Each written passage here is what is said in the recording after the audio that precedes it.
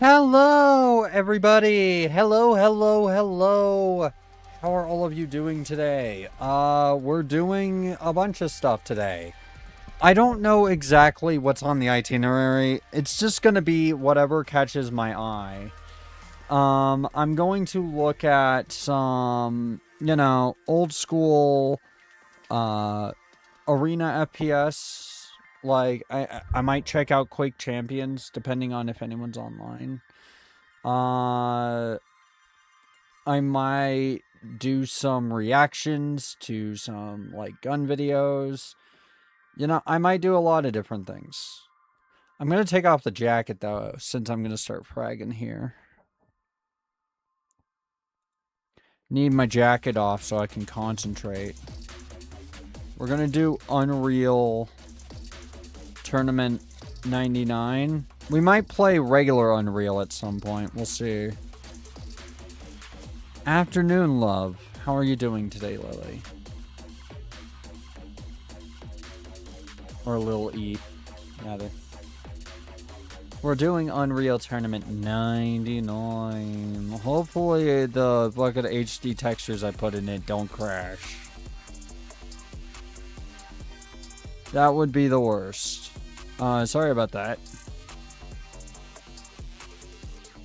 I sometimes misclick. Not on purpose.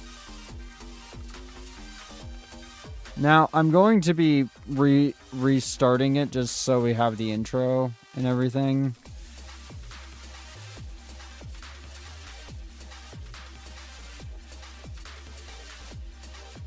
How you doing, sunshine?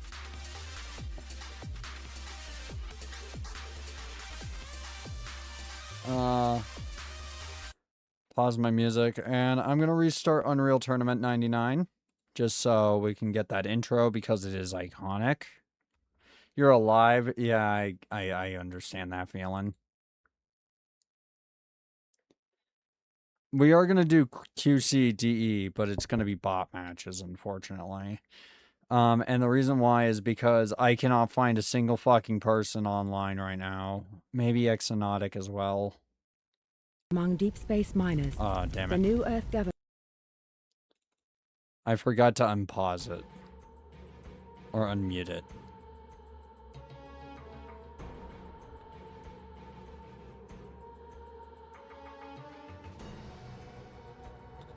In 2291, in an attempt to control violence among deep space miners, the new Earth government legalized no-holds-barred fighting. Leandri Mining Corporation, working with the NEG, established a series of leagues and bloody public exhibitions. The fight's popularity grew with their brutality. Soon, Leandri discovered that the public matches were their most profitable enterprise. The Professional League was formed. A cabal of the most violent and skilled warriors in known space selected to fight for the lag. in a grand tournament. Now it is 2341. 50 years have passed since the founding of Deathmatch. Profits from the tournament number in the hundreds of billions. We're probably going to just play the campaign because, I mean, it's basically the same thing as bot matches. Your strength and brutality are legendary. The time has come to prove you are the best. Let's fucking do it. Crush your enemies. That's not who my character is. I didn't choose that as my skin.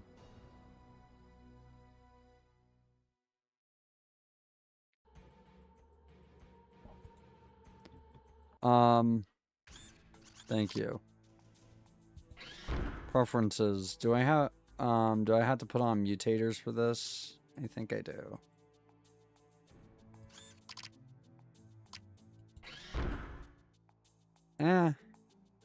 No, I can't really find it. So, mod. Unreal HD configuration.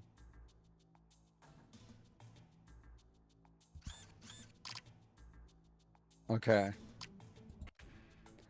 We are in the tournament now. I'm gonna be female. I'm gonna just be an Iron Guard, and the face, I want that one. My skill is experienced. I know that for a fact. Deathmatch. Untrained. Okay. We can either do Oblivion or tutorial so I can show you how the movement works. Good old UT99. Hell yeah. Welcome to Deathmatch combat training. Deathmatch is a sport in which you compete against Gimme. other gun-wielding Gimme. players in a fast-paced Gimme. free-for-all. Gimme. The object is to destroy all of your enemies by any means necessary. Every time you take an enemy... Oh, right. There's no dodge jumping in this. That's in 2004. How you doing today, Kiza? Any servers still active? Yes. Old Unreal is relatively active. I didn't... If you accidentally blow yourself up No, or fall into lava, you will lose a frag. I can't look anywhere. Let's learn some basics about moving around. A good deathmatch player is always moving because a moving target is harder to hit than a stationary one. I can't look anywhere. God. Why'd you have to put the honkas in there? Haven't been on in 7+. Yeah, I haven't played Unreal Tournament 1999 seriously for years now. Let's try strafing left and right now. But I used to play it a lot. An element of moving around is jumping. Jumping allows you to reach areas of the map that are too high to walk to normally and to cross dangerous pits. Try pressing the jump button and jump around the map. Excellent. Now we're going to learn about mouse looking. Move your mouse around and notice how your view shifts. This is how you look around. Would most people not be moving their mouse around? Try turning around several times by moving the mouse left. Was I ever part of clanbase.com? No. I got into it in about 2020 when it was a pandemic time. I used to play it as a kid when I was like 15 years old, which would have been 17 fucking years ago. Oh my god. And I used to play it on school computers because it was really easy to install. Let's learn about offense. Remember, the only way to win at deathmatch is to destroy your foes Yes. with weaponry that you collect. Yes. I'm going to open the weapons Gimme. locker and allow access to some guns. Let's pick them up and get ready for some target practice. Okay, Great. Now we're armed. The gun you're carrying is commonly called the shock rifle. It, Yep. like all other weapons in the tournament, has two firing It's modes. literally only Let's try called the shooting shock the mode. gun now. Press the fire button to emit a lethal electric beam. Very good. The shock rifle's primary fire instantly hit the person who shoots. In Unreal Tournament, every weapon also has an alternate firing mode. Press the Alt fire button to shoot a ball of plasma at your enemy.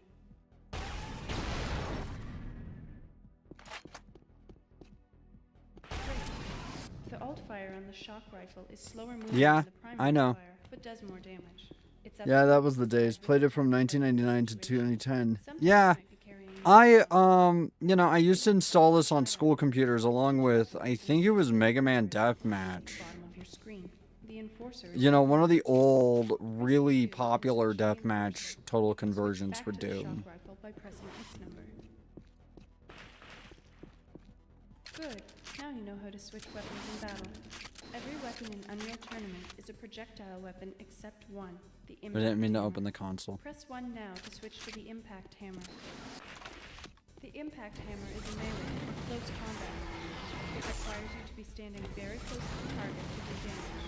The trade-off is that a hit will almost always kill your enemy. Press and hold the primary fire button now to charge up the impact hammer. That is loud. Now run up to the nollie I just spawned. When you get close enough, the impact hammer will release, blowing you. I'm killing the Nolly? But Look at those juice why did he deserve to die? He's a Nolly. Now we're going to take out He's our friend. shoot all 3 barrels to proceed.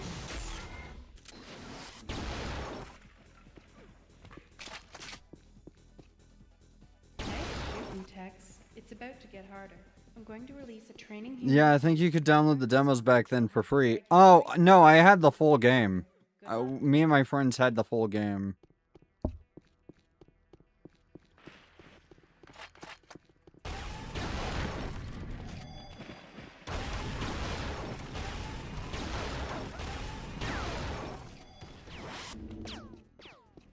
This is gonna be a fun one. Congratulations. You have proven yourself to be a worthy deathmatch player. Now it's time to enter the deathmatch tournament ladder. Yeah, let's do it. ITB. Yeah, me and my friends figured, like, we play, like, Quake and, you know, Unreal a lot. We should just buy them and, like, do it that way. And so we did. I lost the disc, though, because I lent it to someone and they never gave it back. That's just true of any game, though. Look at that.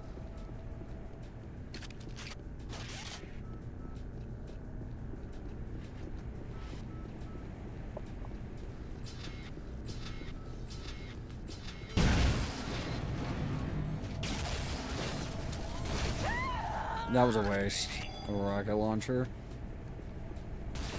There we go. Come on, let's kill him. Give me that flak cannon.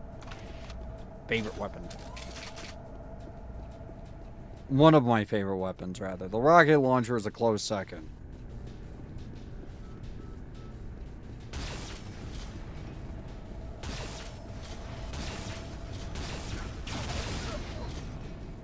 Give me that.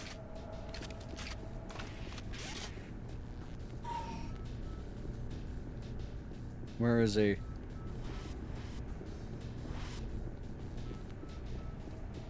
There's so many sci-fi sounds I can't tell what's like spawning or not. Give me that.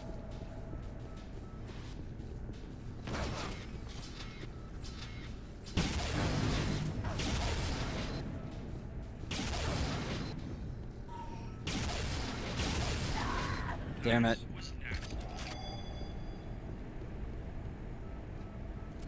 Shock rifle and sniper combo. Yes, I got this from oldunreal.com, and I love the shock rifle sniper combo on deck 16. We never really did like special mutators except insta-give one time. We found we didn't really like that, mainly because it kind of removes a lot of fun to the weapons. And like, we know it's really fun to instantly give people sometimes, but... Wait, am I basically camping this guy? Yeah, I am. Okay, I need help.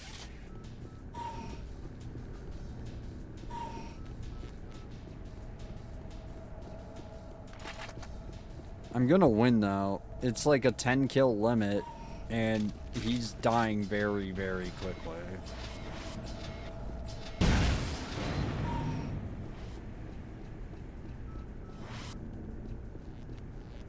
I heard a weapon pickup sound. That's why I did that. What? Okay. There we go.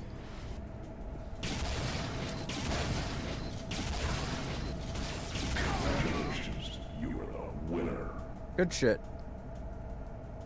Monster kill! Mega kill! Let's face off against Chris. Oh wait, no, it's both. Okay. It's a 2v1. Well, sort of. They're also fighting each other.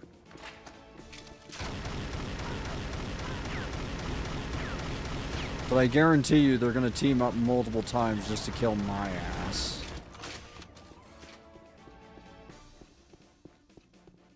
Nope. Nope, nope, nope. I just realized I don't have any ammo or anything. That's not good. I fucked up. Give me that.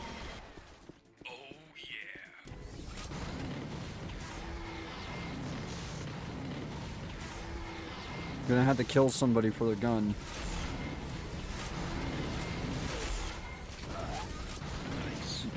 Why would you pull out the impact hammer when you could have just killed me or shot me? Okay.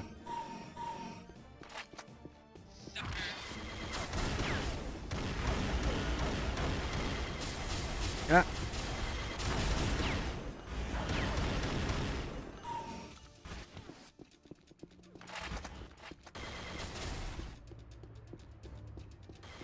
I need a weapon. God damn it, why do they take everything?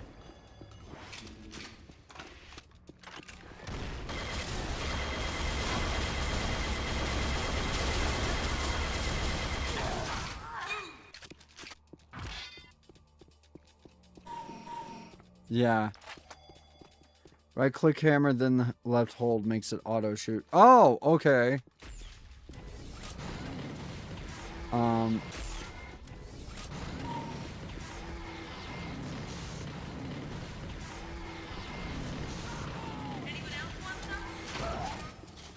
damn it. It's just they keep taking all the weapons before I can get to them, so like, I don't have anything. I am going to be using my pistol for an entire fucking deathmatch. Unless they can give me something, please. Give me that.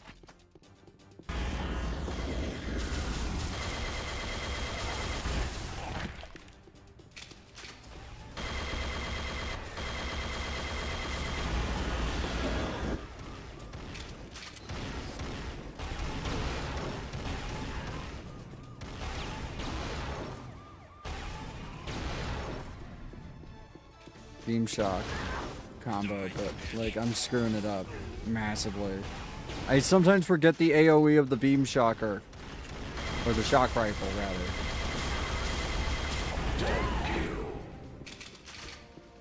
There we go. I want to face off against more because I feel like then I'd get bigger maps instead of these very confined fucking dual maps. Like, I don't know. I never was a fan of dueling that much or 1v1. It just doesn't seem like it'd be that hard. Transfer around the map, you'll move clicker. Oh, right. You mean the dodging? Yeah, I can do that.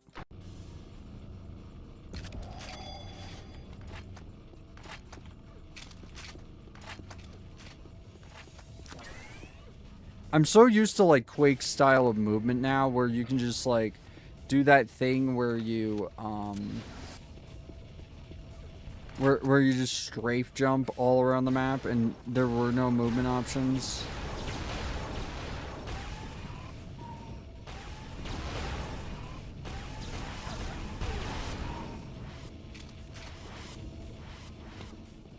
Well, there were movement options, but there was no like designed, you know, double tap dodge thing.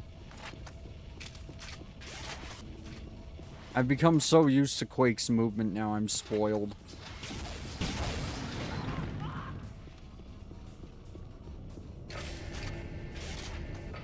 The bunny hopping is great.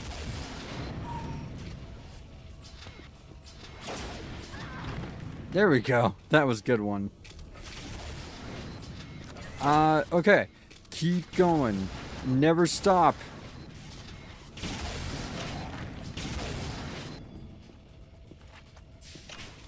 Oh. There's more down here. You know.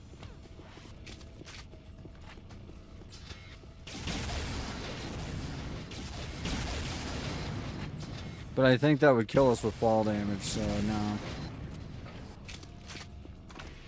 Is that just a rocket launcher or a... Sorry if I suck, by the way. I haven't played this game in a while.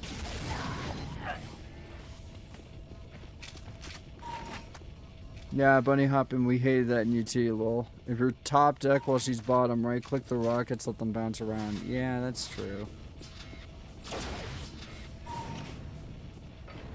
The rocket grenade launcher is neat. I call it that because these are basically effectively rocket grenades. Ah, yeah, I fucked that up. Okay, give me that.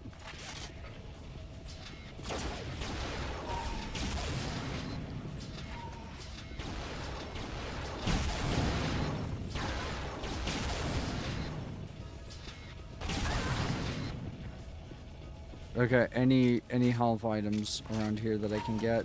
Yeah.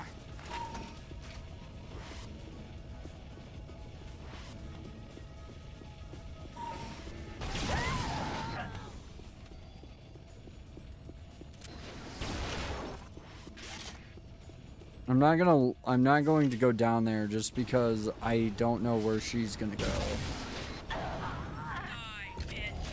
And I want to win. I want to win this as fast as possible because I remember hating this fight a lot. Because it really is like hitting stained glass with a sledgehammer, if you understand my meaning.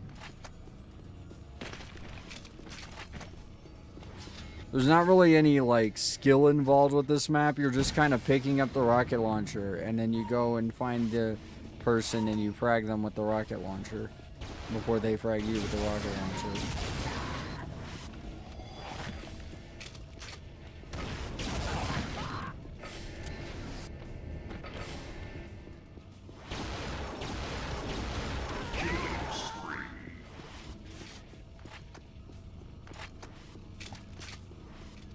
Or you use the shock rifle, like...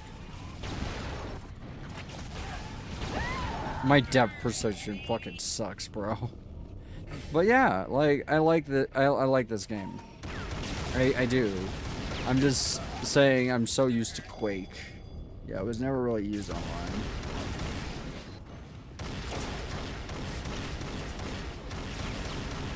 Yeah, I mean, I don't remember ever playing a deathmatch in this besides, like, a duel. But even then, that was, like, the least fun thing to play. I prefer... just got coconut mauled. Share this with all your friends to totally coconut maul them.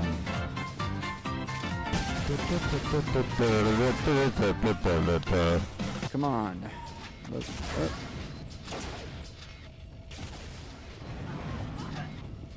Good job.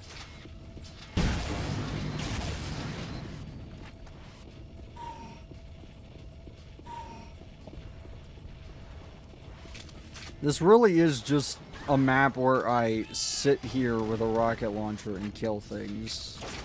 Or the person over and over again.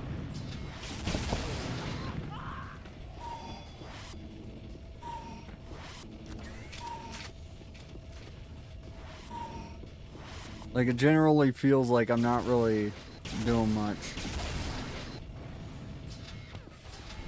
Wait, I have 13 frags. How the fuck am I not winning yet? Is it 20? Do I need 20 frags? What? Oh, oops. That's a trap.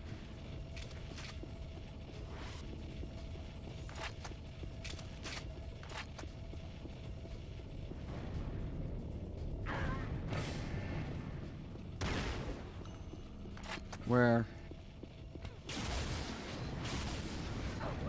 No. Okay. I just hate this fight so much, it drags on forever.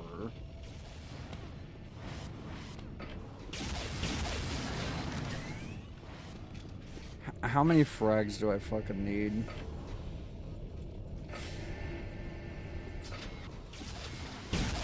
Like, I am getting a little tired of just doing this, where I just rocket launcher someone, or maybe get rocket launched. You can dodge those beams, though. I think this one is 15. What the fuck was that? I think I know what you're referring to. I have no idea because I am just bad at video games. Like, unfortunately, this is gonna have moments where I do something absolutely infuriating because I wasn't really thinking.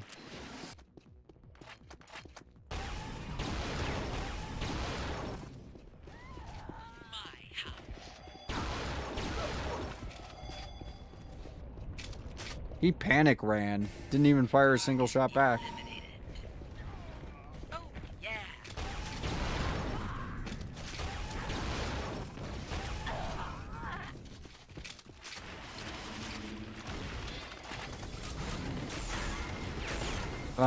Not what I want to do.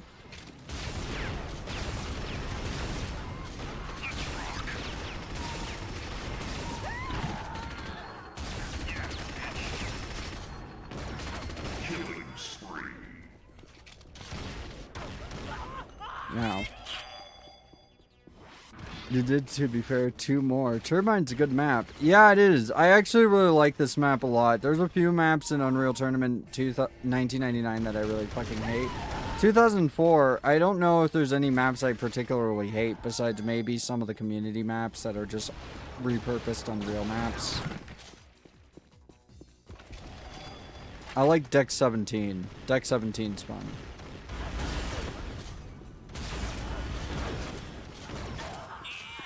Oh, I'm gonna fix my audio really quick. Like, the audio for the game.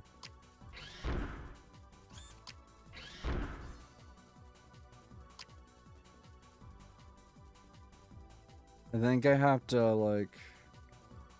Because I want to turn the music up a little bit.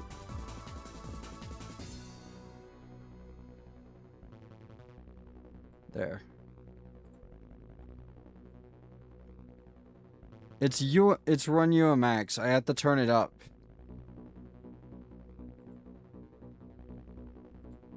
I fucking love Run UMX.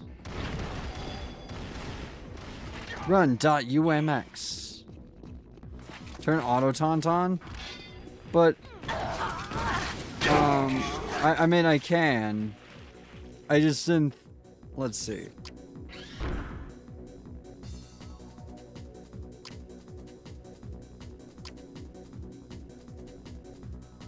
Play voice messages all auto taunt. Yes, please. Can I raise the hertz? Yeah, I can. To 19,200, but I don't know if that'll affect the audio or not. Like, make it worse.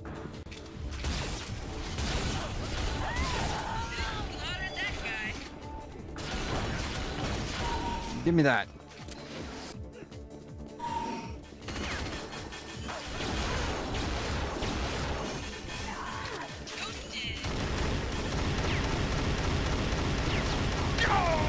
Give me that.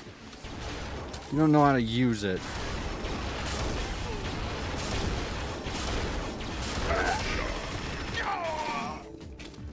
Point of it is to decapitate them, not to lightly graze them.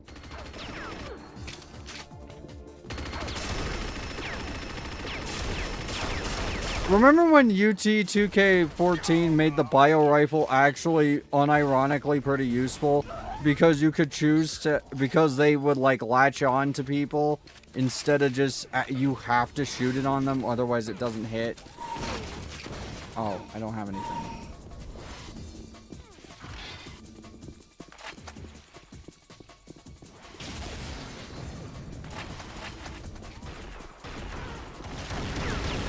Come on. I mean, she got killed with the pistol, so that's actually a fair, you know, argument. Let's see if I can actually make the bio rifle work for me.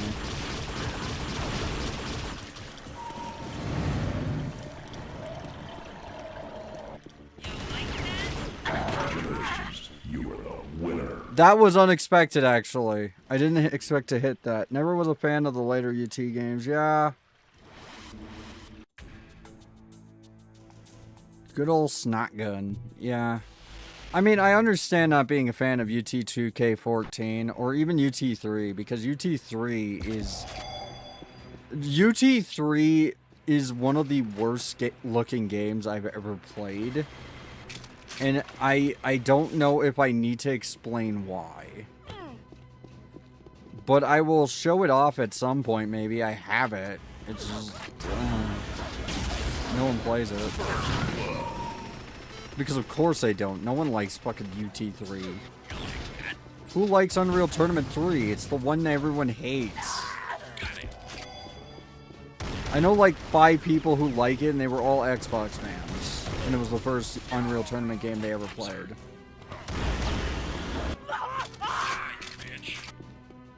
Because it was the first one on Xbox 360. Come on, give me the Link gun. Okay, where's a good health item?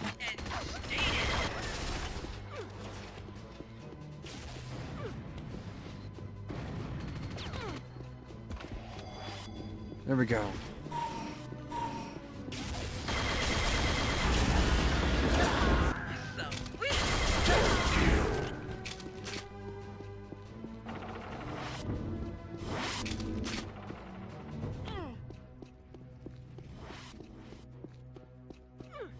me that. Give me that. It's not rifle.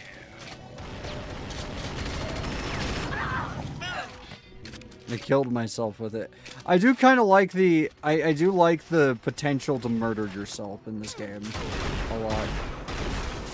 With your own weapon.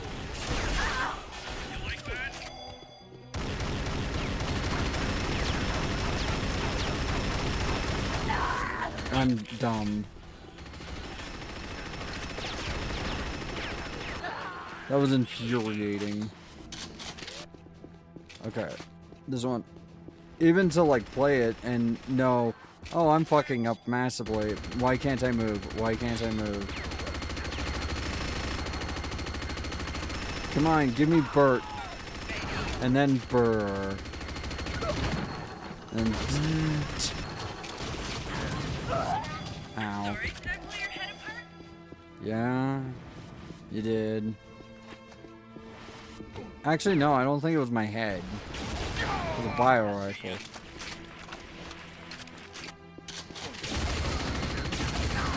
And dessert.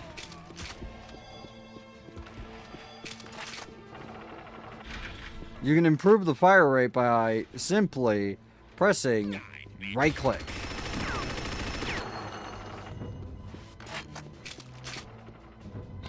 I'm a little stiff, and I'm sorry about that. It's just, I took my tincture a little too early last night. I'm experimenting with it because I have chronic pain. When you downloaded Unreal Tournament from old Unreal, was it pretty straightforward? Oh yeah, it's really straightforward. For the HD textures though, not so much. Like, it's not too hard, but you need to copy a file into a folder. Don't worry about the 4 GB awareness patch. It's pre-patched with that. At least from what I understand. It's the old Unreal release, you know? The Ripper. This has exploding saw blades.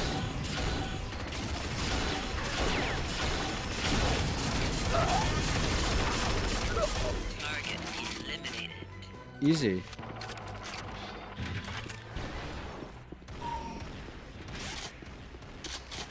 Give me that rocket launcher. None of these fucking bots know how to use the damn thing.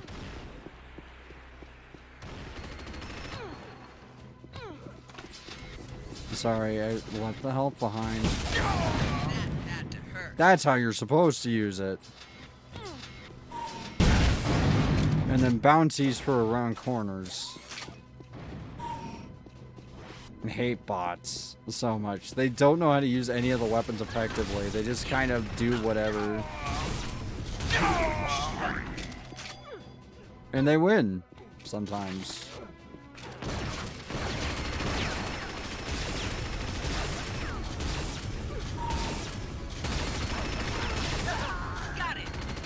Aim at the feet. It's a guaranteed hit.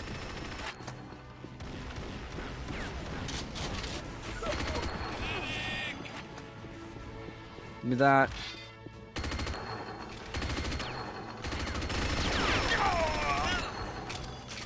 I hate how they changed the minigun from a minigun to just a effectively Halo stinger in Unreal Tournament 2K14, I will admit. Because, like, I mean, it's kind of neat. But also, changing that actually, like, fucks with your, like, muscle memory. Because you think, oh, I'm gonna unlock the berserk mode, and then you end up just, spamming stickies. Am I almost there?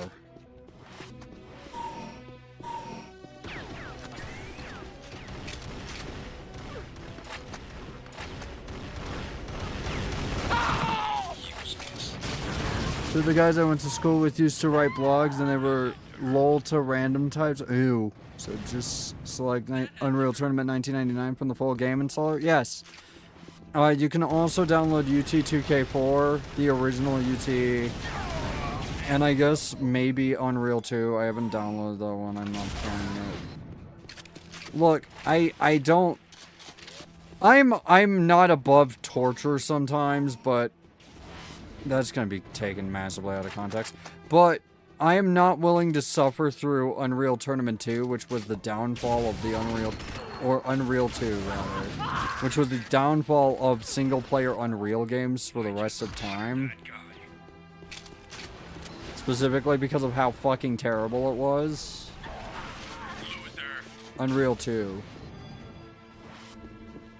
Bring that up because one was called Ice Weasel and the other was called Arkoth 24, which are both UT99 bots. Interesting.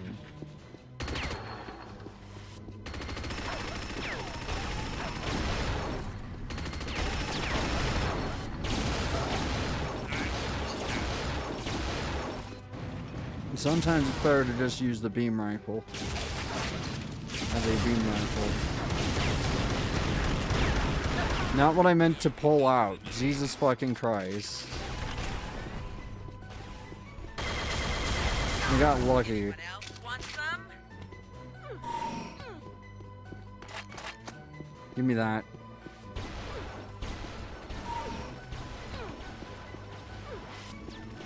Give me this.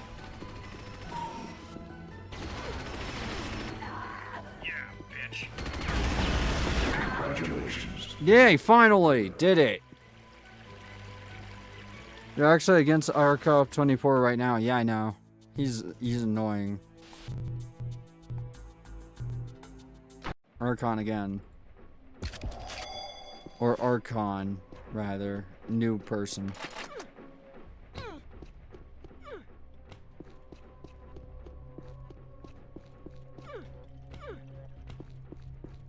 Warning. Pressurization counts. I need a weapon. Really bad. No, no, no, no, no, no, no. Damn it.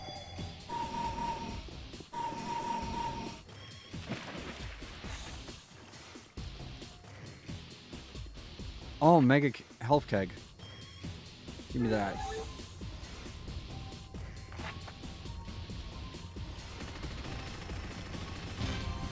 Nice. This way. No.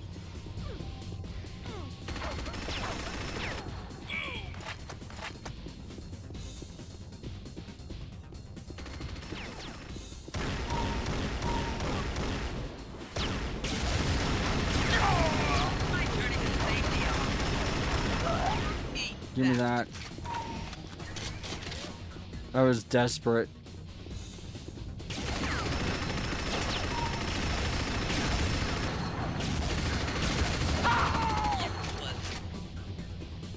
Give me that. Nice. By the way, I'm not down. Like, the reason why I'm not playing Unreal 2 is because it's not an Unreal game. Got fed up with their clickiness, so I created my own anonymous blog with the name Tom Cutter, which is another UT99 bot. They tried ganging up on me, and I rinsed the pair. Damn.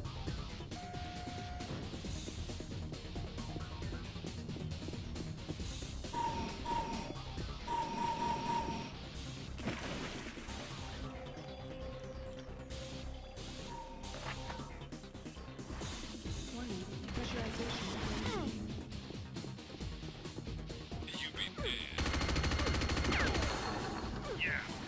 What's the double?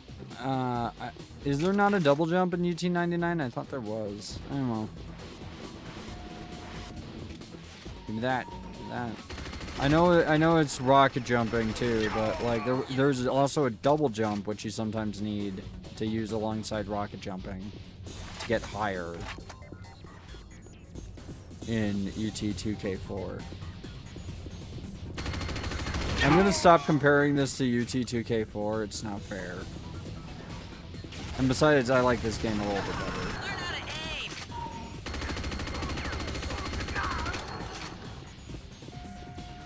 Mainly because none of the weapons really feel bad, whereas in UT2K4, I refuse to use the bio rifle ever. Is the health keg up yet? Yes. Big ol' keg of health.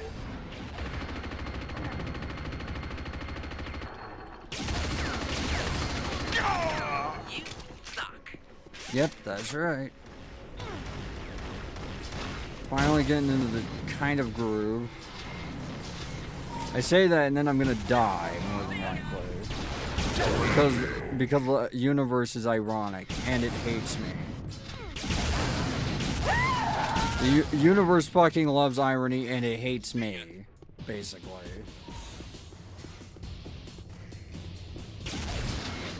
Dumb bitch.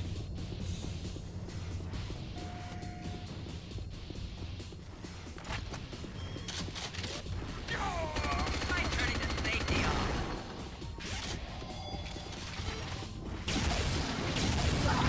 You suck.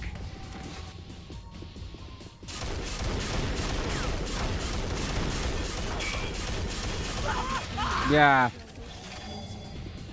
That's an easy way to kill yourself with the Ripper.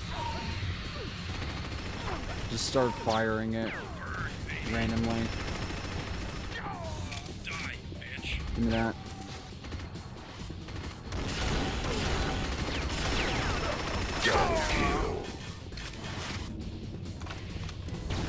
Nope.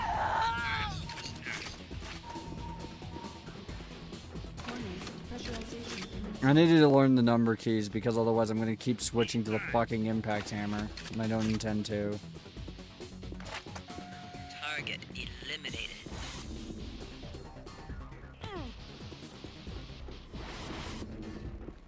Give me this.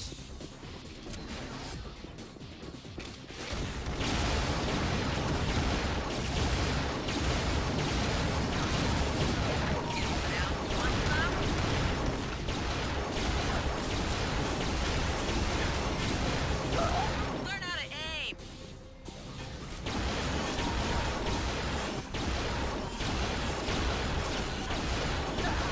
Useless.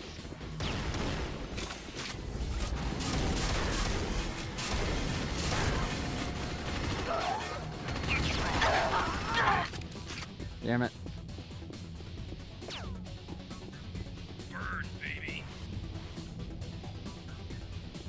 Never was a double jump, that was a fan-made mod. Oh, okay.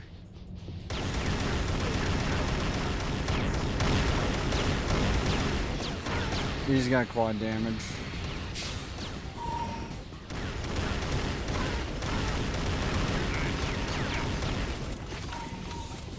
No, I don't want the impact hammer. Damn it. I hate running out of ammunition.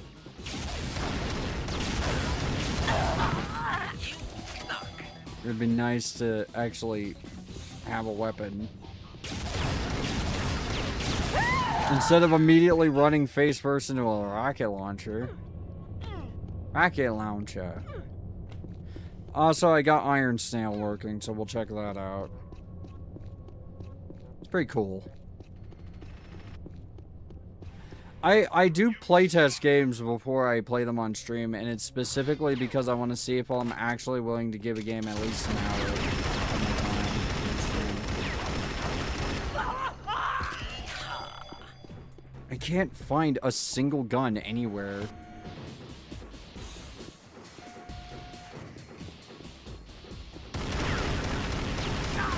They just immediately clear it out. Like, damn.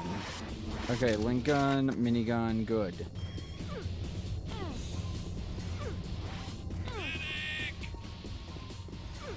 This map is too big for 3 fucking bots. I feel like sometimes I'm getting into a massive firefight. Most of the time I'm just running, trying to find them.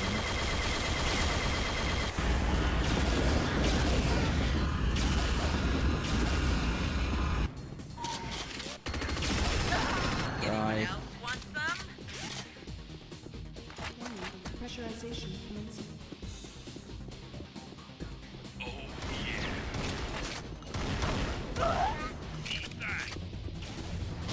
It'd be nice if my mouse click didn't have like a slight delay on it. I have to figure it out. Nice. Like, click, click, click. Okay, no, it's fine. It's just, it's the weapons charge up. Or wind up. That had to hurt. I just want to get through this last part because, like, it's easy enough. I'm just, like, getting really unlucky with the bots and the fucking... Oh, God. Lost the match. Are you kidding me? I can't even, like, find anything. That's my issue, is, like, I know where everything is, but they grab it first.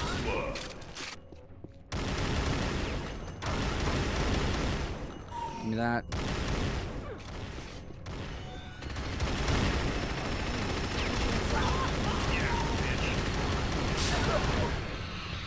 Give me that.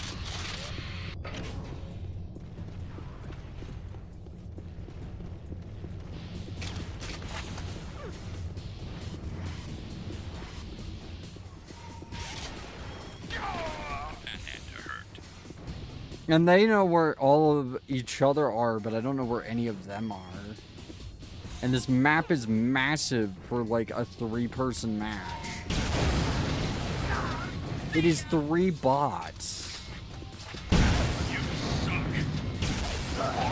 Sucker.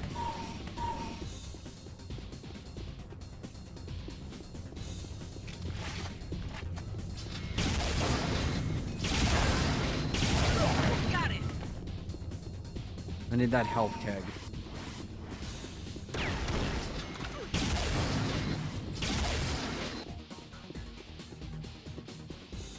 This way? Target eliminated.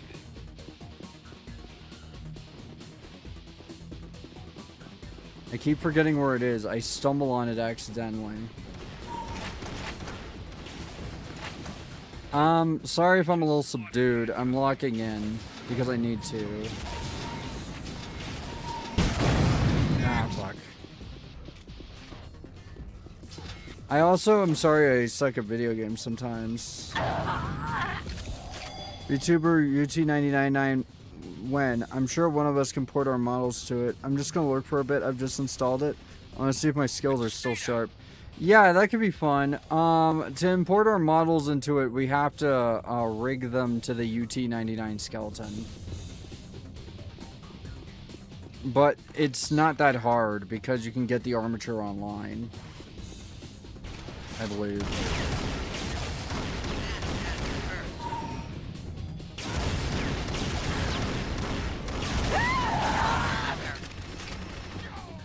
I just want a gun. Like, oh my god. Give me that, you piece of shit. Thank you. Let's rock. Warning, pressurization commencing. They just like take every single gun immediately. Meanwhile, I'm trying to find them because this map is gigantic.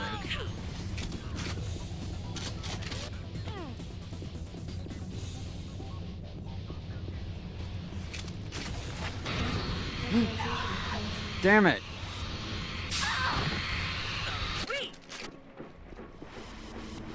Right when I was able to actually get a weapon, there we go. This is why I like Unreal a little bit better. I'm not gonna lie. But it's fine. Or Quake a little bit better. But I like Unreal. I find it fun. It's a different kind of... It's an abstract kind of hell. You know, just like the great Sanders Peterson has said. It is an abstract kind of hell. Well, I say gray. Baby. He's really just kind of a delusional old man. I have not been able to get many kills because I cannot fucking find anyone. Why is the tab key? I just want to see the scoreboard. Nice. Okay, I'm rank 1. I'm rank 2. With 1 kill behind. Dirtbag.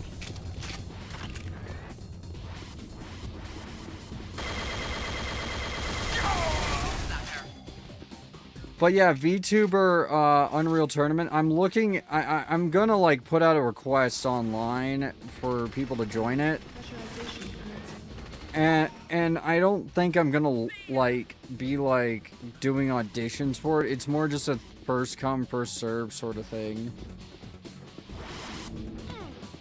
Loser.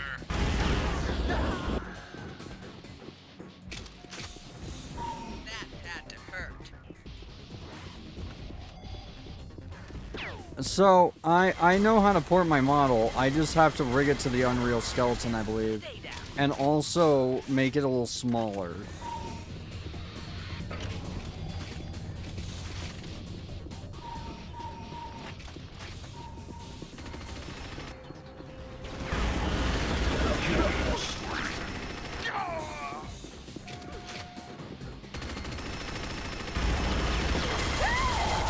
Yeah. Okay.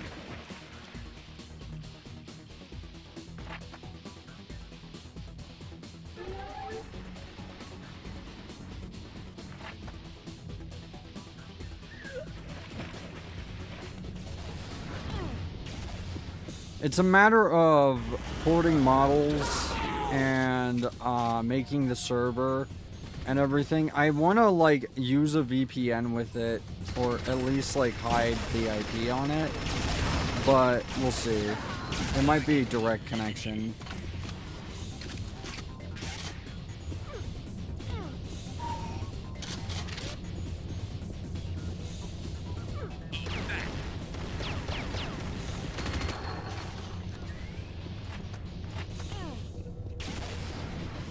Burn, baby.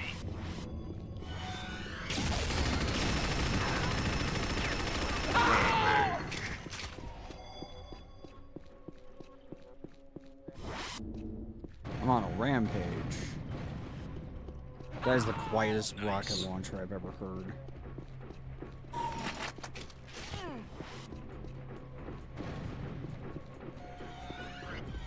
Am I still only rank 2? No, I've got it. Oh, yeah.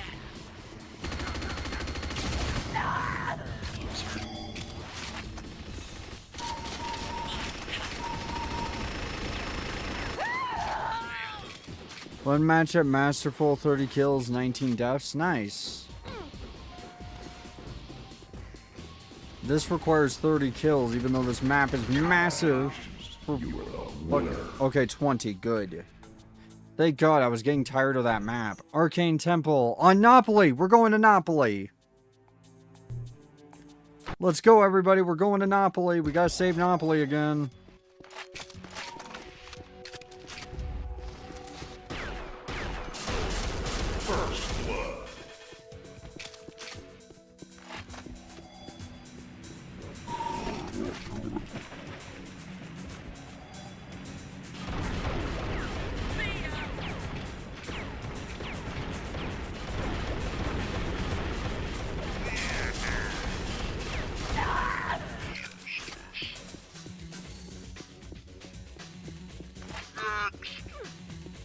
I like Napoli.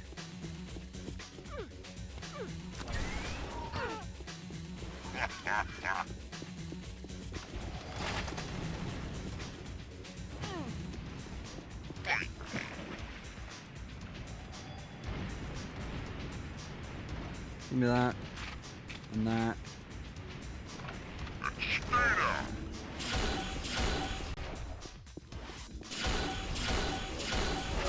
Too easy.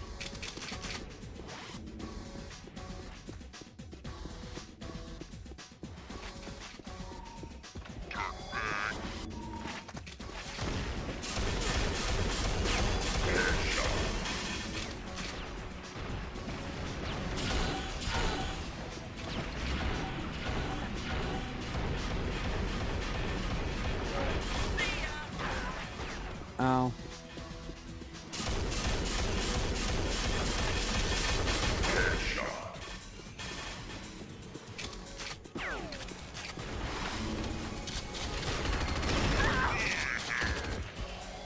It worked for a while.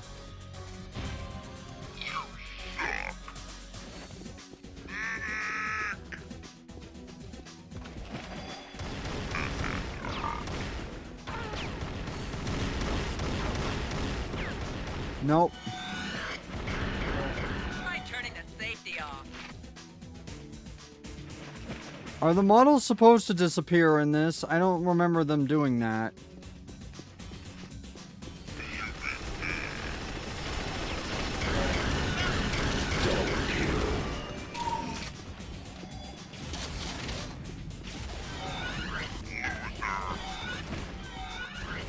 No, I don't want to lose my... Damn it. This game loves to do this thing where it gives you like 4 bots to fight in a massive arena that they... So it becomes hide and seek, essentially. That's only the campaign, though. Like, this map is designed for like 10 people. Or 8, at least. I'm sorry I keep bitching about that, but, like, it's hard not to.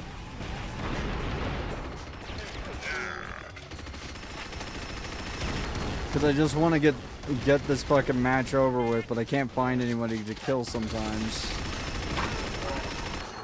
But now I am. Good. Oh.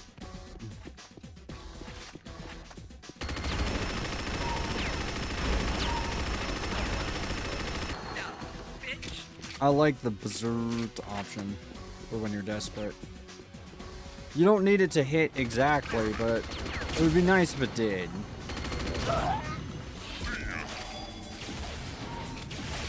About model porting, I think we have to like put the Unreal armature on it, but I can't remember how model porting like goes for this game.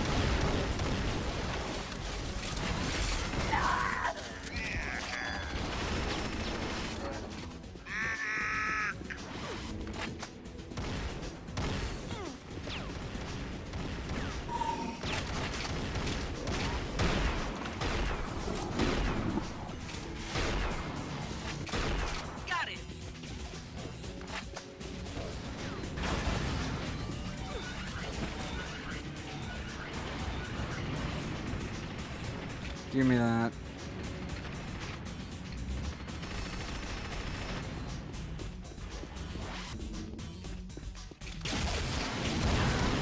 No, I didn't want to get rid of the sniper rifle.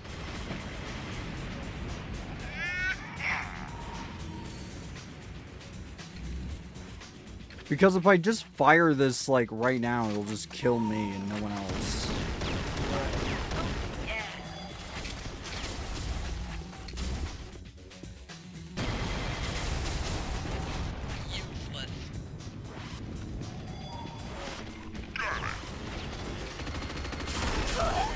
I'm bad with the Redeemer.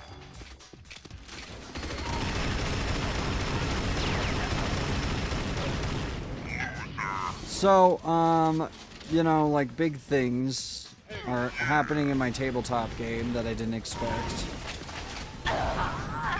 Hold on, I have to check the volume.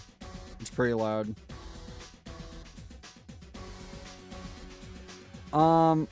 Okay, so big things are happening in my tabletop game. A player got caught using AI for literally everything. And needless to say, the GM is pissed, not just because it's AI, but also because he's outsourcing his role-playing, essentially. Which is like, why would you do that?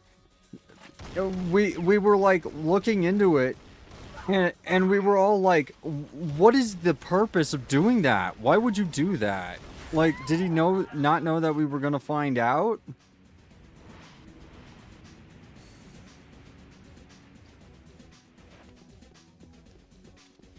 Like, why would you outsource everything you do to AI to the point that now it is becoming a problem in the party? Like, he has almost killed several people because he decided to just, like, do a really stupid move. And it's probably because the AI didn't account for his teammates being right there.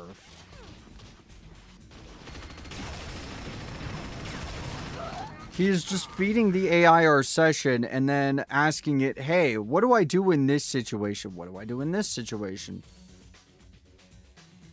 Outsource your fun. Yeah, like, I think he... Okay, so we have a theory, because he wasn't always like this. We have a theory that he started using AI last year, or maybe the year before that. And then he was using it a mild amount, and he had really good characters. Like, his characters were solid, they were fun. But now they're all the same character, basically. It's all the same arrogant jackass character who hates the rest of the party and doesn't want to be there. And it's like, I'm starting to realize that it's because the AI, he's probably using the same ChatGPT instance and has been for like the amount of years he's been using it. So now it's basically corrupted because of all the context. So now it can't do anything else, so he just ends up making those characters because he can't do anything else. He doesn't know how anymore. He also makes character builds that are obviously AI, and I say that because they would be impossible to do at an actual table. They are only possible via VTT. And they take fucking 30 minutes. His turns take 30 minutes. But who has a 180 flip whenever a character he has stated once dead is threatened? Yeah.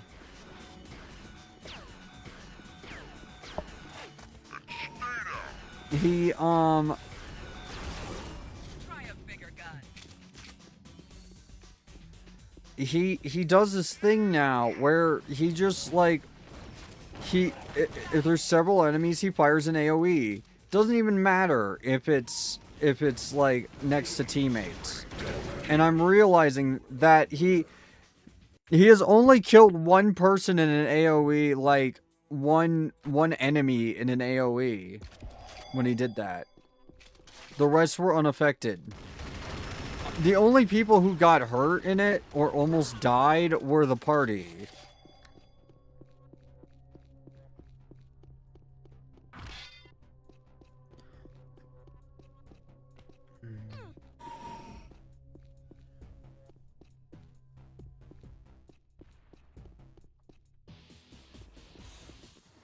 No, basically, he wasn't doing it intentionally. He would probably ask the AI a general question like, hey, so I am in combat and surrounded by enemies. What do I do? Use Fireball or Decay. You know, if it's World of Darkness, use Decay. If it's Pathfinder, use Fireball. He doesn't tell it that his teammates are literally standing around the things he's about to firebomb.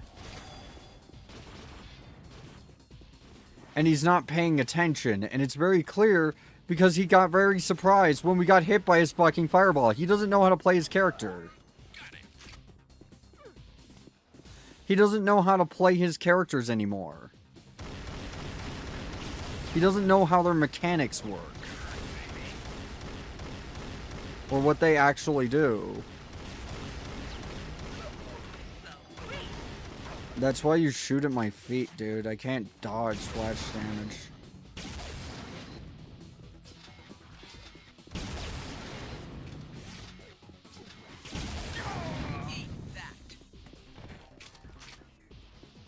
But yeah, like, fucking, he's outsourcing character creation, of all things.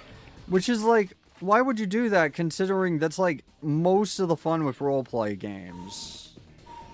Role-playing games. Like, most of the fun is making your character and acting and role-playing with everybody. And now he has these, like, long pauses during conversations, and we know why. He's using AI. He is prompting it with what was said, and then waiting for it to generate an answer.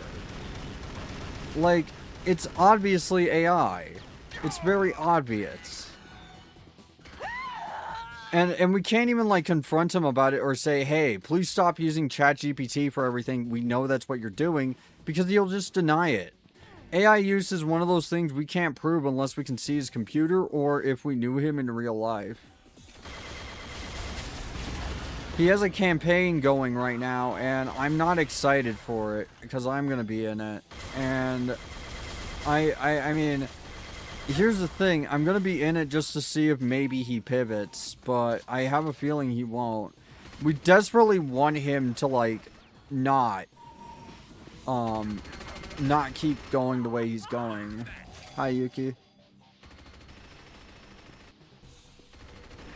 And yeah, Yuki, it's fucking insane. Like, it's insane behavior. It's just weird. I don't know why you would do that. Why would you, like, bother?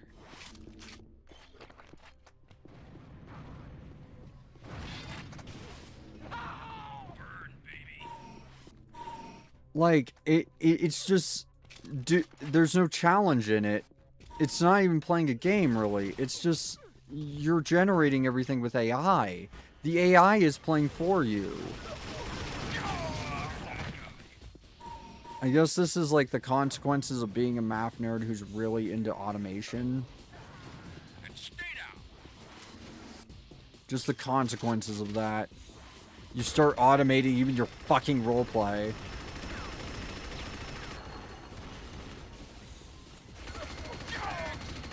You're like, but it's so efficient. And it's like, motherfucker, it is role-playing. It is the entire point of the game. Why don't you want to play?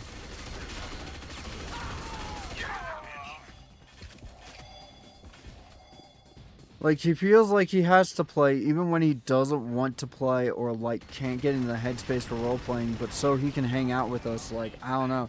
It's fine that he wants to hang out with us, but he should know that he doesn't have to join every RPG session just because he wants to hang out with us. He could just, like, private message us.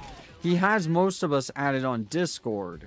He could just talk to us. He doesn't need to join every single tabletop session. Well, admit, I tested Grok as a DM after you first came out about it. It's terrible. It comes up with things that are just straight up not in the rules.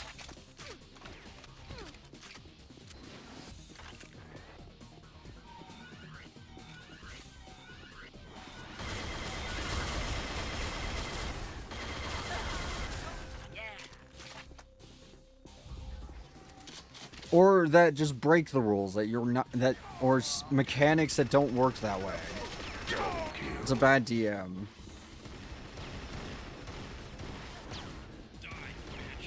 Yeah. But yeah, the reason why it's not so much that it's AI, so much as the reason why he's using it. Because, like, I don't know, like, the use case for that, I don't understand it. At all. It's like he's suffering from fucking AI psychosis. He's been really, like, moody for a while about it. So I'm starting to think that he's starting to suffer AI psychosis. He's just starting to succumb to it.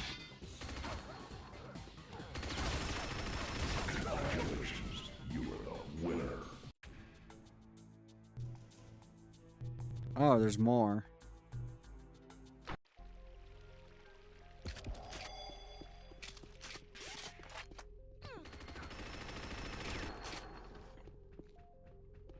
I fed a very simple character sheet and told it how Pathfinder worked to play a robot, but it still would just hallucinate, like, oh, I fire my missile swarm. Yeah, like, you can't really... It was supposed to be, like, a bit. And I'm almost wondering if that sowed the seed. But I don't think it did. I think he started using it way before that. That was back when ChatGPT started getting really popular among people instead of just as like a party trick, and people started using it unironically as a tool. And it's just very clear that when you do that in a role-playing game, you know what I'm gonna assume? I'm not gonna assume, oh, you know, you really care about this session. No, I'm gonna just assume you don't care about the session at all. I'm just gonna assume, oh, you really don't like playing this game, do you? You're outsourcing all your thought to AI so you don't have to play the game.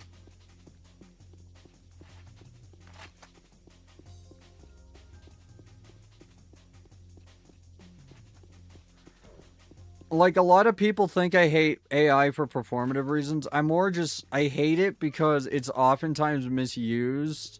And I really, really believe that civilians shouldn't have access to it because could have been, it was meant for stuff like, you know, medical research. It was meant for folding and shit like that. And now we're just using it to do party tricks. Or scam people.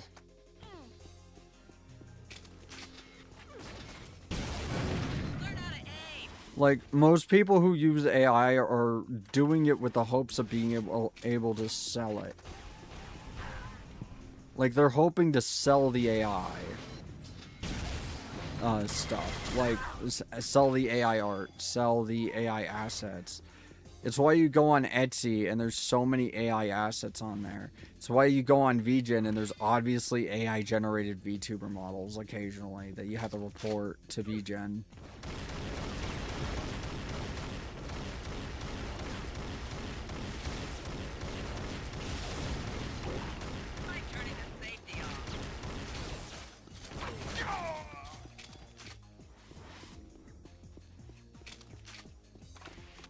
And I just hate it because it's scammy. It's not for some performative reason. I'm not going to go into politics of it. I'm just, I hate it because people use it to create misinformation and lie to people who don't know any better.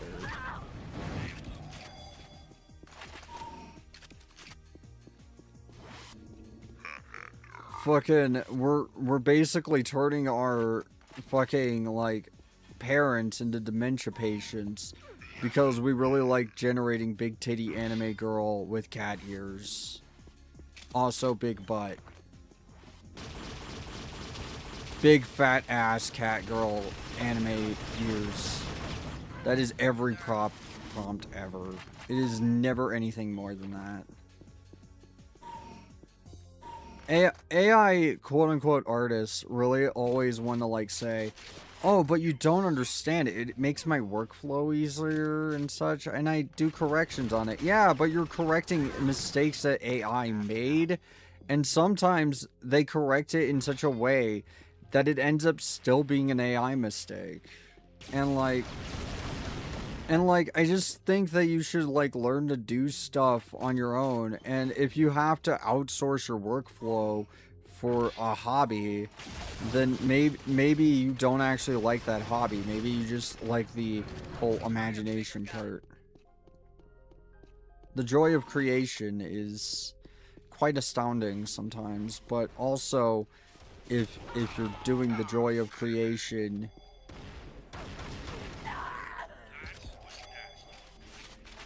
obviously physical drawings, nobody can accuse me of that shit. Yeah. Hi Naoto, how you doing? We're playing Unreal. First time chatter.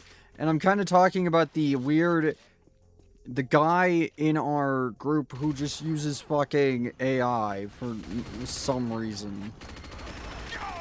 Like, for all of his character campaigns. Like, he made a campaign. Here's my big issue with it. He keeps, like, saying, oh, I want that campaign slot. And now it turns out he's using fucking Gen AI. Like, you realize I want that campaign slot too, right? Like, I actually want to run a campaign. I don't want to just outsource it to fucking ChatGPT.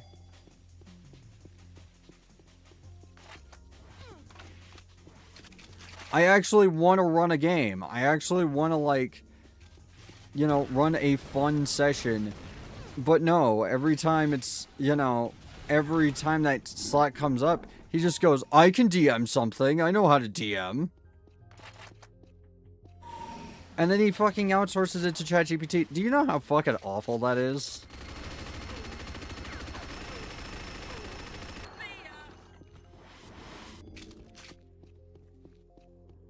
Like, I've wanted to run a Fist campaign for the last month. But I couldn't because that time slot was taken for his Final Fantasy game. which he didn't prepare for and used AI for. Very obviously.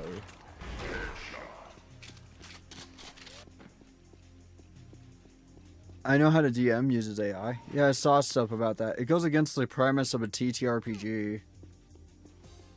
Yeah, it does. Like, here's the thing. I just want to, like, be able to DM something in Fist. Like, that's all I want to do. But I basically can't because I have to, like, wait for this guy to either stop taking the slot or get kicked out. And both me and Yuki don't really want to do the latter. But we might have to because he's not allowed to join my game if I ever get it off the ground. Like, no one really wants to actually, like, DM for him or play with him anymore. We're giving him, like, 2 sessions on something. And if he does not shape up, he's shipping out.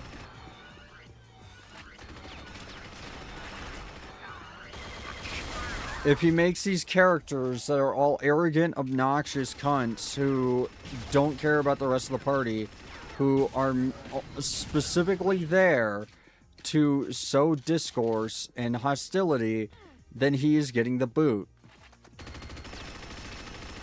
I'm not even letting him play Fist because it's not even worth it.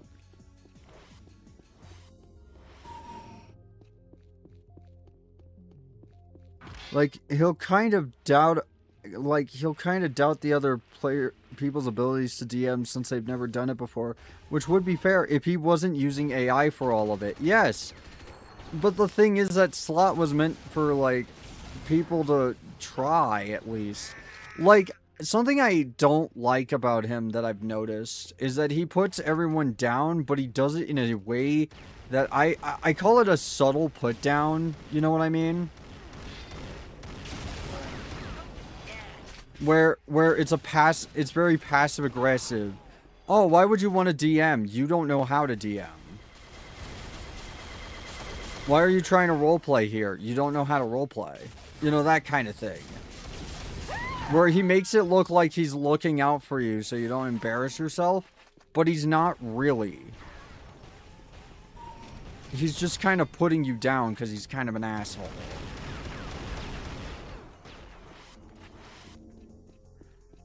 I was told that I might be good for DMing, like, something, but, like, the thing is, you know, I don't know why he puts down other players, but sometimes, like, offers me this weird bit of praise. Like, you know I'd be good at DMing? How do you know? I've never DM'd for the group before.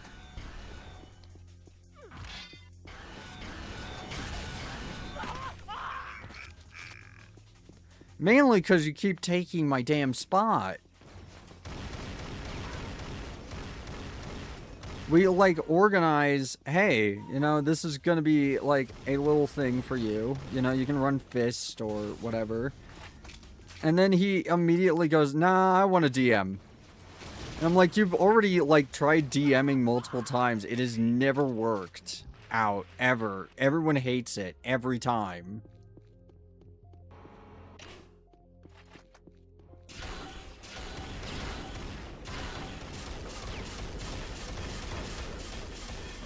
Give someone new a chance.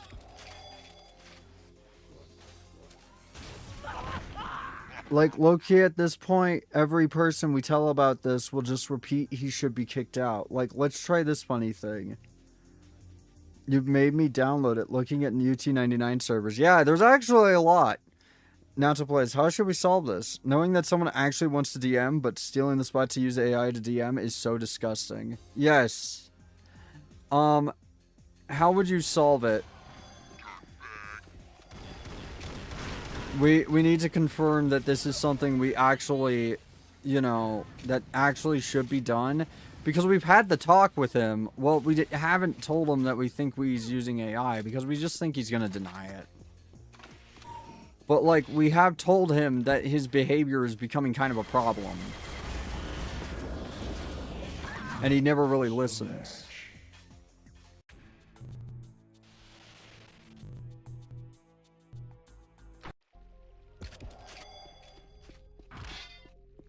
He claims he's listening and he's understanding and that he hears us, but then he keeps doing it. He keeps doing the things we tell him not to do. Because it's like he... Look.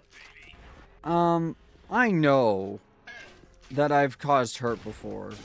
I know that. I'm like still working on it. I'm working on myself. I'm still growing and becoming a better person. Occasionally I still slip up and say something I didn't mean in a way that it came out wrong or is otherwise hurtful. But I try my best to apologize, take accountability, and keep that in the back of my mind that that is something I shouldn't do. I just slaughtered that guy.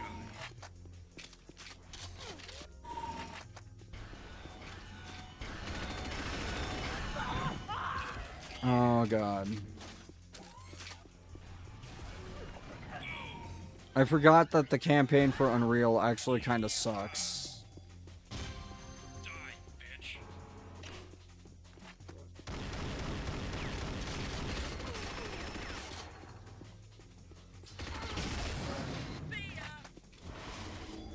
I keep forgetting that factoid, but maybe I should remember that the campaign kind of sucks. This game. It's not really a campaign, it's a bunch of bot matches, and the bots are oftentimes ambush heavy.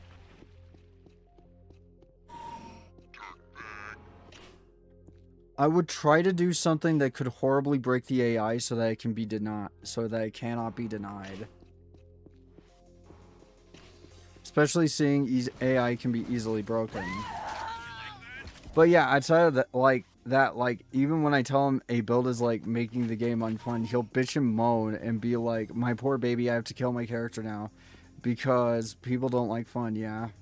Dale Green will. Eat the bots. I will. Sort of. If I can get a weapon! Thank you. It's better than nothing.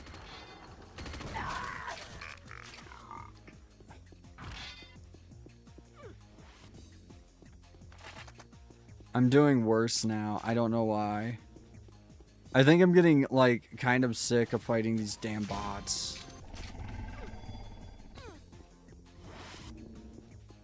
And so I'm starting to get sloppy.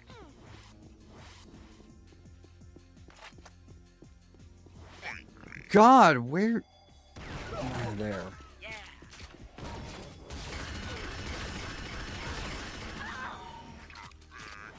Fucking quad damage. Yeah, I think this will be the last one before I, like, stop doing the campaign to this. And maybe move on to, I don't know, UT2K4, or maybe watch a video or something to...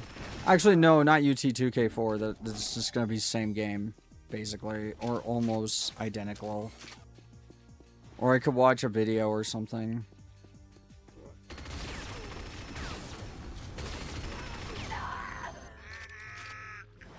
Not even playing the Chaos UT mod? Boo. Sorry, Akuma.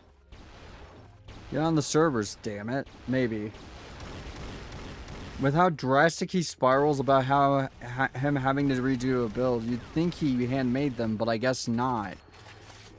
I think it's because... I think he spirals because the AI doesn't know how to tweak a build, really. It just hands you a build that it found on overpowered.reddit or something. Or /3d6.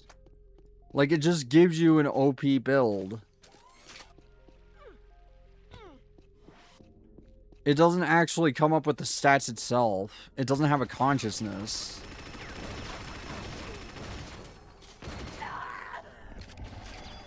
Okay, yeah, I think I'm getting sick of this. I need to take a break.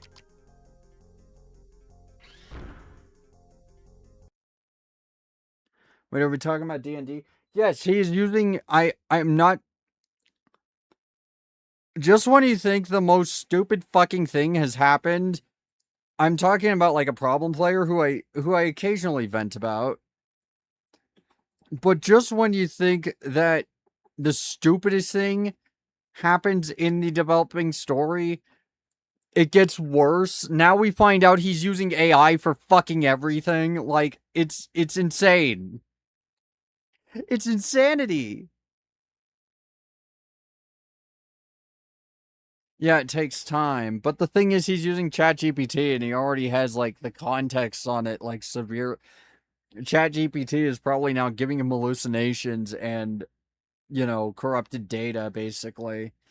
He's just. Okay, so let me explain everything he does as best I can. He makes an incredibly hostile, arrogant character who is diametrically opposed to everything the party does. And he makes it busted. He works really hard to make a busted ass character. But now it's turning out he doesn't do that. He just uses ChatGPT and it generates arrogant character number 556. Like, at this, like, fucking, what do I do with that? What do I do with this? This sounds like a joke.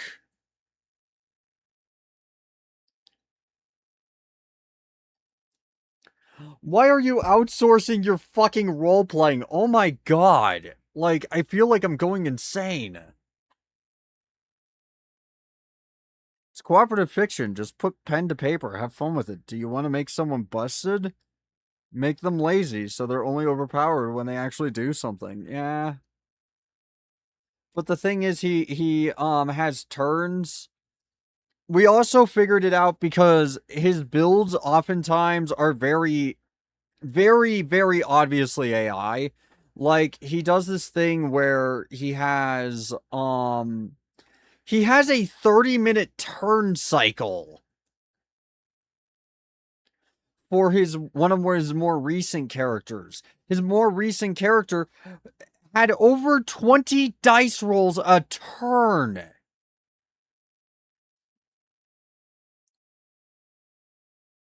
Like, he has been doing this for I don't know how fucking long, but quite frankly, I hate waiting over 20 minutes just to have a turn.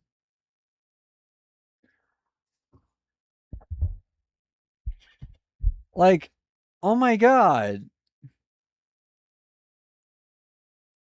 Knights of the Round is a normal attack.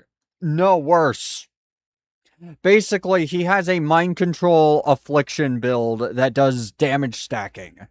And as the damage stacks, you have to make individual checks for every single minion on the field. And then, if he ends up, I don't know, failing one roll, he's allowed to run all of it again. The entire sequence.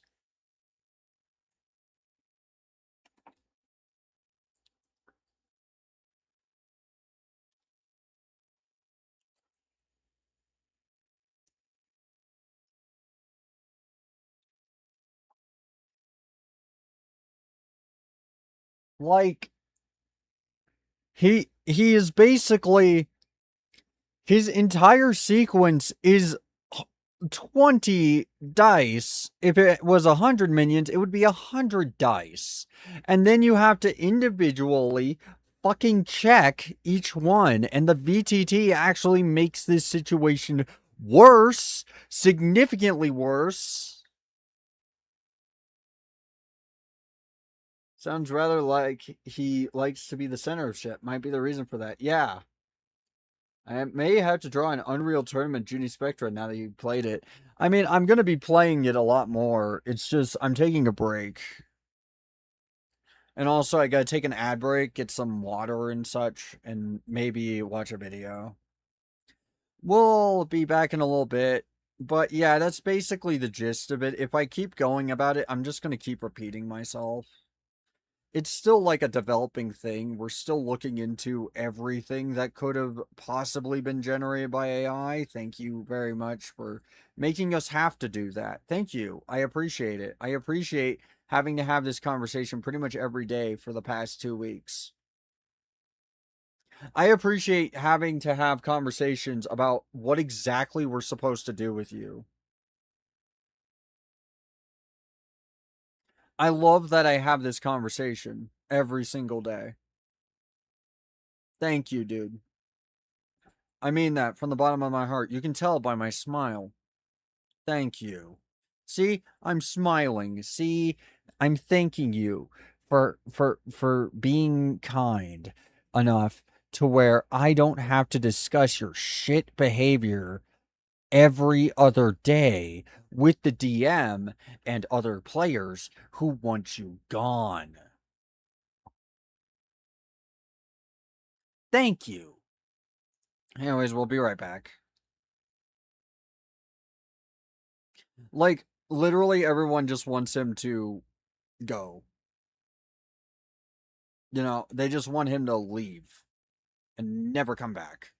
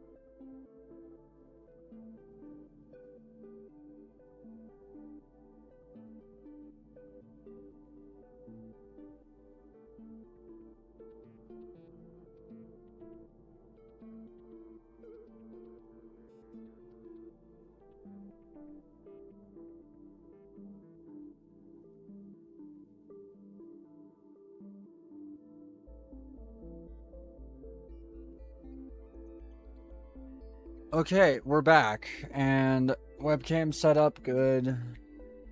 Alright. I am incredibly sorry that I keep going on about this topic.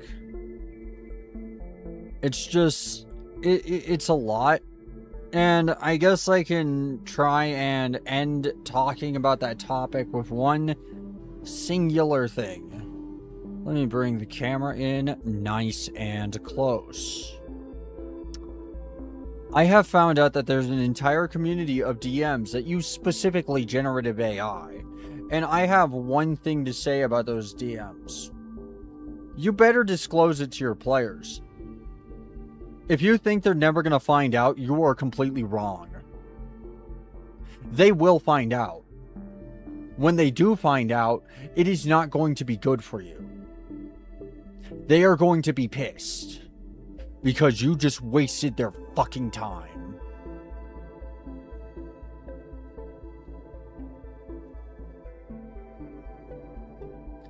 These games, I joined these games because I have the spare time, but like I could be using that spare time to do other things.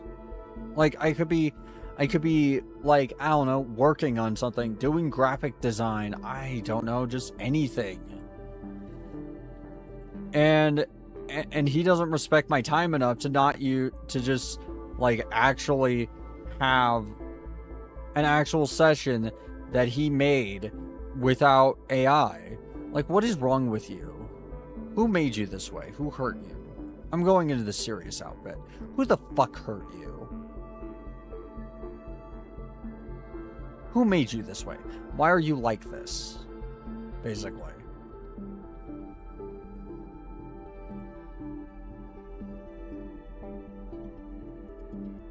Why is your joy derived from using a machine to tell you what to do in a D&D game, or a Pathfinder game, or a Mutants and Masterminds game, or a World of Darkness game? Why is that fun? Any particular outfit from UT99? Because I was gonna go with the one of the Necros ones. It was you don't have to apologize, dude. Let me look at the Necros ones. Let me look at the outfits in Unreal Tournament, and I'll send you the one I want.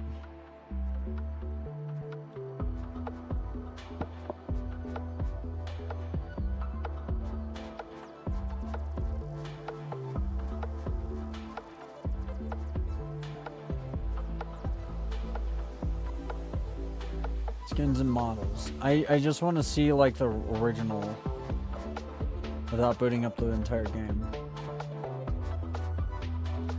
Alright, booting up the entire game. Nah, never mind. Here it is. I think.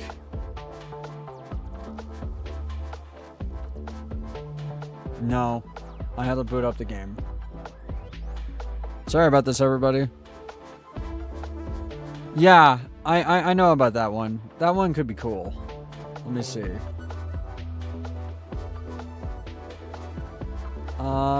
Female commando. Necros.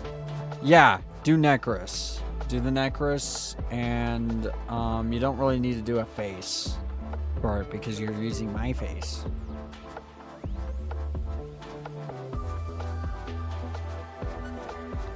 Yeah, I like Necros so far from what I'm seeing of it. Today we're just hanging out, and we're going to do some frags, and in between I am going to do video reactions because I figure, you know what, why not?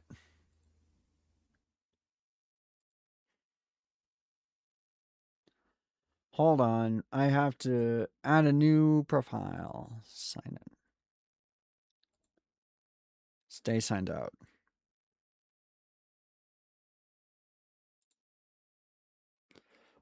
Stream.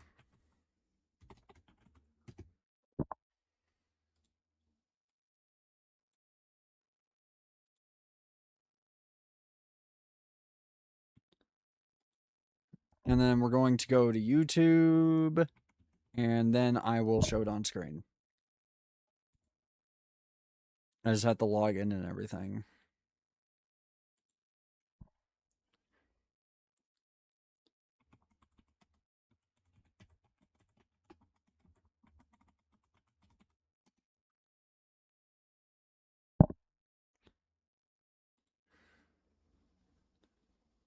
Google.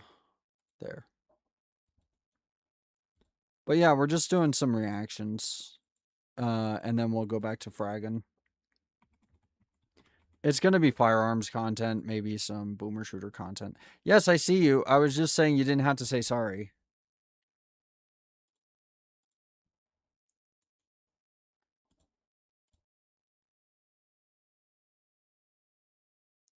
You know, it's fine. This doesn't have a strict deadline.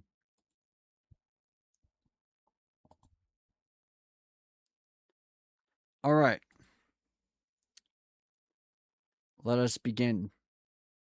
I have to do window capture.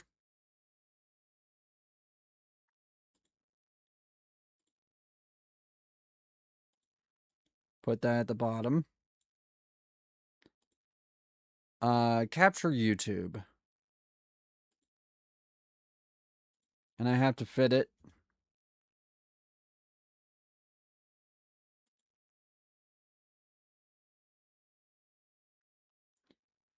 And then I have to really quick change the game to YouTube.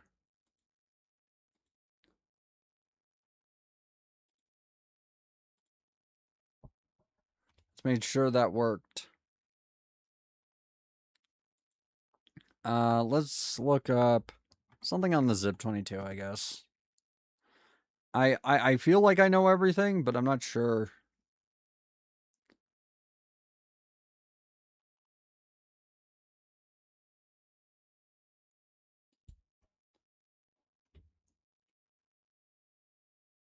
We'll just do how a garbage gun destroyed a good company by forgotten fire weapons. Hi guys, thanks for tuning in to another video on Am I the only one who ForgottenWeapons.com. noticed that religious I'm Ian songs are McCollum. always incredible? Like, listen to the prayer rope anthem. I mean, prayer rope anthem. I have a feeling I know what this is, but... Oh. Oh, yeah, I know this. It's kind of like the, It's kind of like the rosary.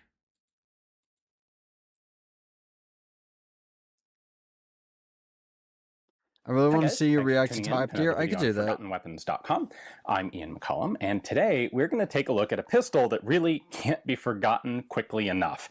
This is the U.S. firearms company Zip22, and these were on the market only briefly. They were produced for about... The USFA Zip22. Let me tell you what I know about it. From what I understand, it was supposed to be an incredibly modular pistol and a new design, so they wouldn't have to license any other handgun design. And it was basically, it could work as an underbarrel pistol, which, I don't know, having a 22 pistol under my AR-15 barrel seems worthless. It could also be given a stock, but now you have a really unwieldy fucking PCC rifle. And it could also be given a silencer, but now you have just a really quiet, very inaccurate pistol. And it could also be given as an extended magazine if you really want to hurt your hand. And it also removes the point of those magazines because everyone had Luger mags at the time. Year before they completely destroyed USFA as... But yeah, it was just meant to be a modular platform. It wasn't meant to just be a handgun. It was meant to be a platform, essentially. But unfortunately, it just didn't go anywhere because it's bad. The receiver is receded in way too much, so it jams a lot. The injection molding is actually significantly worse than just using metal. And the reason they went bankrupt was because they had to sell their artisan gunsmithing tools to buy injection molds for this stupid fucking thing. A company, which is... If I didn't know anything about it, I'd say it was designed as a self-defense weapon by Doncaster Council. Yeah. USFA was known as the manufacturer of almost... Oh, I forgot about this. You have to... This thing on top of the barrel, this is a charging handle. You have to pull that. in order for it to fire. Keep in mind, it is above the barrel. Without argument, the highest quality single action army reproduction guns on the market. They were really sought after. In the wake of USFA completely dissolving, they have become even more sought after now. Their used prices are kind of astronomical. Let me show you how you're supposed to hold this thing. You have the back of it like right here, in digging into your fucking hand, and you have your finger right there. It is the most awkward fucking thing to hold because not all three of your fingers can fit on the end grip. So like you either have to put one or two in the loop, or not hold it correctly and then drop it. In some cases, and it's all the fault of this plastic framed piece of junk. So Yes, it's we have junk. to first look at like what on earth happened. Look, Well, just because I have given this gun a little bit of a devil's advocate, a devil's advocate's look at it, just because I have done that does not actually mean that I like the gun. I really, really don't. I think it's one of the worst designed firearms in human history, if not the worst. It has so many critical flaws that the novelty of it isn't worth it. the answer is USFA was owned and run by a guy named Doug Donnelly, and it Doug really was Donnelly. his personal company, and he ran it that way. And he had USFA as a company when they were making single action armies was God. kind of known for promising things and then never really delivering Yes. on them.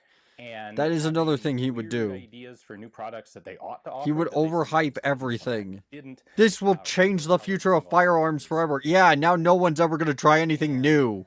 And this really was just kind of figments of Donnelly's personal preference. I'm speculating here, but one would suspect he made money elsewhere. Wait, why would this be his personal preference? Like, why would he want a gun that doesn't have a grip?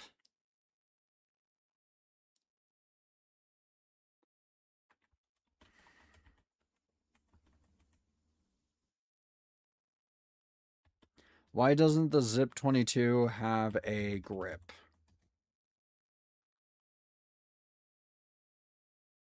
He wanted a small, flat shit. It was built to be a light, futuristic gun. It doesn't look futuristic, though. This looks like something from the 1960s. And this came out in 2000. and treated USFA as more of a hobby than a real business. And this Look at that receiver. How are you going to get bullets out of that? would really come down to Or to bite casing. the company badly. No wonder this thing because double for you double fucking Donnelly's time. worldview was really kind of completely divorced from reality when it came to the Zip. So this was apparently an idea he came up with. Okay, so the Zip 22, the guy was... I am convinced the guy was having a crisis of mental health, and he just started, he just started, like, designing something, and he got obsessed with this one design for whatever reason. Like, he was just having severe psychosis. That he thought would be really cool and really wanted to produce and wasn't able to for a little while. It's And not as cool. best It's I can really tell, not. The concept here is to make a gun that is extremely cheap or extremely affordable, depending on how you want to phrase it. If it's plastic molded, then you could have just added a grip, and it would have still been affordable and still would have been flat. You could have designed this thing like the credit card pistol. Like that existed. But no, you just had to go with this shitty thing, didn't you?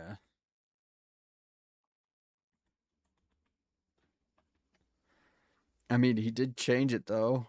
Nope, he did not change it.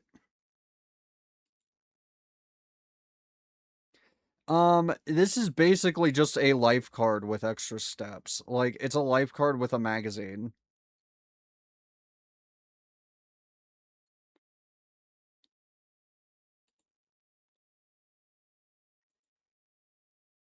modular, like make this whole system based around a really inexpensive base gun. Hello, Alistar. How you Okay, doing? there's Stark there can be Industries. justification to that. The Radio problem was Demon. this gun is an We're gonna absolutely play Unreal terrible Tournament at design, some and point, right? We're gonna do fucking VTuber Unreal. Do you want me to port my model in? I can do that. I know how to do it. I think. It involves armatures and shit, but I'm willing to do it because it doesn't need lip syncing. just don't ever work, which you can discover if you go look up virtually any YouTube video. Yeah, they don't on work. These things. So what we're going to do today is Maybe. we're going to take Yeah, a closer look I'll at this one. We're see gonna if I take it can all do it apart. with I'm gonna show you mine. exactly why it doesn't work, which really doesn't take a rocket scientist or even a firearms engineer to It really doesn't. The fucking receiver in it. Okay. The receiver doesn't have a, like, the indent in it is too hollow, so shells are just going to get caught on that little divot there. And it's going to double feed. And this is a blowback pistol.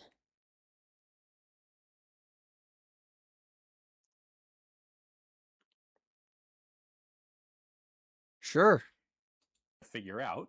That this sounds was good. reputed to be designed to be one of the safest guns on the market, and it turns out to be one of the least This safe is a guns on the market. blowback pistol. You're supposed to be able to fire it multiple times, but you can usually only fire it twice before it jams And I'll show you why. or breaks. And then tomorrow we're going to go out and take this thing to Yay, the thank you for the range and see how follow. it shoots for us. And more interestingly, because Thank I'm you for the pretty follow, sure Stark. it won't, we're going to try getting some high-speed footage of malfunctions, because that should be pretty interesting. So, without further ado, let's go ahead and take this piece of garbage apart. Let's look. First question you have to answer with this thing is, which end is forward? And that is this end. The next question you have to answer is... Wait, is that barrel made of polycarb? Is that a polycarb fucking barrel? Why would you do that ever? How do I hold this thing? And I will be honest, this is the first time I have ever actually picked up a gun and been legitimately unsure how you're supposed to hold it. I've handled guns that were awkward. I've never before handled one where I really honestly was not sure how I was supposed to hold. The most effective way to hold this thing is to have one hand operating the trigger and one hand on the back as a support. But like that, it's a pistol. Let me get your YouTube too. It's Junie Spectra. And let me just I didn't get an alert for that, so yeah. Sorry about that. Your enemies will die from laughing at it. Yeah, they'll laugh at you and just die. Hello, Stark. And the answer is... Welcome to the YouTube trigger finger channel. goes here, middle finger goes here, thumb wraps around the back. Ew. And your palm kind of... I hate it. In the back. Oh, that's gross. Oh, that would be so uncomfortable. Oh my god. Hold on. Let's look at that. Fucking, hold on. There's a part specifically. Your pinky finger and your ring finger are going to be hanging off this thing. Oh my god, that's uncomfortable. Like that. That does actually let you... Reloading this thing would be a massive pain too. like a 2x4. Maybe a little less comfortable than a 2x4 because it's got some blocky protrusions on it. You'll notice that your finger is pretty close to the ejection port here, and that apparently can result in brass hitting you in the hand and being uncomfortable. It's already uncomfortable. If you hold it left-handed, it is remarkably actually better because you're less likely to hit yourself with the ejecting brass. You'll notice here, though, that this particular one has a couple of accessories on it, including a belt clip. Well, with that belt clip, this grip is big enough that the tip of my index finger just barely gets to the trigger. So some people, actually, that I've talked to, prefer to hold it like this. Oh, it's... Yeah, I'm disgusted. Like, this looks like... Oh, God. Just get a Sig Sauer. Like, my God. We have a joke about Sig Sauer here. If you want a micro pistol, just get a get a ladies defense pistol. I'm not even kidding. They work great. You can get a 45 ACP pocket pistol if you really look.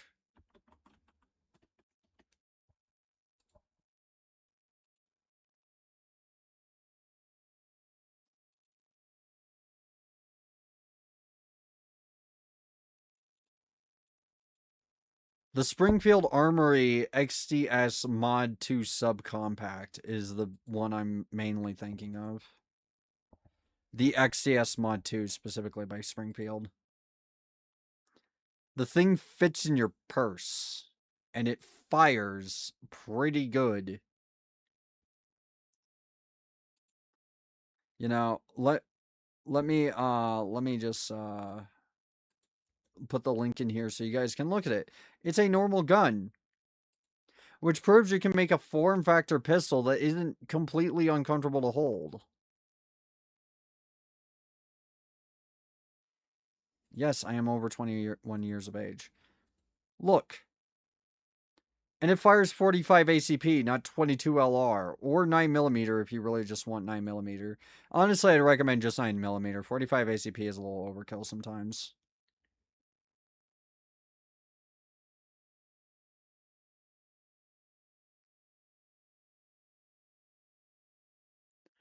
Did the D&D Dune mod yesterday? Hold on. Let me look.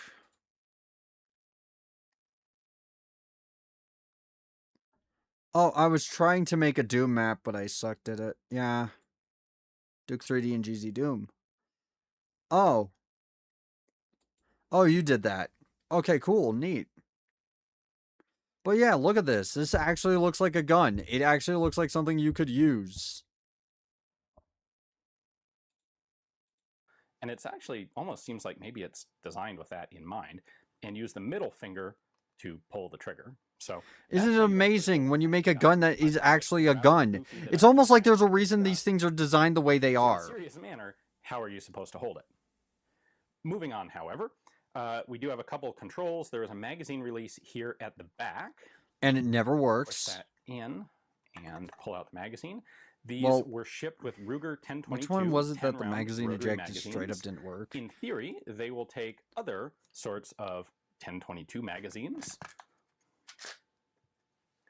There you go. You can get the extended magazine in there.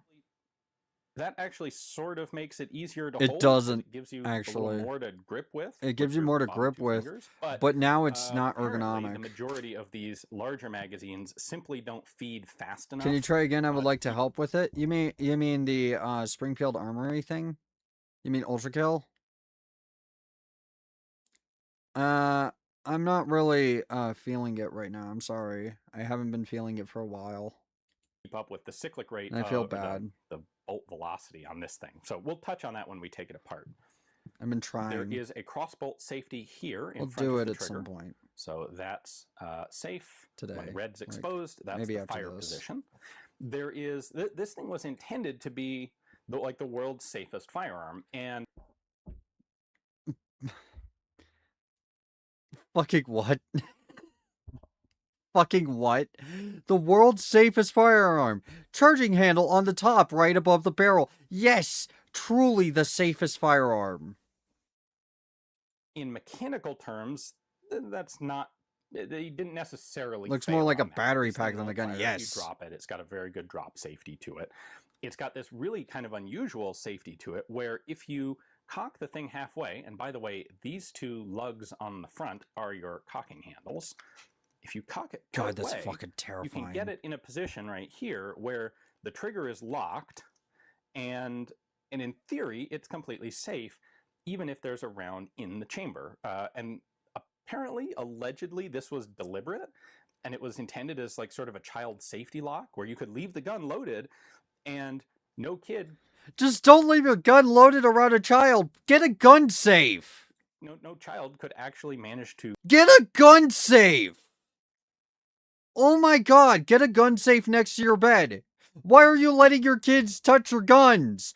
I don't even like anyone else touching my guns, let alone my kids. Meant the Doom map, but I would be happy to help with both. Oh, making a Doom map. Yeah, that could be fun. Fire it because of this striker block once it's been halfway charged. In order to I like release Doom that, mods. what you do is actually fully charge the thing, and I then hate it. it can actually fire. So It's blowback. half cock it like that, and it locks. This is a semi-auto pistol, but it's blowback, so if there's not a round in the chamber, it can't cause the action to go back again. But since it's blowback, it tends to be good. Well, no. Blowback tends to be good on everything that isn't this. And the reason why is because this thing has a very, very, very, you can see it, indented magazine well right here. The brass oftentimes will not eject properly. The thing up. I don't know, maybe that's an interesting idea. I mentioned that this is in fact a particularly dangerous gun. That's because of this cocking system. In order to load it, what you're actually supposed to do is put in a loaded magazine and then put your finger here and push back on these bars to charge the pistol. This is so rather elaborate for a beginner's right pistol or the gun for everybody. Very easy to get your finger in front of the muzzle. This is a terrible idea. It is not mechanically unsafe, but it is... Wait, is that fucking pot metal and fucking polycarb for the barrel? I think that's I think that's pot metal. Oh my god, that's pot metal. You'd be replacing the barrel on this thing every other month. Unsafe. Now you'll notice there are two of these things, and they're different lengths. This one is labeled zip load, and this one is labeled zip restrike. The idea is if you cock the thing most of the way, but not quite all the way, you can actually reset the striker without fully extracting the cartridge. And if you have a dud 22 that doesn't want to fire the first time you strike it, you can use this lever. In all elements of design, this might be the worst piece of shit I've ever seen. As far, and I've been devil's advocate with it. To recock the action. There is not a single good part of the design. Lever to actually fully load a cartridge. Now, my understanding, and we'll find out for sure tomorrow when we have this at the range, my understanding is this short one is actually long enough that it does tend to eject the round, or at least jam it up such that the gun malfunctions. We'll see about that, but that's the reason why there are two of these. Oh In my light god. of that safety issue, this gun actually has an extra little widget on it that was intended as well, a of you to workaround assume for it would that. last And that this long. is It's a sort of burner cocking gun. A fire and forget, lever. a throwaway Sort of piece. what you Use it do once and is, pitch it. presumably Yeah, when pretty the gun's much. empty, like... I have seen people throw these things. Although there are a lot of people who do not want to throw these things, and the entire reason why is because they think it'll go off and then shoot them in the stomach. This one is. You can pull back on the restrike lever, and then you can push this. There we go. You can push this out, and it will actually catch that and hold the bolt open until you pull this backwards, which will then release it. So in theory, this gives you a safer way to... The gun for everybody, guys, it's the gun for the average human who doesn't, own a gun. Wow. Incredible. Giving someone a ton of moving parts, I cannot see how that would ever backfire on anything. Lock it open, put the magazine in. 50 Action Express this. I don't think its receiver would survive. How well that actually it would have to... The thing would have to increase in size exponentially. Let me try and make a diagram.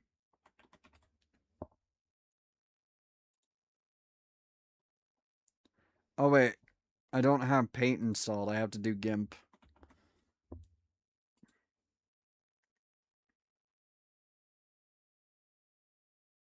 There's Baron Derringers. I got a Twin 22 old gut gun passed down from my uncle. You mean a zip gun, yeah? The gun for everyone is a High Point C9. Yes, definitely. Okay, so we're going to draw a diagram here. Let me just capture it.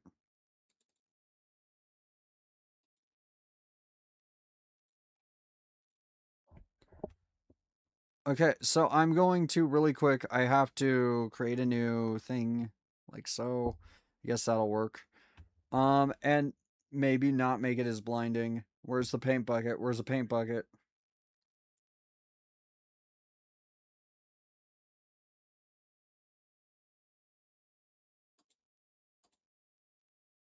Then do that. So a 50 AE, in theory, for a Zip 22 to actually be worth it, would probably have to be significantly longer, about there. It would also have to have a bigger magazine, so it would be chunkier in the back. Oh my god, there's so much blur. There's so much Gaussian. Or Gaussian, rather. Like so. And then the receiver would have to be bigger too, like that. And then we're getting rid of the fucking charging handle on the front, moving it back here. And that's basically how you'd make a 50 AE Zip 22, at least from the side. Now, how do you make it from the back? Well, that's a tricky one. Let me just do that. See, you'd have to make the back wide, like so, so it can carry the magazine. So now this thing is even more uncomfortable.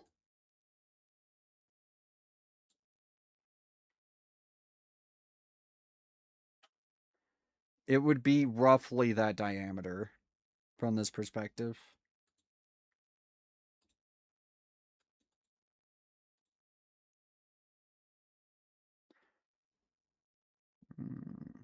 This.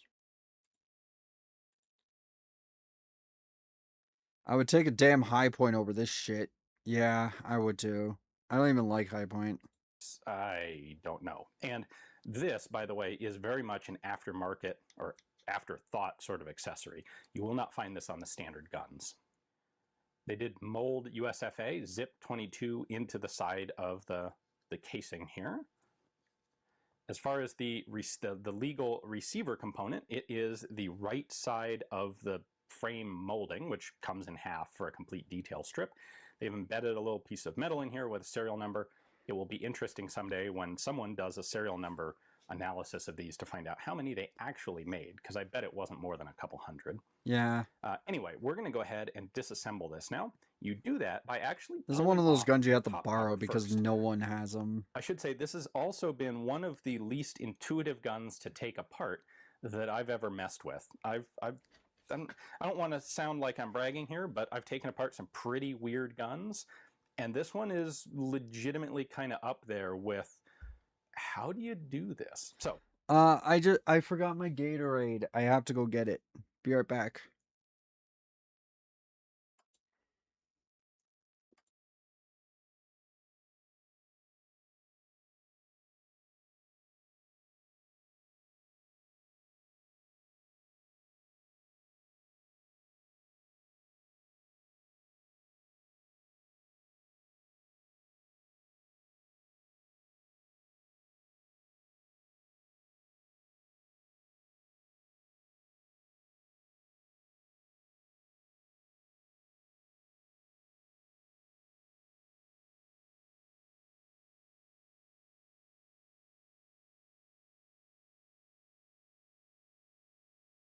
I can't believe I forgot about my damn Gatorade. I was like, I'm thirsty. I'm going to take a hit off my Gatorade. Oh, it's not there. I guess I didn't get it. anyway, to take this off, we're going to lift up on the rear sight and then slide. I prefer my Sixers. It's the fucking Mad Catz controller of pistols. Yes. The receiver needs enough room to take advantage of the pressure of each shot. Widers stabilized so it doesn't fly out of your hand when fired. The whole concept is just reinventing the wheel. Get a 1911 or another standard pattern, 45 or 9mm. Yeah. That orange striker in there, we know that the gun is cocked. Using it as a throwable object genuinely does more effect than trying to shoot with it. Like, we are keeping an AK-47 inside the house's shelter ever since the 2024 Syrian Revolution. Interesting. Fairly high, and then... Oh my god, I hate this. All of the bits on this are tight, which I suppose is a good thing. This I really, I There we go. prefer machining. Like, the reason I prefer machining, there is actually a reason for that. I just think that they're easier to take apart and replace parts from. Slides off. That has your sights. They did actually offer like 4 different versions of this piece. There's this one, which has just plain plastic square sights on it. There was one that you could apparently either came with or could attach to standard pattern Glock sights. There's if you nothing wanted, I like, really regular night sights didn't instead of know some that I'm learning, but explained hey, it's reason. kind of They interesting. made one actually made out of I a did a lot of luminous research on plastic, this one of those stupid things like you fucking put in the thing. light for 5 minutes to charge it up and then it'll It's a glow bad in the dark. gun. Well, they made an Bad entire idea. top cover with sights out of that so that in theory you could see it in the dark. That's an interesting idea. They made a top cover with Picatinny rail in it, and this they Putting a fucking pick rail on this thing? Come on. legitimately did. This is kind of a clever idea. There are 8 screw holes, threaded screw blocks in the body of the gun, and there are matching holes in this railed top element. Come so on. You slide this in, and then you can actually screw it down. And in theory, you should have a pretty darn stable mounting point for any sort of red dot Yeah, you I want imagine on it's stable, but And oh they my even god, made putting a one pick other rail like on this thing is that way was too sort much of a effort. reverse Picatinny that was, I kid you not, intended to allow you to hang Sorry that my this arm is thing freaking off out. of the bottom rail on the I'm handguard clipping through of myself. a carbine. Now, doing that would legally require. Oh my god, putting a pick rail on this thing. Why would you put a pick rail on it? That's like putting a bayonet on it. Fucking bet someone's done that. Bet someone's tied a fucking Swiss Army knife to the end of this fucking thing. Registering this thing Don't as a do short that, by the way. rifle, That's illegal. And it would gain you literally nothing. I think. However, let me read Is you what it? the manual says about that. I have no idea, I'm not kidding honestly. you. This is the actual manual that came with the gun. Attaching an additional weapon system. The Imperial Guard says bayonet everything. Yes, melee. Only possible now with the Zip SBR trademark. Why use a duty round when less force will do? Or test that object in the middle of the street. And performing a mag change isn't. Fucking imagine putting this on a fucking AR-15. Now you have an unwieldy AR-15 with a shitty pistol on the bottom of it. So bad now, leaving you a viable option. So you're supposed to hang this off the fore end of a carbine, like that. No! Fucking no!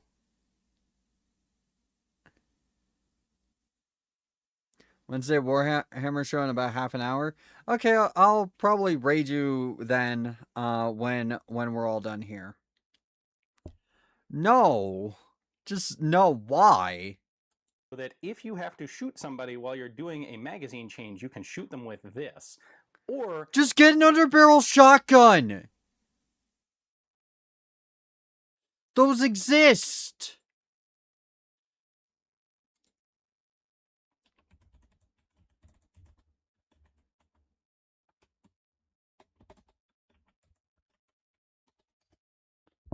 You can seriously just buy one. It's actually like cheaper than buying one of these stupid fucking things.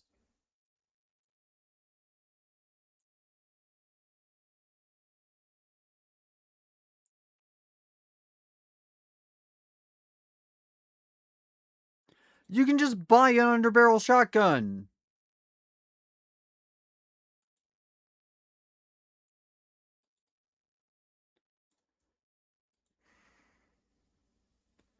Can I please get a price?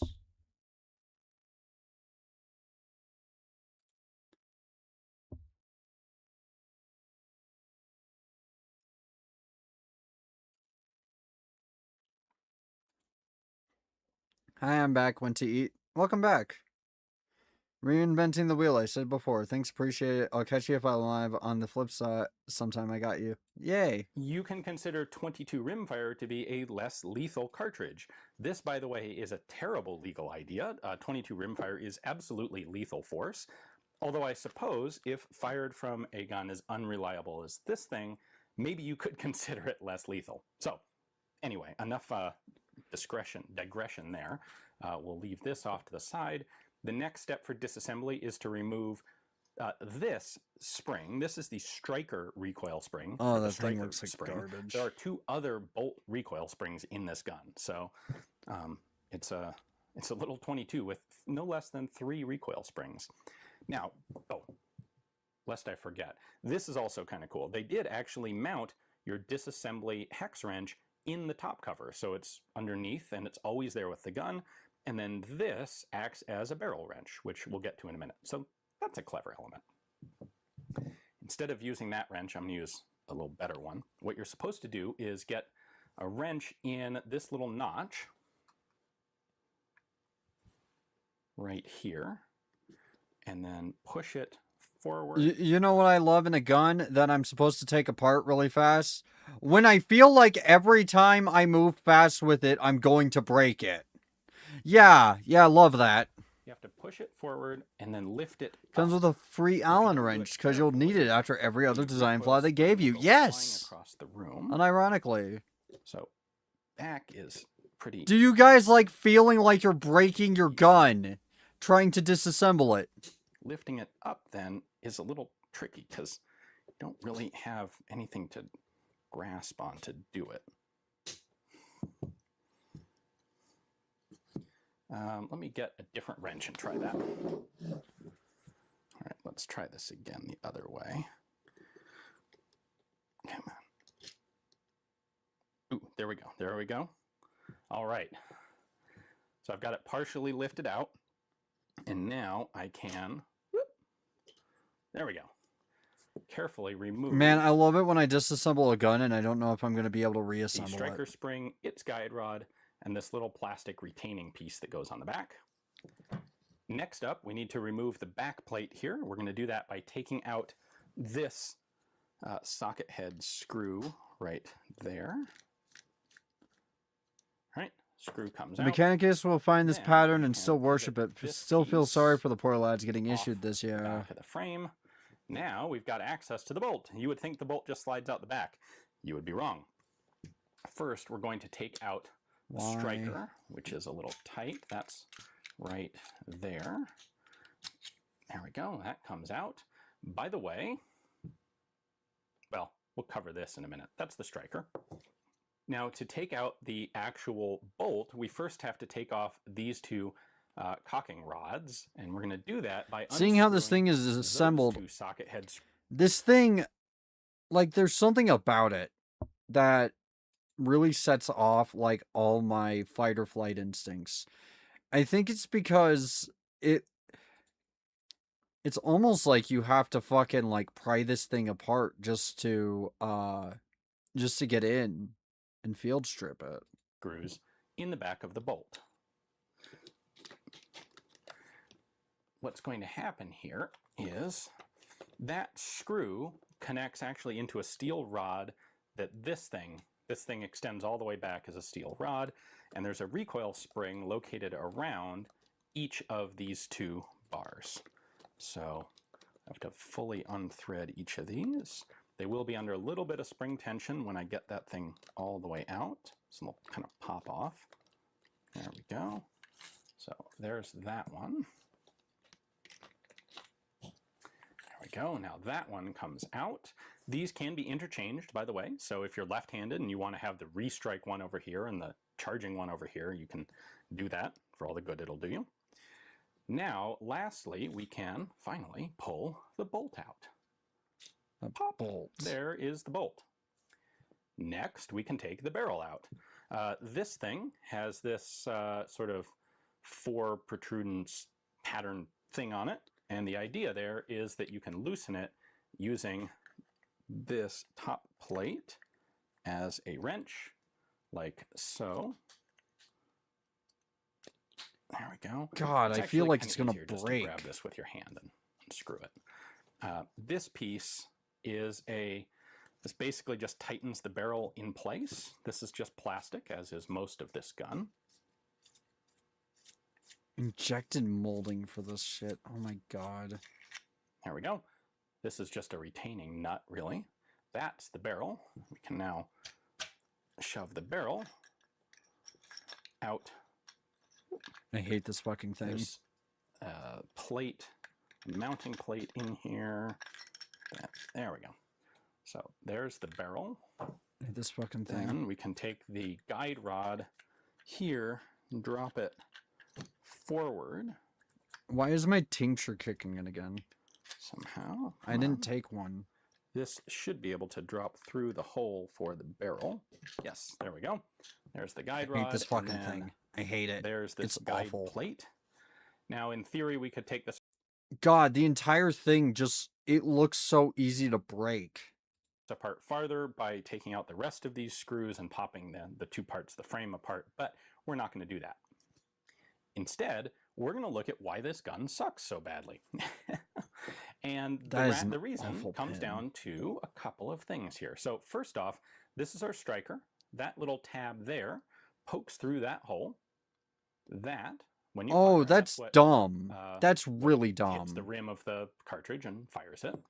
This thing is made of polymer. This is not metal, and this is the entirety of the reciprocating mass. Well, I guess this thing actually does technically reciprocate as well. This weighs more than the bolt does. These two together are the only things that are actually cycling back and forth. So what this means is that these things move extremely fast. The only thing on a blowback firearm like this, the only thing that holds the bolt shut when the gun fires is inertia. So because these things are so light, they start moving very quickly. But says to the side of this gun, it just works. So are these. Yeah. This means you have a very I hate high this bolt fucking velocity. thing so That's much. why aftermarket magazines don't tend to work, because this thing I like making fun flies of it. backward, hits the back of the gun. And Look, I have played devil's advocate for this thing. Well, sort of. I've never defended it. I have just said I understand the design choices that were made. That is all I've said.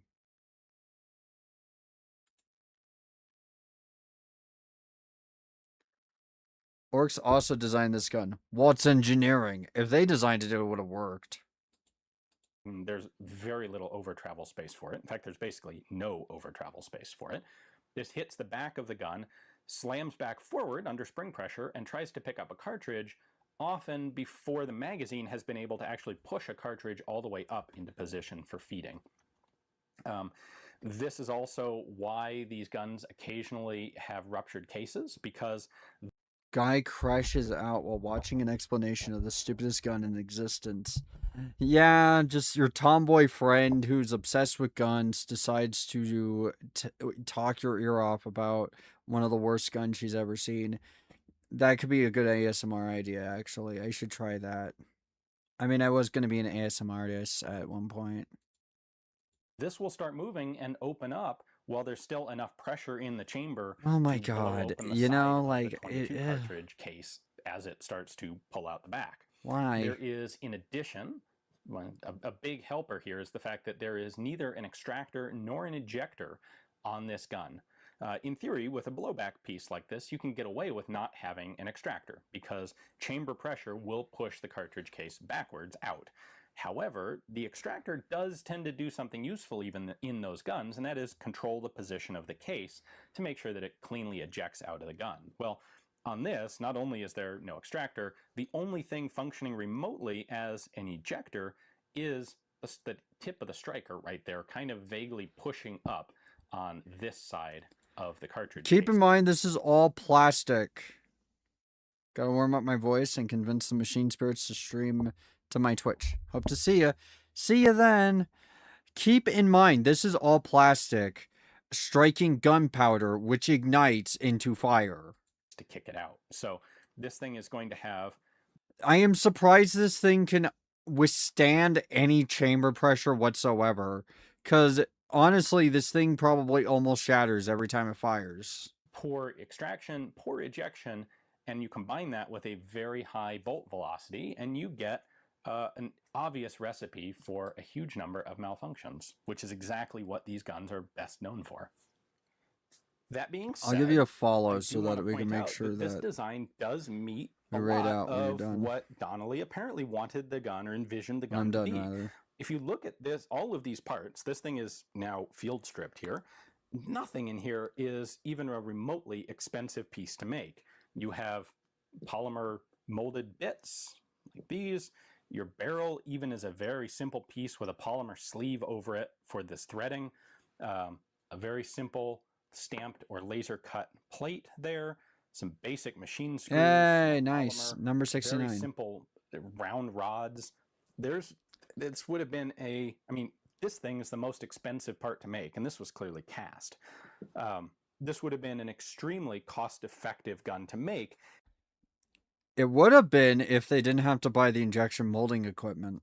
As long as you could be sure that you would sell them in like the tens of thousands. That's, of course, where the problem was. A couple other No one wanted I this wanna thing, touch on. even First when it off, came out. These sold for like, I think about $100 when they were new. They're about double that right now. They did also come out with a very limited number of 22 Magnum single shot adapters, which unfortunately we don't have to show you here. They also had plans for a bunch of other things, like, for example, this SBR shoulder stock assembly thing. Look at it.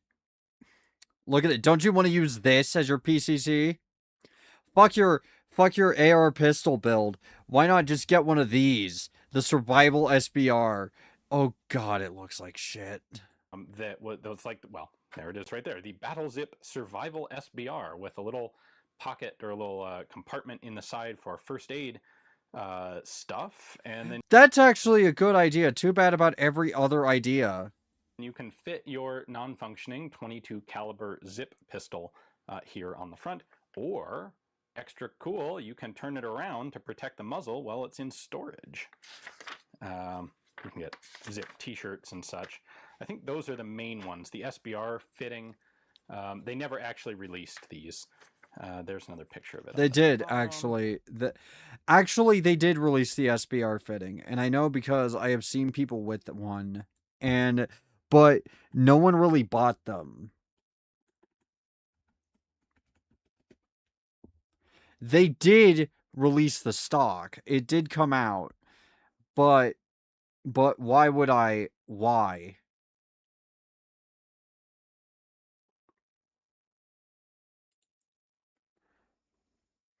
Oh my god, I can get a 3D model of the Zip 22.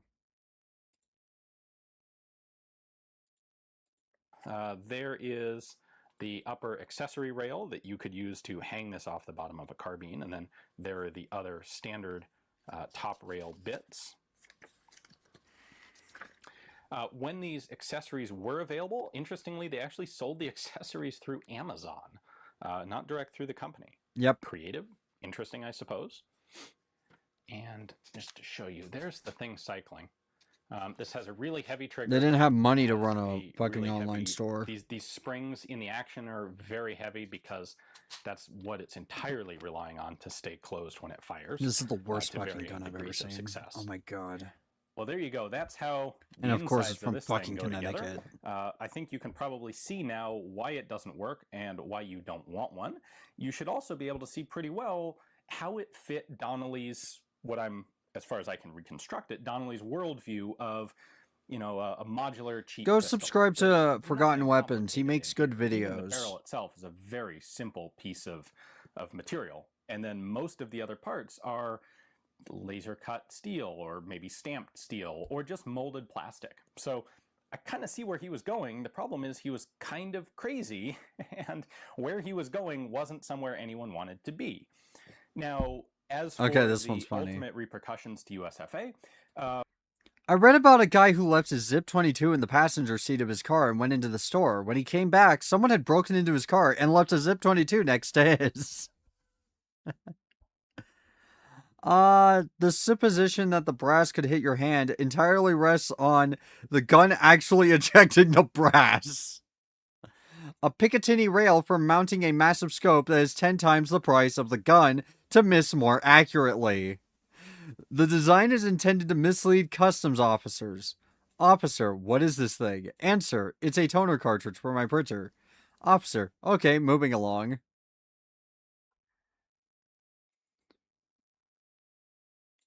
Somewhere in a parallel universe, an angry drill sergeant is forcing his crying troops to field strip their Zip 22s.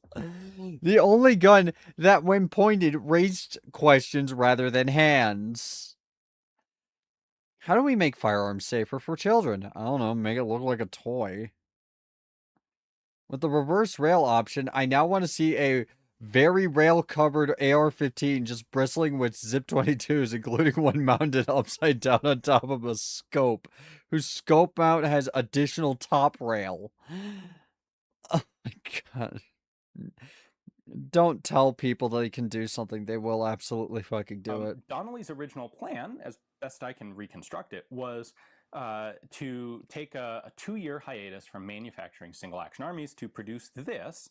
And the way they did that was by selling all of the tooling and equipment that they used to make single-action armies to raise the capital to make this thing. Because while all the parts are cheap individually, you have to order them in bulk in large quantity in order to get those cheap prices, because a lot of the bits in this come out of plastic molds. So they spent, I don't have exact figures, I didn't talk to anyone who actually knows the dollar value, but they had to have spent a tremendous Say amount this shit to of money someone who doesn't know anything about weapons, and he will genuinely think you're talking an old Egyptian. on molding jigs or molding dies. Do not let people. Okay, here's the thing. Gun nerds, there is something about them. If you give them a terrible idea, they absolutely will do it just because it's a terrible idea. I'm not even kidding. They will do it specifically because it's bad. Like, specifically because you shouldn't. A cheap gun like this. And the problem was it completely fell on its face because it's completely unreliable and a complete piece of junk.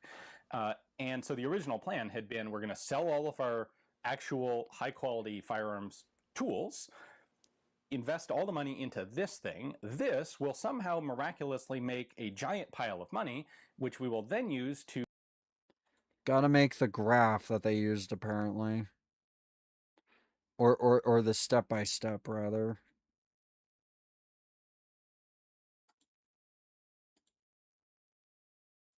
Okay, everybody. So... Can I turn off the Gaussian? I really don't like the Gaussian.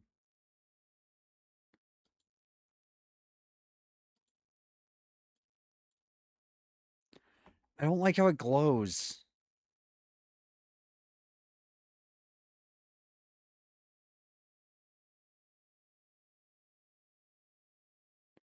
And whatever. Alright. I'm gonna apply smooth stroke to this just so I can, do the thing.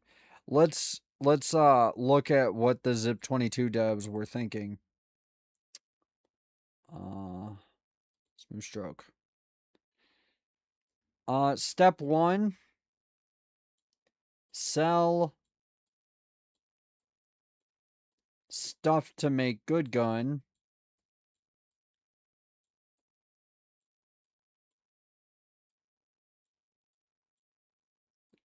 To, God, I hate writing. Make, I'm so bad at this. I'm sorry. But I'm trying to make it look kind of shitty to represent them. Good. 2, buy injection molding. Buy molding.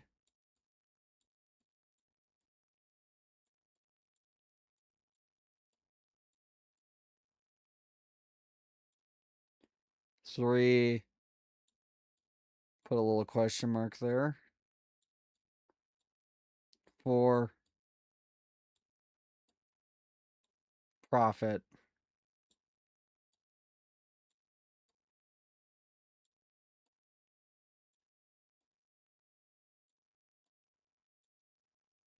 Yeah, I think it looks something like this.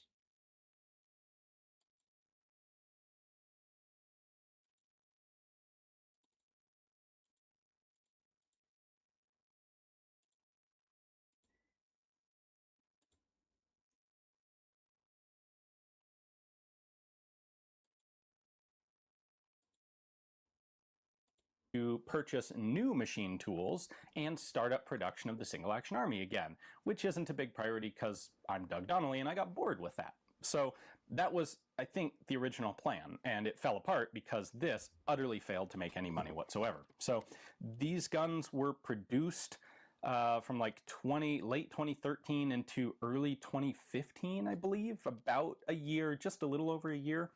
The company formally dissolved in January of 2017.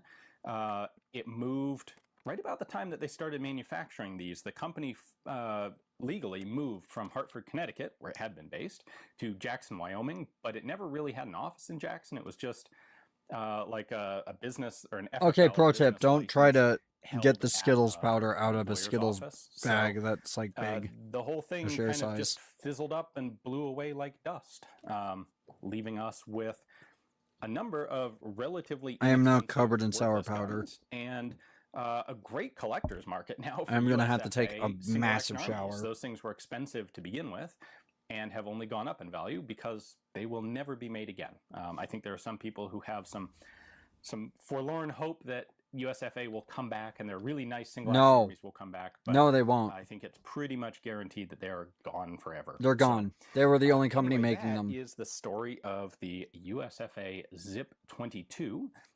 Stick around tomorrow. We're going to take this thing out to the range and get what I anticipate to be a lot of unimpressive footage of it failing to fire, and hopefully some pretty cool slow motion footage of, you know, the bolt opening too early. If we're really lucky, we can get a really good slow motion shot of a ruptured casing in this thing.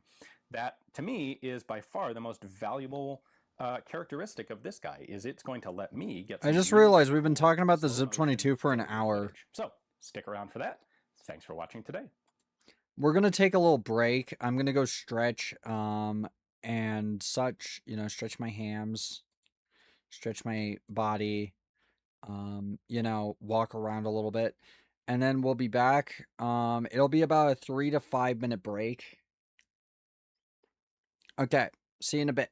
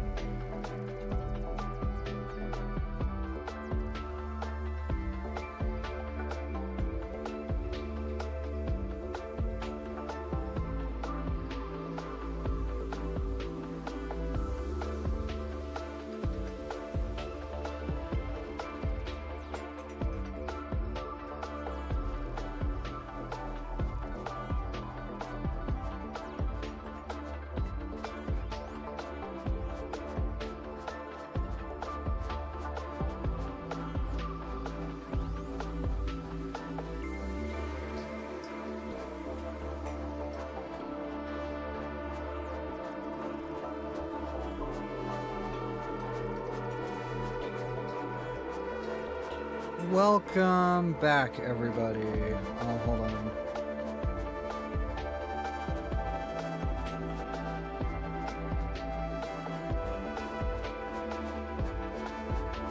Yeah. I have to add window capture again. But anyways, we are back. We are going to watch the Zip 22 fire, I guess.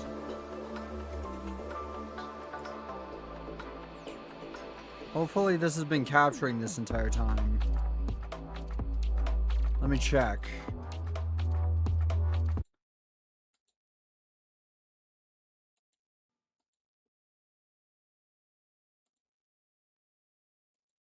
So that if you have... Yeah. Okay, good.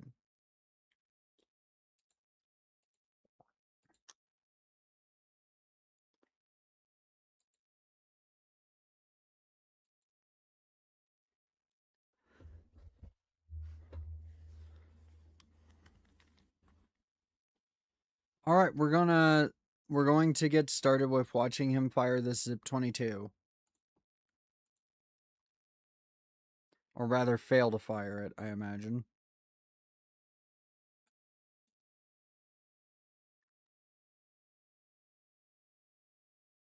Oh my god. We actually got a slow motion shot of the case.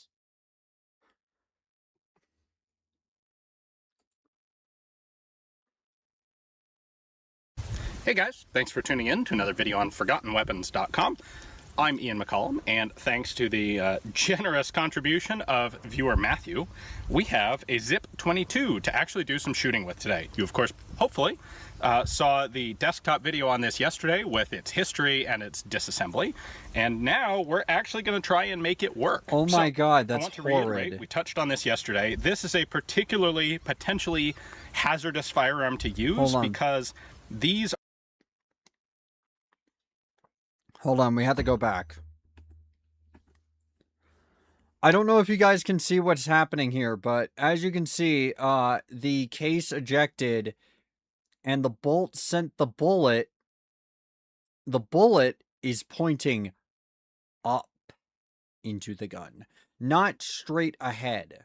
Actually going to try and make it work. So, I want to reiterate, jammed. we touched on this yesterday, this is a particularly, potentially hazardous firearm to use because these are the cocking handles out here at the very front, where you basically have to stick your finger in front of the muzzle in order to charge this thing. So, this one is actually fitted with a special, there we go, special charging device, which I'm going to go ahead and use as much as I can.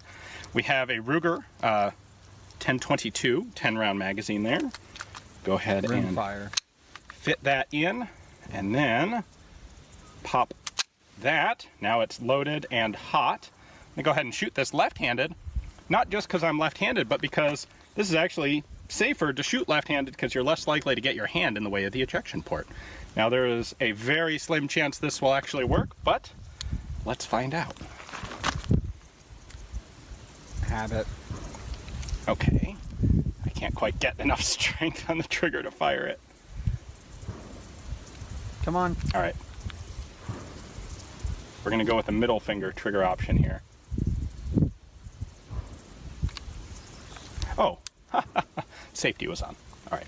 Back to normal. Yeah, that probably would have been good to check. Well, and ejected. It's jammed.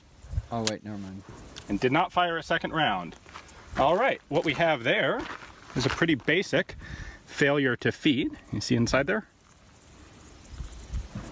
I should be able to fix that by just bringing back the bolt handle. Nope.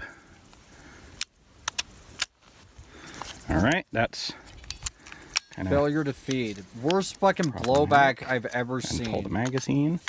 And then being very careful with, there we go. There is no extractor on this, so if you have something like that, a partial failure to feed, there's no, you can't just like pull the empty case out. Basically, if it fails to feed, the inside of the receiver is way too deep to actually safely put your finger into.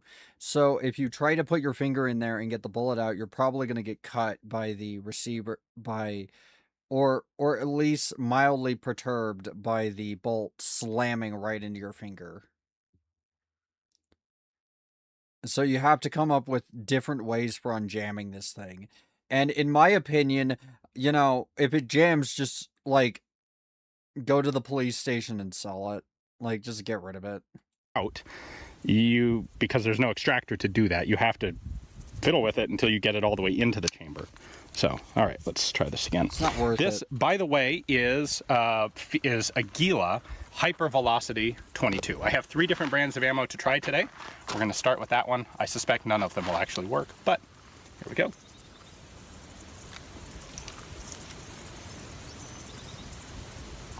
Okay, now the striker safety lock has bitten me here because, as we discussed yesterday, if you only cock it halfway, then it doesn't fully, it locks the striker as some sort of safety mechanism. This is the most finicky gun ever in this safe. It is the most unsafe gun, but unironically the most finicky in terms of trying to make a safety for it. Like, I don't understand.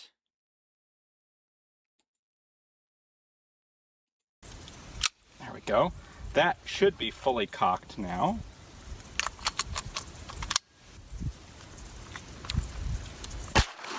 There we go. We did extract. Finally. And appear to have fed. Hey, 2 rounds in a row. Oh my god, 3 rounds in a row, unprecedented. You might actually be able to mag dump the thing. I think that is the most successful string of firing of a Zip 22 that I have ever seen in my life. I agree. The other videos that people have put up on these things just to get a feel for what I should expect. None of them prepared me for it actually firing. So maybe the Aguila ammo is the trick. I know it kind of wants high velocity stuff. Next up, we have a 15 round Ruger factory magazine. Let's see if this can actually work. It probably will, maybe. Okay. If you pray.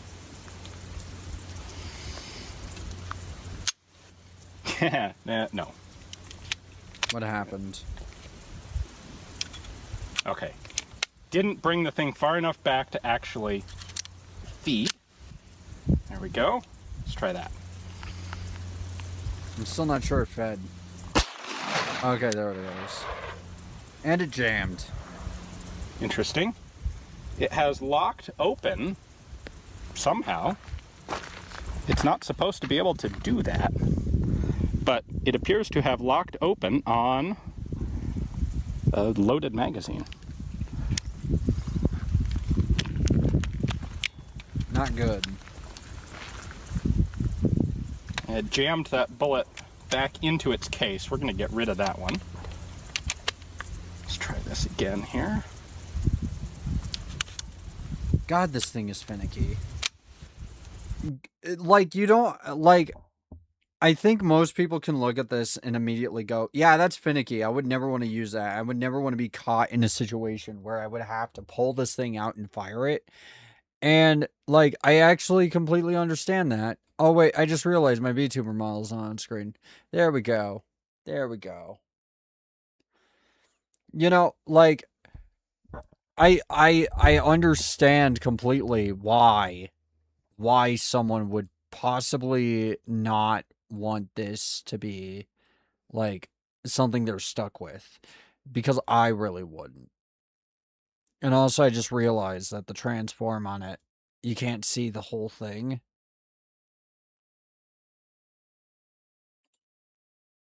So hopefully you could at least see it firing. Let me go back in DVR and make sure.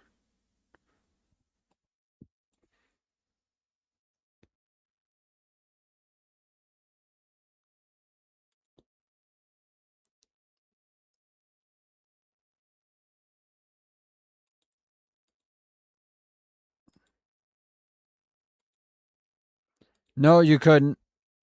Okay. Gotta fix that.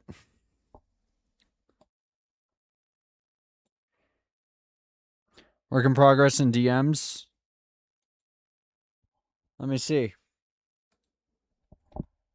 Beautiful. Can I put it on screen? Oh wait, no, never mind. I don't think I can put that on screen.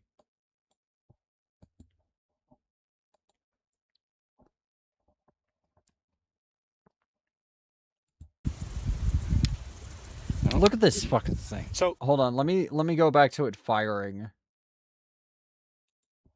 Right there.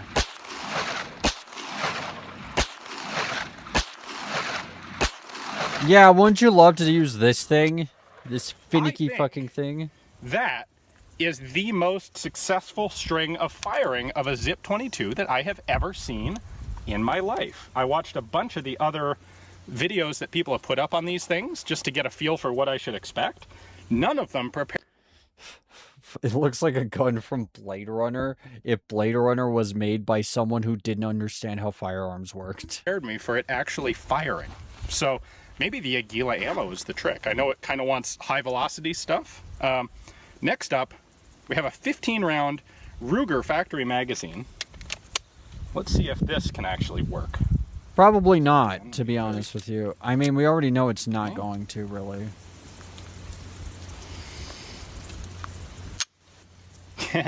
No. Fail to feed. Okay. Didn't bring the thing far enough back to actually feed. There we go. Let's try that. You're out of ammo. The reason it's open is because you're out of ammo, definitely. Interesting. It has locked open somehow. Don't you know, open bolt? That means you're out of ammo. You need to reload. But it appears to have locked open on a loaded magazine. Definitely. You need to reload. It jammed that bullet back into its case. We're going to get rid of that one. Yeah. Let's try this again. Pro tip, if a gun ever does that, which that has never happened to me before, you have to throw it away because otherwise it could cause the gun to explode. In here.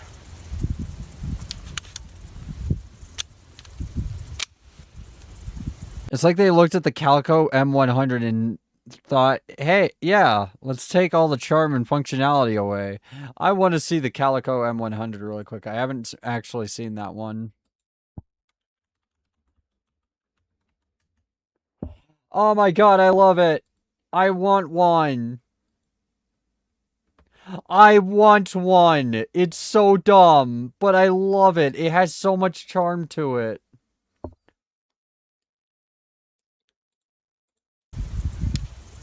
No, didn't.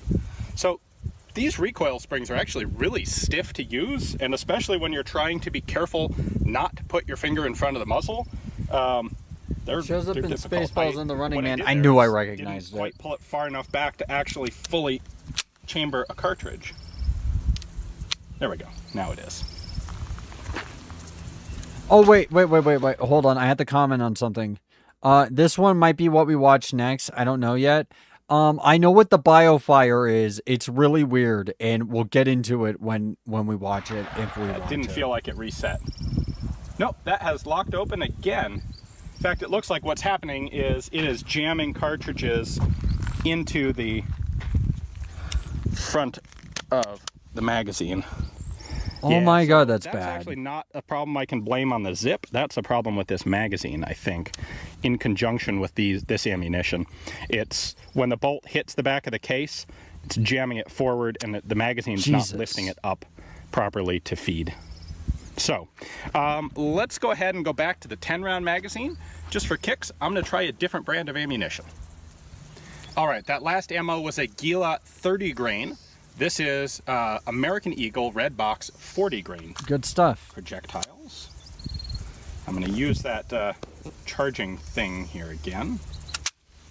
There we go. We should be good to go. Go ahead and try it right-handed.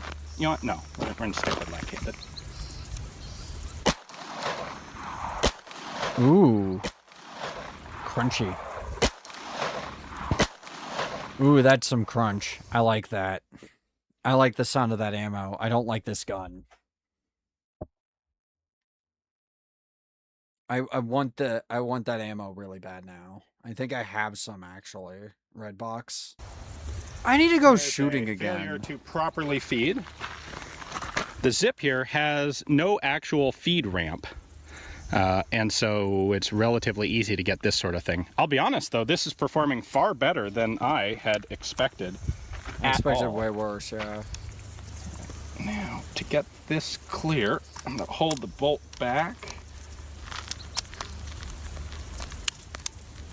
There we go.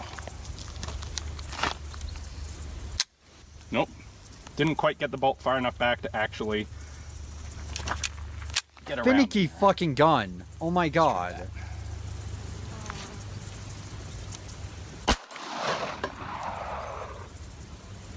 Another double feed? That one. Not entirely sure what that problem is, because offhand, I can't tell if that's a round that's partially chambered or partially extracted.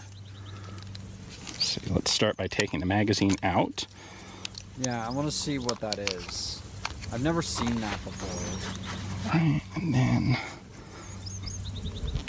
Oh, that's just locked up solid in there. Oh, it's broken. Odd. You have to actually take it apart. All right, I'm not sure what has happened there, but if we look in there, see if you can see that. The bolt is not actually touching the cartridge case. It's locked Something in. is jammed up. You're gonna have to take it apart. Look, take it apart and see what's jammed on, because that'll tell you immediately what the issue is and what this gun actually does, because like I have never seen anyone actually do that when it jams. Okay, so that case Should buy has one of fired. these. Because there's an indent on the... Not because I want back one, but face. because I want to fire it and see So we what the should be in a problem safe with it condition, is. but it's a little hard to manipulate this thing because there's no way to get into... How do I fix that?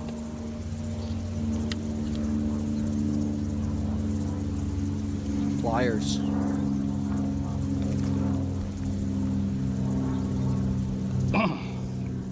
Yeah, I have no idea what's happened there.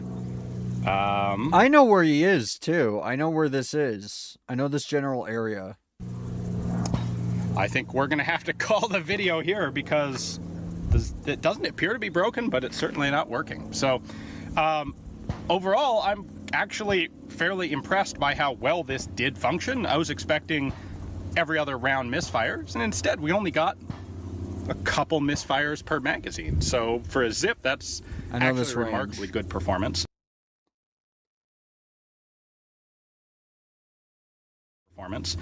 Handling on this is as bad as you would expect from dry handling it. It is actually an uncomfortable gun to fire, despite the fact that it's just a 22 rimfire. This is truly one of the worst guns that I've ever actually laid hands on, which is an impressive achievement. So don't buy one of these unless you want it as, you know, part of your menagerie of terrible guns, which, hey, I get it. That's a cool collection to have. And in that case, it's not. Go nuts. And by all means, try and find yourself the 22 Magnum single shot conversion as well. A big thanks to Matt for loaning this one to me. We'll be sending it back to you. I'll hopefully be able to fix it before I send it back to you. But if not, well, haven't really lost anything. So thanks for watching, guys. Stay tuned tomorrow for more cool forgotten weapons. Let's get that high-speed shot of the jam. Oh my god, look at it. Look at it. Oh, that's the worst. That is the worst bolt of all time. Hold on, let's do a play-by-play of that.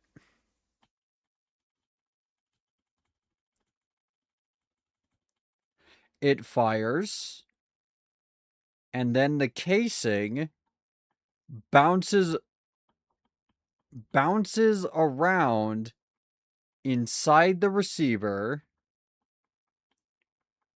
almost stops dead in front of the barrel's entrance, bounces off here,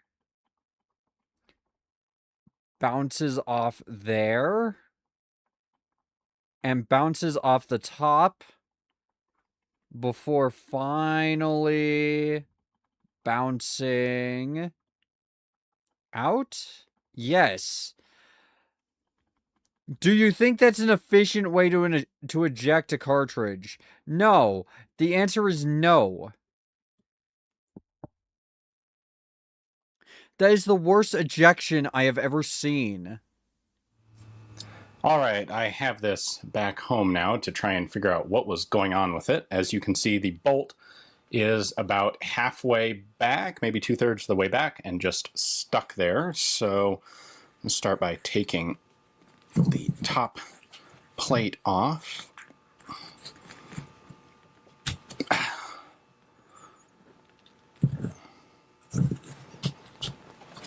Yeah, take it off. Let's see what it's caught on. And then I'm going to go ahead and take the back cover off. And I think the step that we need to do here is to take out the spring tension on those two main guide rods.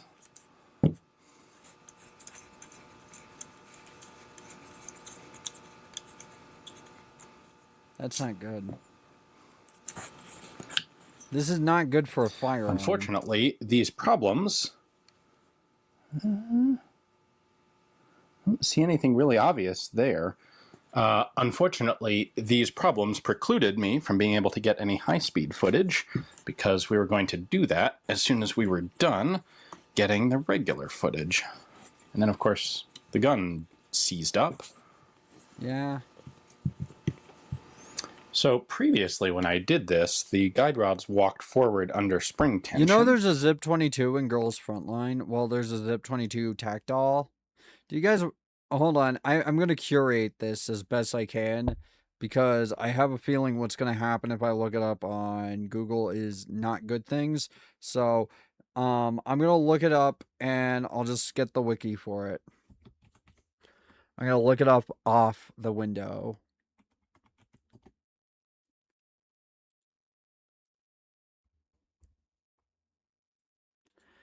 Okay. I found it.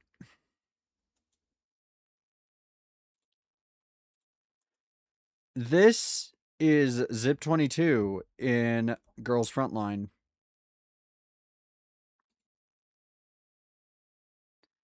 It's, you know, it fits. Small, form factor, etc. And also the bandages from fucking misfiring. This time, the screw is actually coming back out. Yep, there it goes. All right, so there's that one.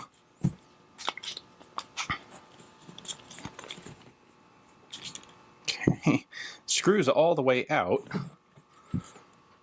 but that rod does not want to come free. I know why. It's jammed on the rod.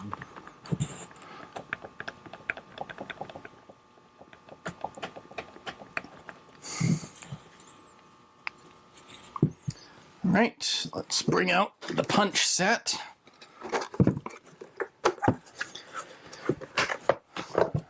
I do happen to have a solid plastic punch.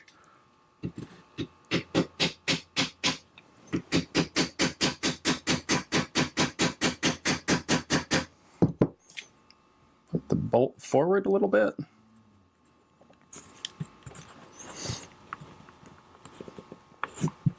This thing wiggles, but it does not want to come out. This entire thing is making me so fucking nervous. The bolt looks like it's in its proper path and track.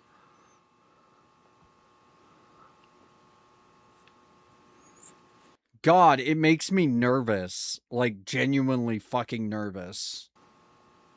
Well, if I can push it all the way forward, then I can get the striker spring out, and that should help things.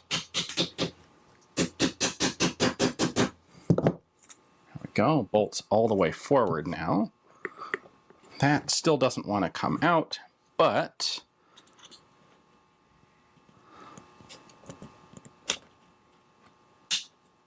this thing's a bitch to maintain. I would never want to own one of these because even maintaining it, like doing a basic cleaning of it would probably take me like 3 hours or more just to get this thing apart. Striker. And every time it Get those fails, bits which it out. does a lot, You can take the striker you have to out. do this. Now we've got just the bolt in there. Oh my god. At least there's no striker, so I don't think... All right, I kept going. I fully field stripped the thing, and now it actually works. I never saw a piece of brass or lead or dirt or anything fall out of it.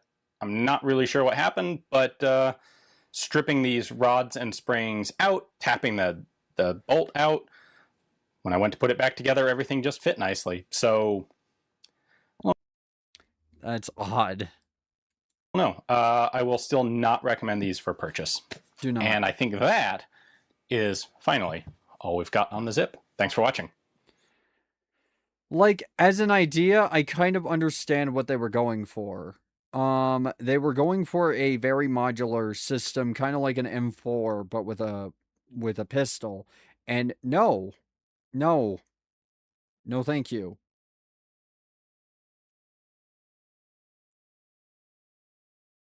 Now the biofire. What this is, this checks your biometrics, and if you are authorized to use it, it fires.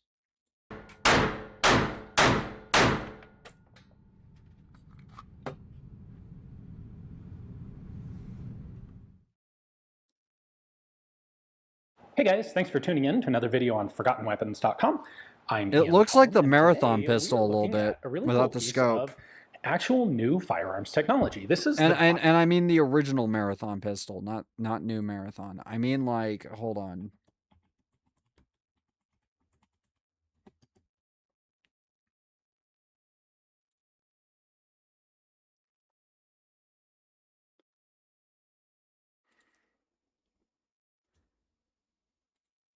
Kind of like the mega class, you know, the 44 Magnum mega class. Let me just like show a picture and you'll kind of see what I mean. It kind of looks like a marathon. It looks like the gun from Marathon a little bit without the scope, which honestly the scope is nonsensical on the Marathon gun. You can't really see it because it's very low quality. Sorry about that. Let me try Googling a different... Let me try Googling.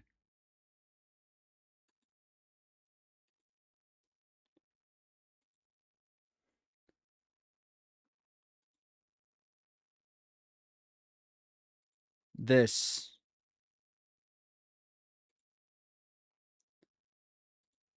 BioFire smart gun.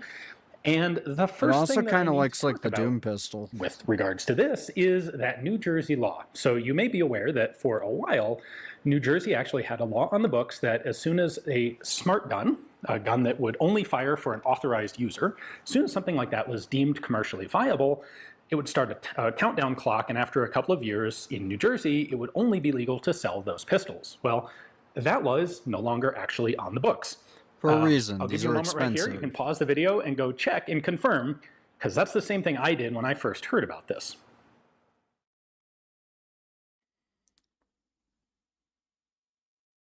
The smart gun mandate is gone, at least. All right, so law's off the books, which means that this isn't actually causing problems by its very existence, which is a good initial bar to clear. Now, this project began 6 or 8 years ago as originally a science fair project, the idea being to develop a biometric ID system where you could actually have a firearm that would only fire for an authorized user. Now, It's a bunch dumb of idea. people have tried this out. The most recognized one is the Armatics out of Germany. Okay, do you know why this is a dumb idea? And you're not gonna understand, like, this is gonna sound really weird. This is a dumb idea because the materials needed to make biometric stuff with a gun like this would be extremely expensive. Plus, you could not get rid of it without getting it reprogrammed. Which I did a couple of videos on. The Armatics was a terrible pistol, and it was a terrible biometric, well, it wasn't a biometric system, it was a watch that you had to wear that synced up with the gun. It was a very bad solution. Frankly, most of the other solutions out there have been very bad solutions from technological and firearms perspectives. Yeah. What made me interested in this, because I was initially pretty skeptical about this one as well, until I had a chance to talk to BioFire a couple times. And the biggest single thing that they did was explain that it's not supposed to be a universal firearm. It's not a gun to do everything. And that's perhaps the biggest problem with smart guns that have been developed, is there's a lot of developers have this idea that the smart gun will replace all other firearms, and this is the only thing that you will ever need to have. But yeah, it's basically a biometric pistol. And from what I understand, it works pretty okay, but it's also expensive. Can I talk about a thing that's pissed me off in chat? You don't have to read it. I just want to feel somewhat relief without appearing as a fucking insane person in my room talking to myself. Sure.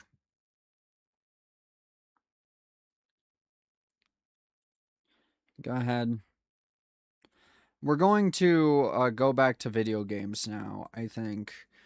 Because I'm kind of, you know, I'm ready to play something. I want to play some Unreal, like original Unreal.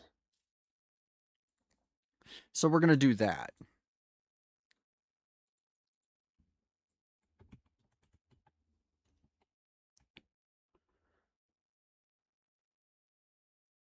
Where the hell is just Unreal? Because there's another game called Unreal, but that is clearly not. Is it? And we'll just do that one.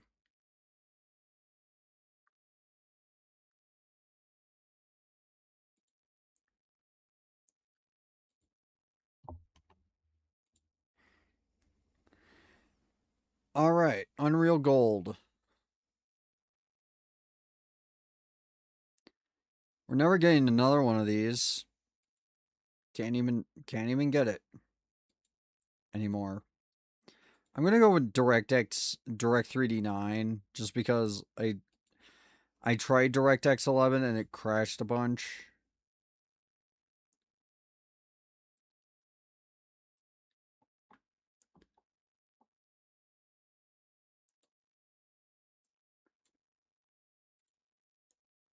Okay, I have to set up the resolution.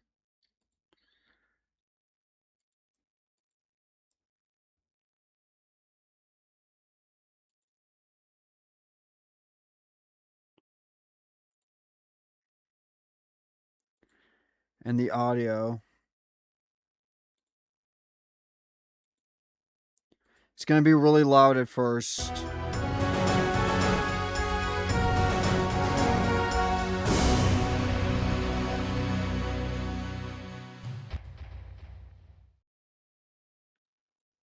There.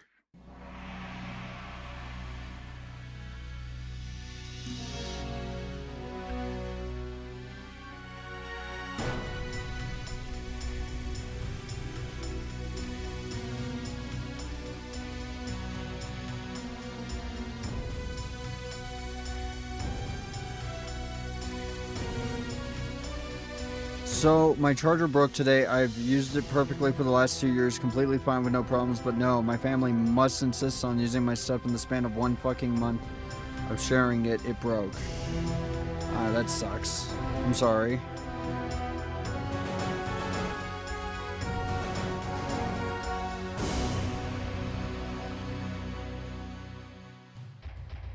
Unreal.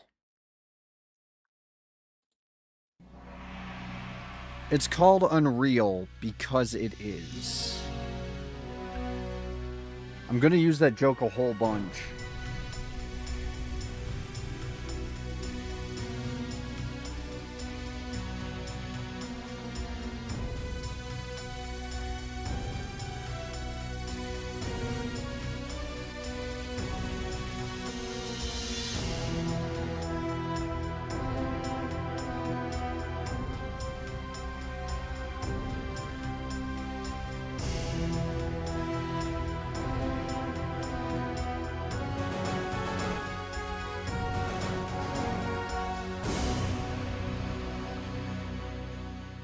Have any of you seen that video of the guy who used to be the faithful sheriff?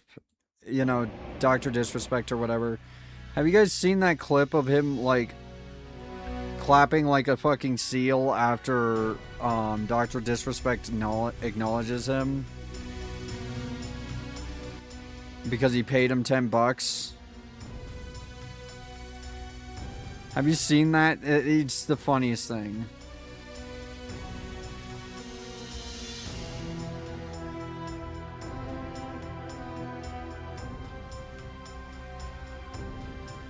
I'm going to put this into borderless, actually, because I can.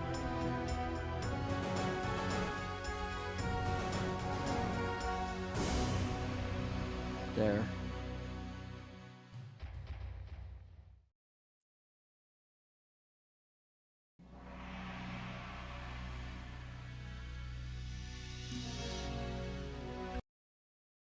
Sorry, I have to restart it over and over again. It's just... this game is finicky.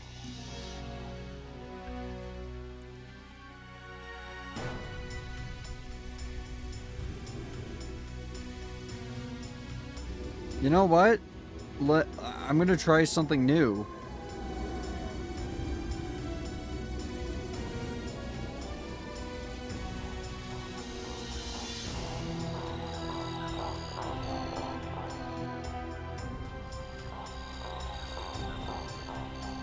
Adaptive lighting.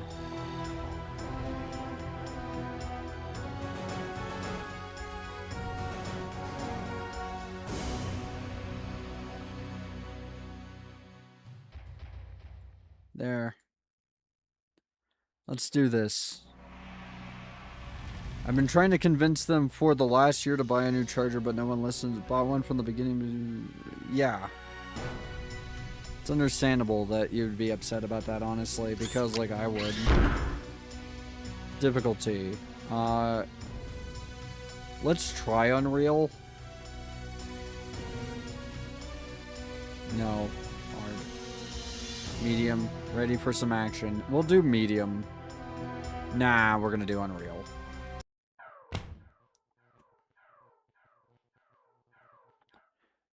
Also, you can actually choose who you play as in this.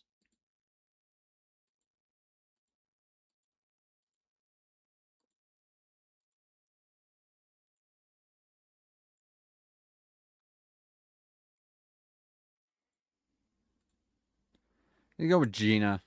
I like her.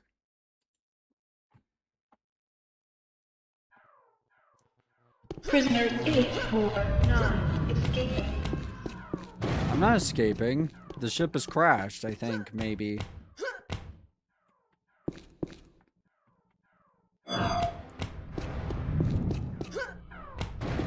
Is it loud? Yeah, it is. It's very loud. I'm gonna turn it down.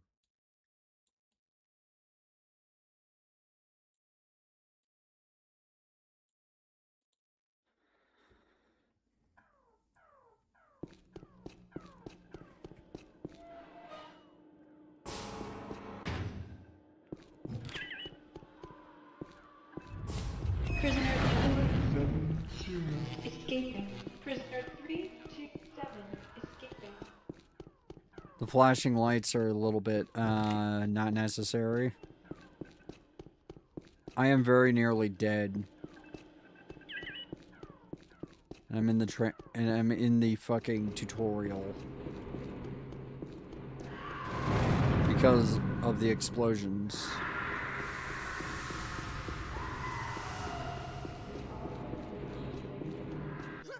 You have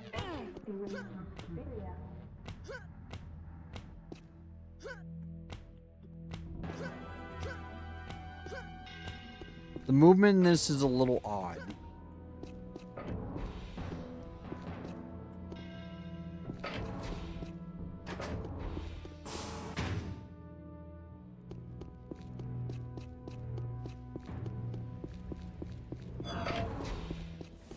Okay, there's something wrong with those lights. They're not supposed to be flickering like that, I don't think. What's worse?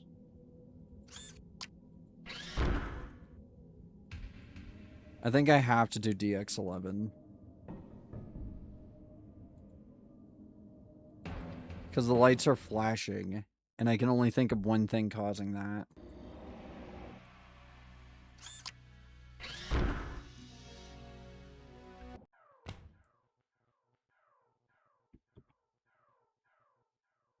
Prisoners 8, floor 9, escaping.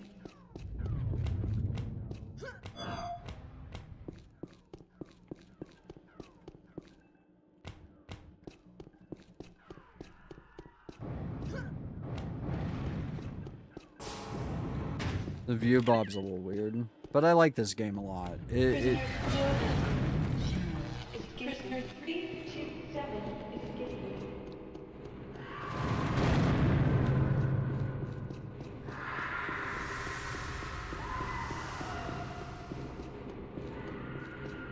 You have entered a restricted area.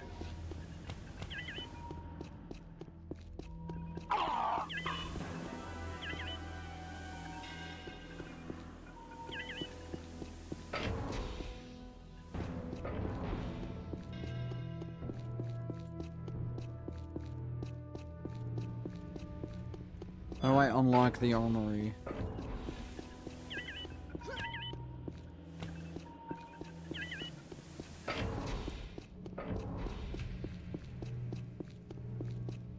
Oh, right there.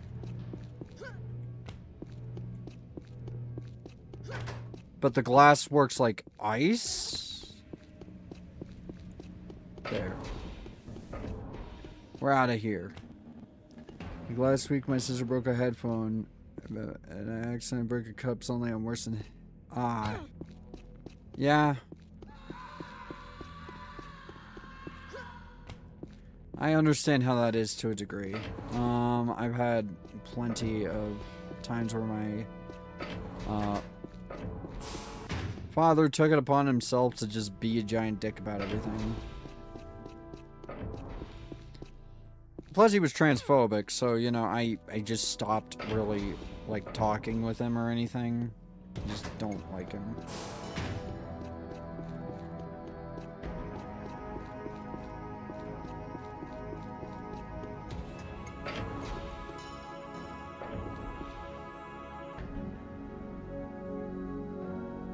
Wait. How do I know I'm being stupid, but I'm trying to think.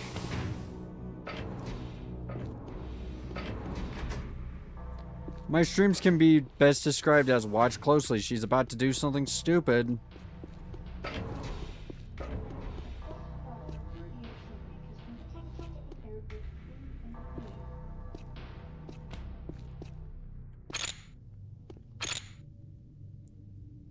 Security team to sector 5A.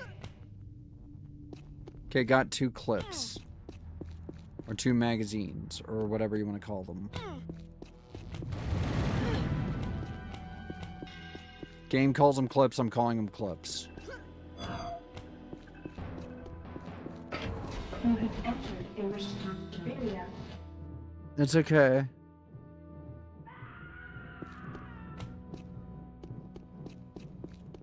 Okay, well...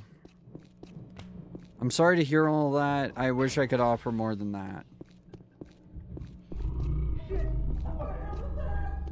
But I'm just a dumb android girl on the internet, unfortunately.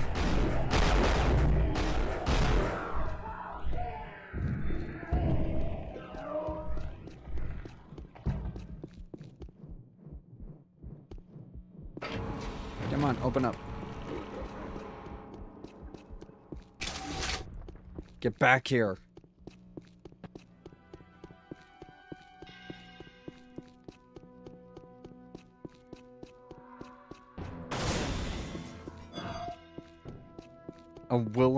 Was that a Wilhelm scream or like a stock Halloween scream? I can't remember. I think that's just a stock Halloween scream.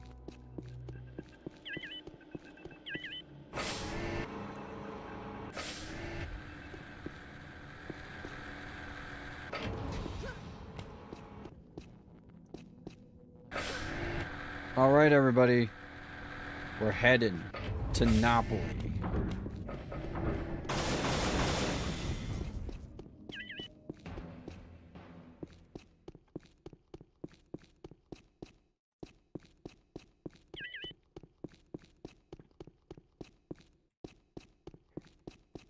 This way?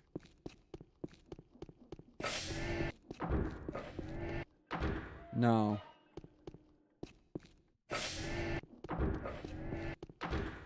Not that way either.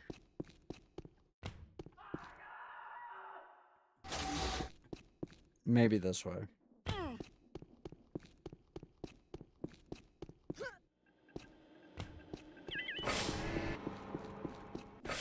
I don't know how to leave this damn ship. Hello, Metal Suck Attack, Holy Chungus, Unreal, Clipazine. Prisoner A27 would have loved eating dirt and listening to dubstep, yes. Sure. Helping out sounds nice. A collaborative map with the chat. How you doing, Metal Suck Attack? How do I get out of here?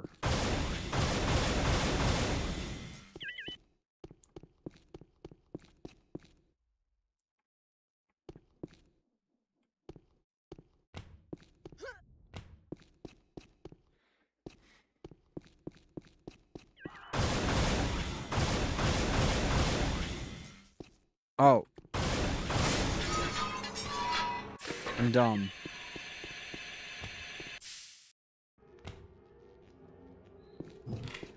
Out we go! To Napoli!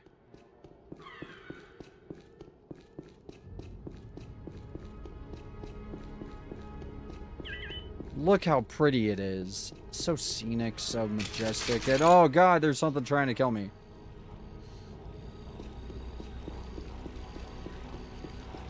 I heard buzzing.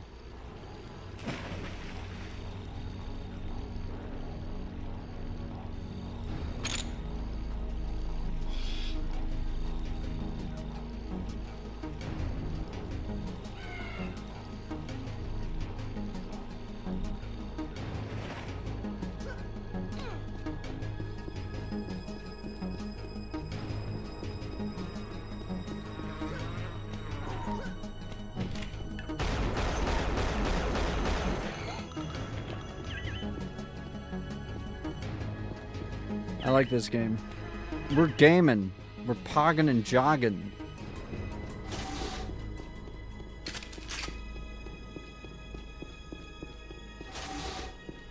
Vortex Rikers. I was that bad, huh? He just ended up in fucking Rikers.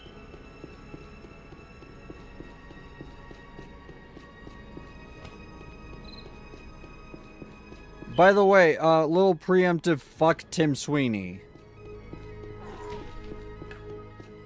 Why? Because I just don't like him. Hey, we reached follower goal 180. Hell yeah. Thank you for the follow, Metal Cat Suck.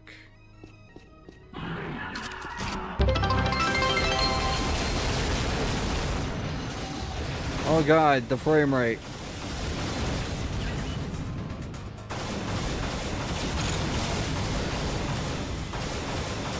Oh god, it's the consequences of my own action. The frame rate.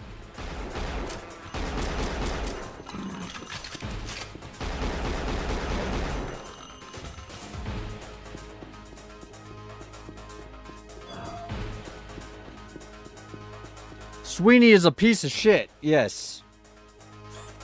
I'm not even gonna, like, deny that. He is just straight up a piece of shit. He's an asshole. I hate him. I'm gonna put it at 1080.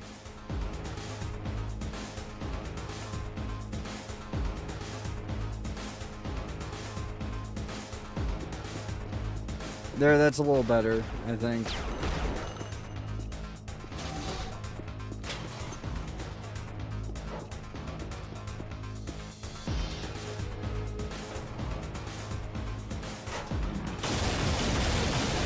Oh god.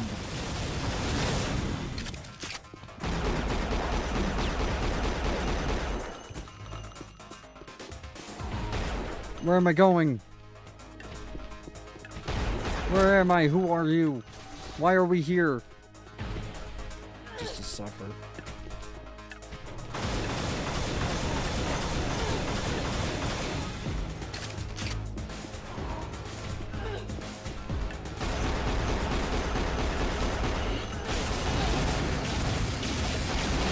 Oh god, every time there are rockets. Every fucking time there are rockets. It lags like hell every time there are rockets, man. Oh my god, it crashed. With a protection fault.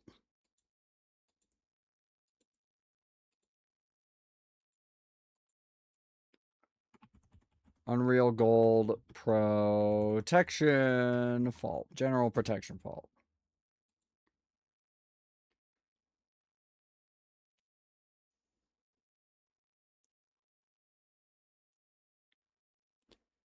OpenGL or Direct3D 9.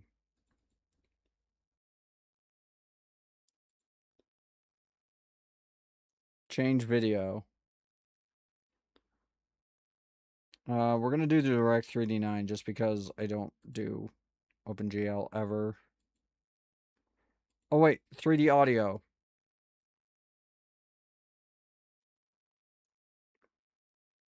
Oh wait, do I have to install the EAX drivers? OpenAL. EAX drivers.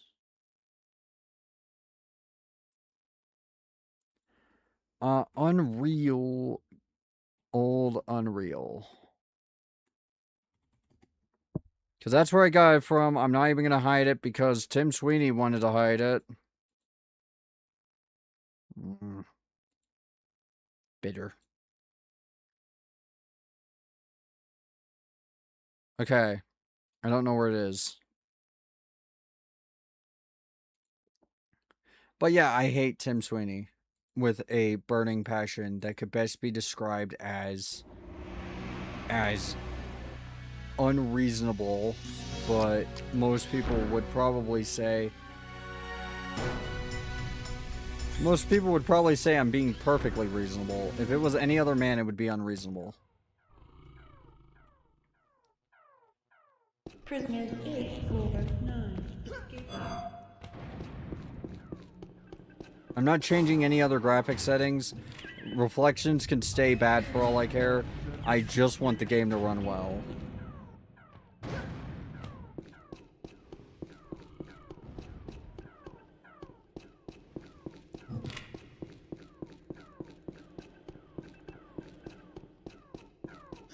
This game wasn't meant to have reflections like that, so therefore I should probably not put them in.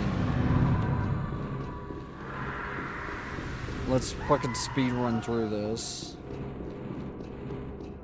You have entered a restricted area.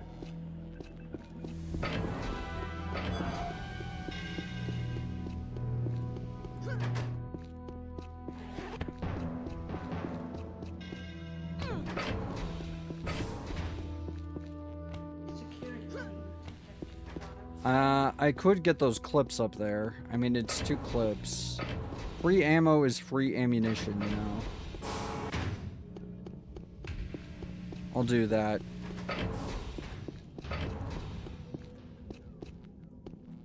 Ammunition is ammunition. I'm not gonna suddenly act like I'm too good to get it.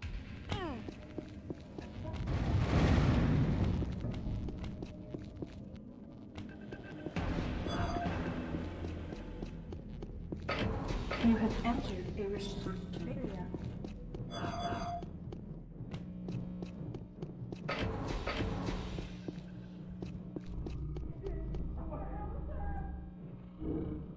Hey, sorry for Phil. Yeah, I'd like that. I said a little Doom mod that chat designs would be neat. Like making one, me making one.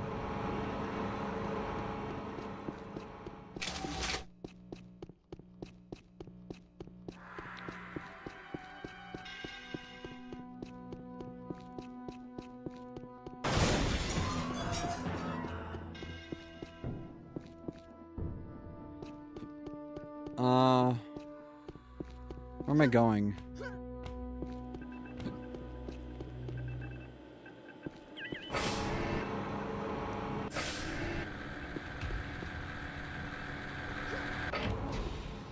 I kind of hate that the switches aren't on the elevator.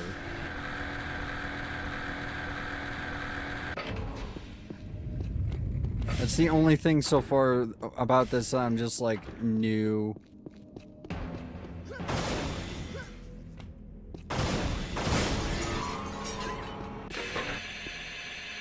Come on.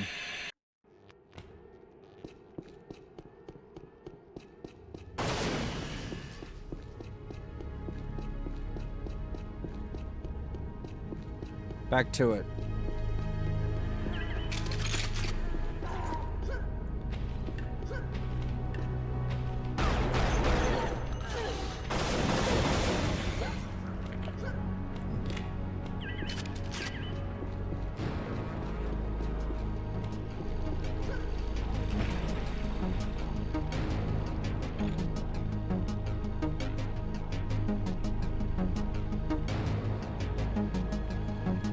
Let's speed run back to where we were before we get a protection fault again from a missile.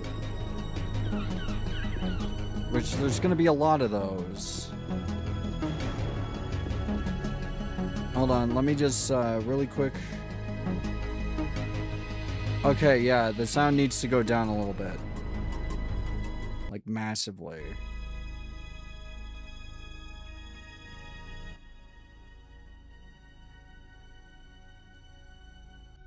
But yeah, we can do that at some point. You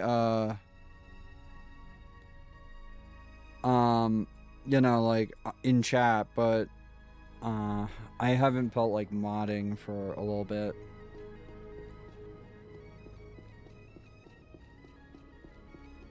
Wait. I think there's something here that needs to be fixed.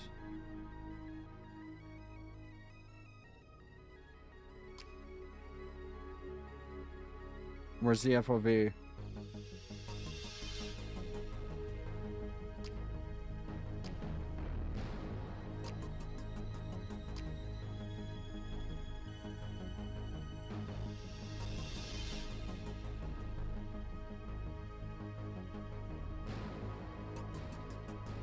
I'll just do that.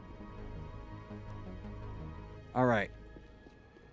Crosshair's a little big for my taste, but I'm not really sure what I want its size to be.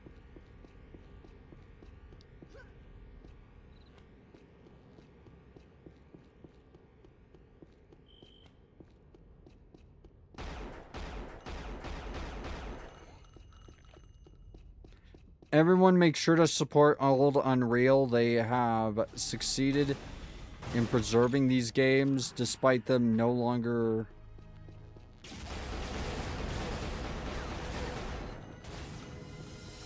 being sold. Because Tim Sweeney's a fucking dick. Who's just like, oh, fucking, I can't do that, otherwise Steam will win. Which is anti-consumer for the purposes of spite. Hate it. Such a petulant prick. I hate Tim Sweeney so much. I hate him. I hate the Fortnite man a lot.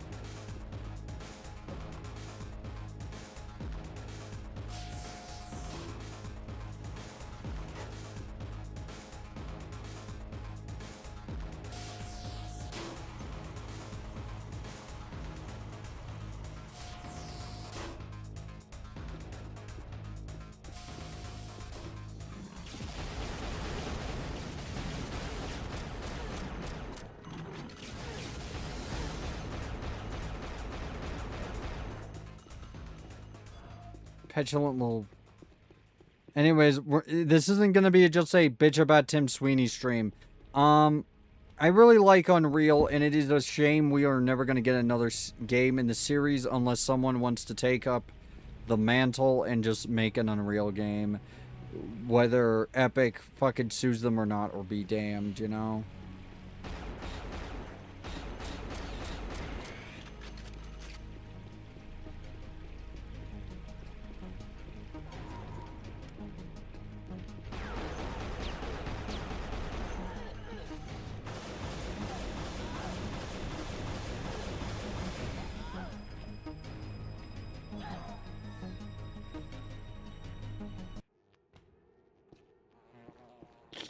God.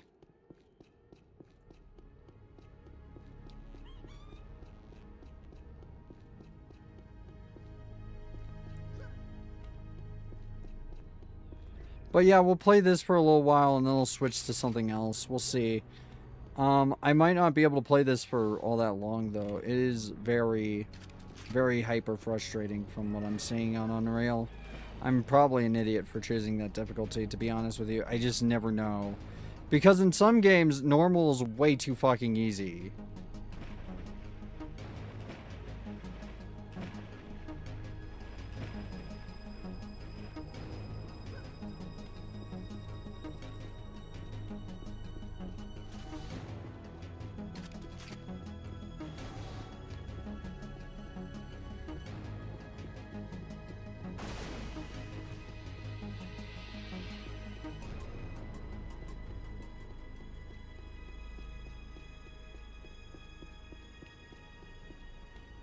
Like, you know what I mean? Like, on Half-Life, I wouldn't play Half-Life on normal. That game's really, really easy on normal.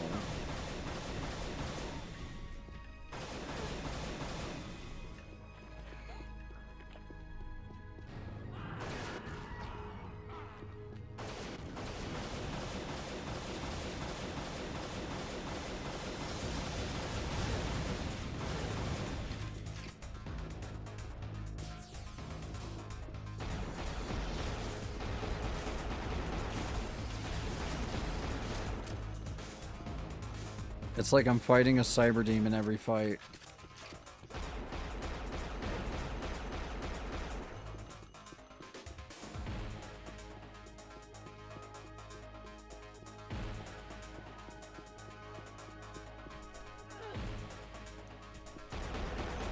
Okay, these are long levels, so I'm going to start saving at places I think are relevant checkpoints.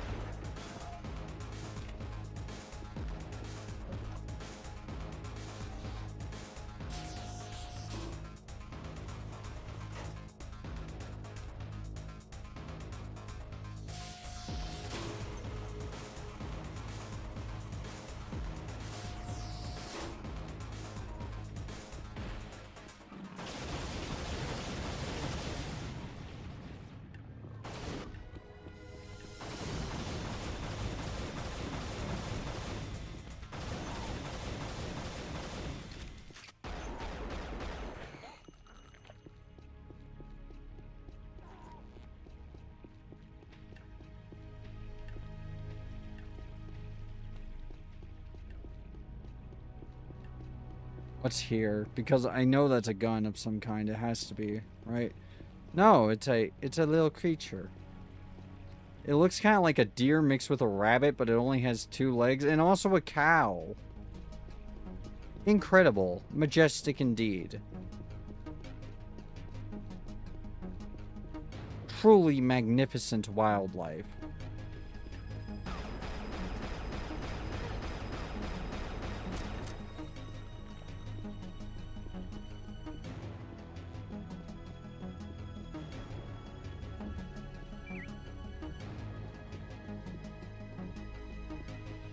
Hurrah, I guess.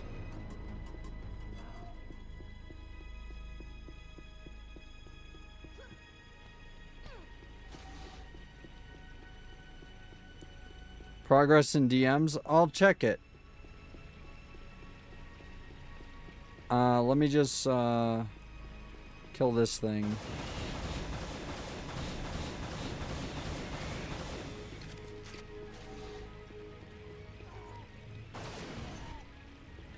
It's like a barnacle, but shitty.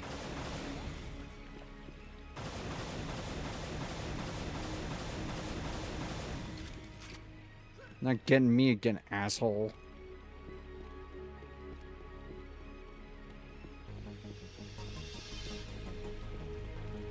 Okay. What? Okay, now I'll check.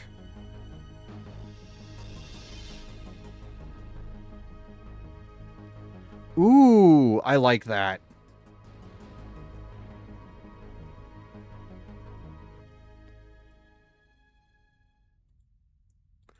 If you guys don't know, Shadow Chaser makes art, and he's been making a couple of fan drawings for me lately. And they're very nice. One of them hasn't been posted. I'm not going to say exactly why. Just that it hasn't been posted.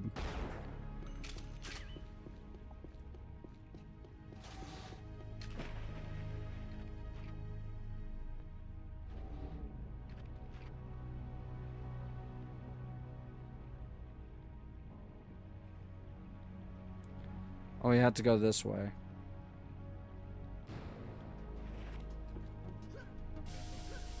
Oh. I didn't realize that was an elevator.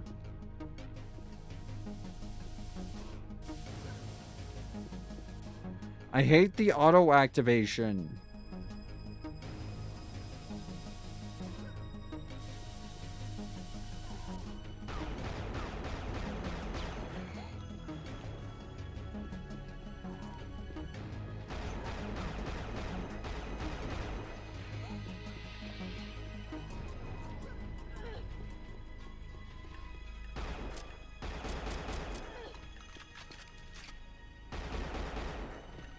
Disruptor.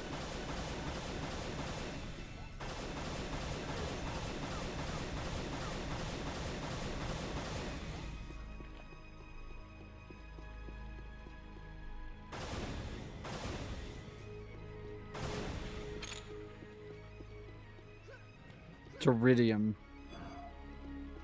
It's always an element, an unknown element or whatever, that we can't get, that we need to get. And in this case, it's called teridium and not unobtainium.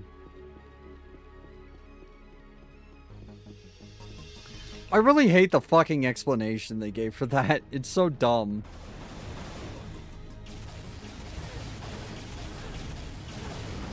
Oh, yeah, that's not fun.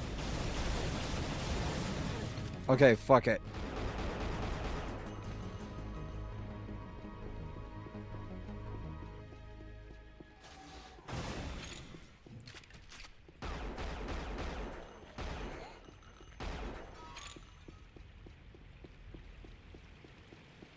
There.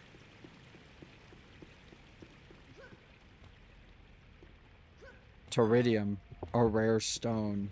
Hubardium, the rarest in the universe.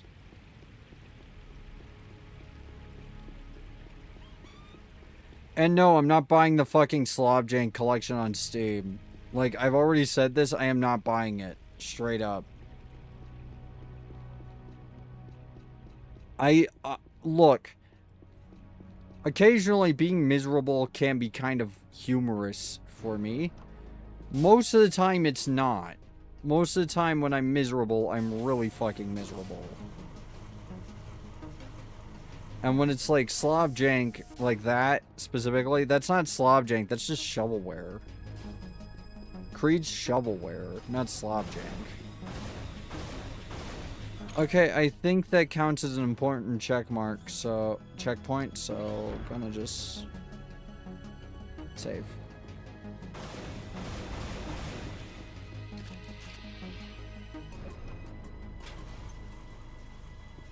I just do not like feeling pure fucking misery and disappointment all the time.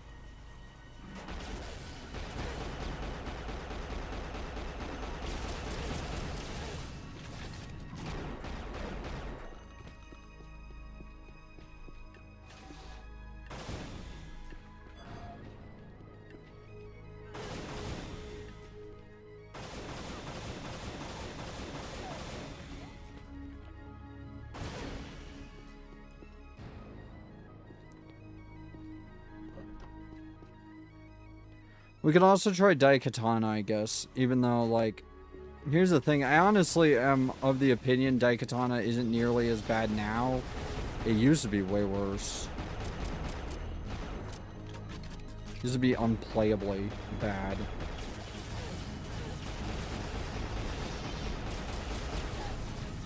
God.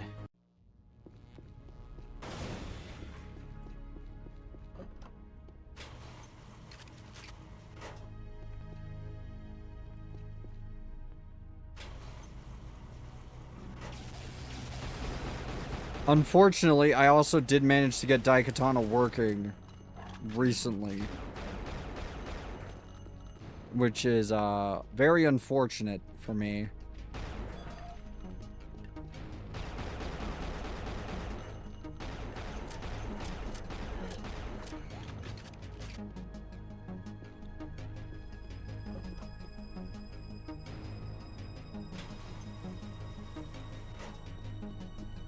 Why not just put the switch on the elevator?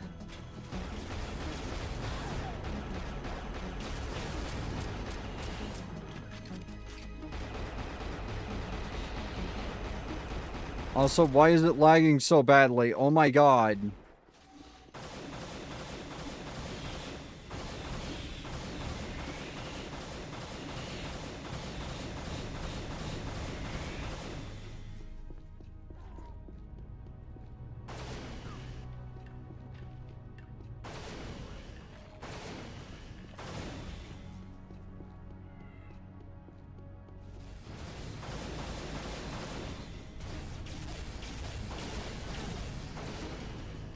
Was this game meant to handle this many missiles?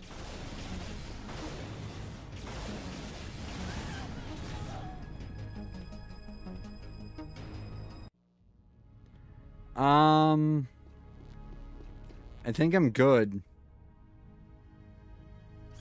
For now. I want to take a break. I want to, like, go stretch and stuff and move my legs around and turn on my air conditioner. So, yeah, we'll, hold on. I gotta turn off the dynamic lighting.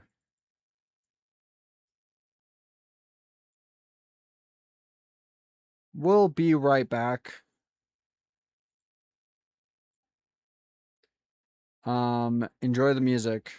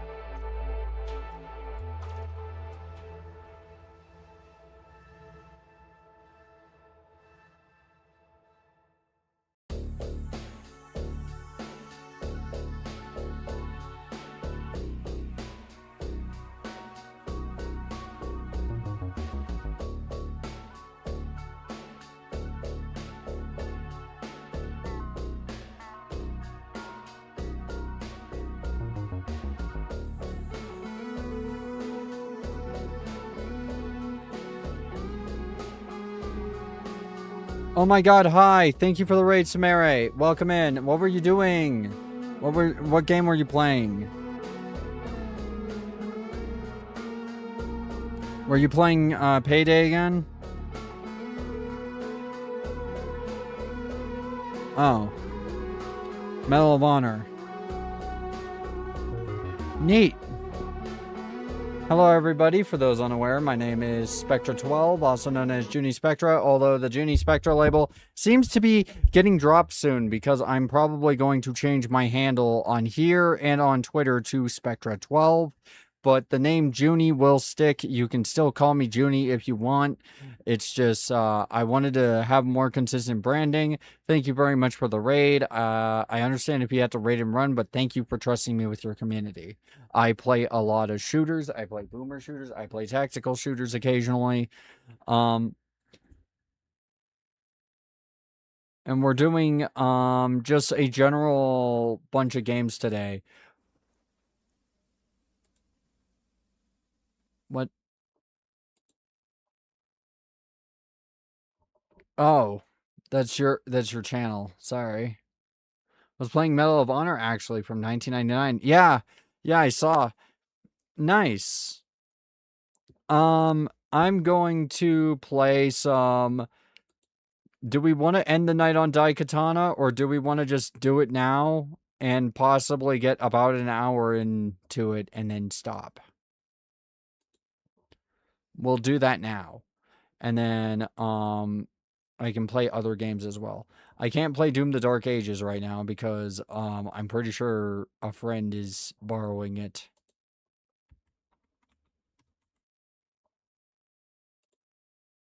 No, never mind.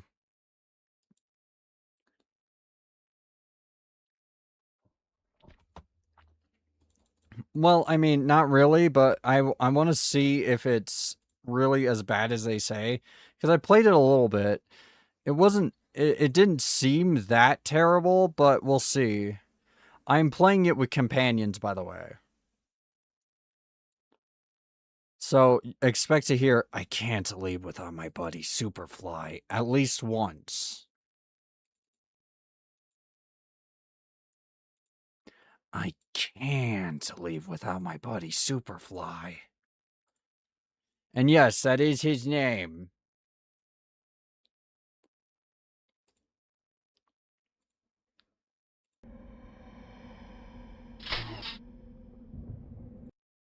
Is it capturing?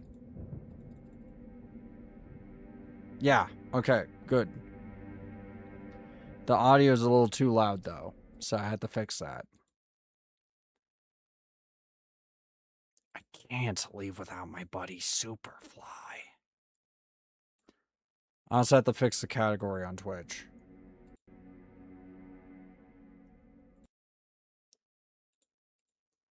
Daikatana. A Superfly kind of guy. Yes.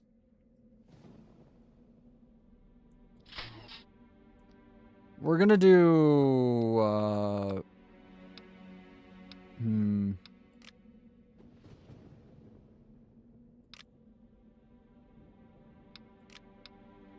We're gonna do just, Shogun.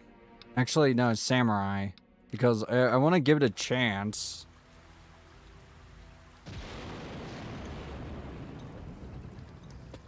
Do you guys like John Galt?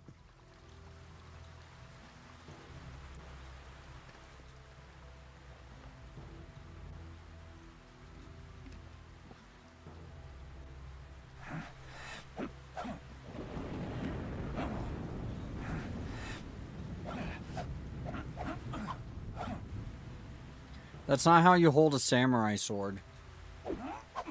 Pardon the interruption, Miyamoto-san. Or a katana. There is a visitor rather. waiting outside. refusing Wait, to identify that's not even a himself. katana. Is it? It's a short sword. Also, Tanaka-san left a message earlier complaining about the injuries to his son. I should have stayed. Child in bed. abuser. Let me guess, Miho. It's my landlord at the door, right? Like I said, the visitor would not give his name. Did Mishima-san send you? Tell him I'll have his money by... I can assure you that I am not here on Mishima's behalf. My name is Toshiro. Oh my god, it's Lo Wang from Shadow Warrior. Great. You're a bit older than my usual client. Oh my god, guys, it's Lo Wang, and he's doing the exact voice of Lo Wang from Shadow Warrior. Oh, please, you misunderstand. Look, if you're asking for some donation... You can never leave without your friend. I can't leave without my buddy, Superfly. You need only spare me a few moments. Go on. Not here. They may be watching. They Getting an earful of fucking Wang. Let's take a stroll. I promise you it will be worth your time. Both ears full, actually, because it's in the stereo. Mishima ruled over our people with an iron fist and a bloody sword. The only opposition came from the Ebihara clan, a group of warriors dedicated to An earful of Wayne is just called an earfuck, dude. Yes! Tried to rid themselves of the Ebihara. Yes, it is. Without success. After years of frustration, the ruthless leader of the Mishimas I have things to Google came up with after a this. plan. Disguising his true intent, Osaka Mishima hired a legendary swordmaster to create the ultimate weapon, the Daikatana. This legendary master was Usagi Miyamoto, your ancestor. Renowned for his warrior skills, his love of swordplay led him to become an expert swordsmith as well. It was not until the blade was completed that Usagi realized Osaka's malevolent nature. Through the power of the sword, he was able to foresee the fate that awaited mankind should Mishima ever take control of the Daikatana. It just looks like a regular katana. Usagi refused to hand the powerful weapon over to the Mishimas. Instead, he offered it to the shogunate's nemesis, Inshiro Ebihara, but only on the condition that it be returned to him after the evil Mishimas had been vanquished. How long is this fucking cutscene? Atop Mount Fujiya, Inshiro used the awesome might of the Daikatana Very long, I take to it. decimate Mishima's legions. Thousands died on that battlefield. Long enough. But Mishima was finally overthrown. Is it considered racist if I called you a machine similar to how Gabby calls V1? No, I technically am a machine. I'm a bio-machine. The Yapper. So you want me to create another Daikatana? No, that's not necessary. I am one of Inshiro's direct descendants. Hard as it may be for you to believe. Probably longer than all of Lo Wang's lines in Shadow Warriors. Yeah, probably. At my disposal. I funded an expedition to uncover This is very long. from the bowels of the dormant volcano. But I'm interested, so... What's the big deal? If I end up liking Daikatana, am I gonna be judged? Wrong. Legend has it that the Daikatana contains many secrets. Even the ability to warp time and space. You see, the fabric of time is a delicate thing. Well, y'all think less of me, judges you cutely. With certain time-wandering Finished. capabilities. Awesome. I can't wait to look at it. Our own perceptions of reality. Right. The man you know is Kagi Mishima. Just gonna get a decent snap of it. I still have to send a picture to someone. Found out about the discovery of the Daikatana before I even had a chance to examine the ancient artifact. He stole the sword and then used its magical powers to go back in time and change history. This world, our surroundings, are not what they appear to be. Things are not as they should be. I think these variety streams work best, and the reason why is because I don't feel burnt out yet. Poxfilovirus, more commonly known as MMP, first cropped up at the tail end of the millennium.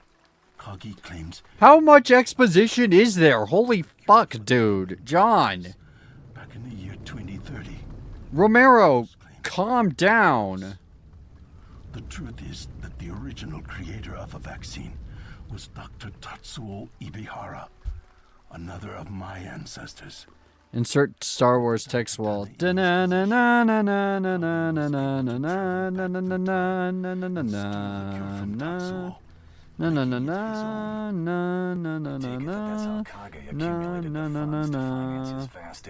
I feel like a text crawl would have been done by now.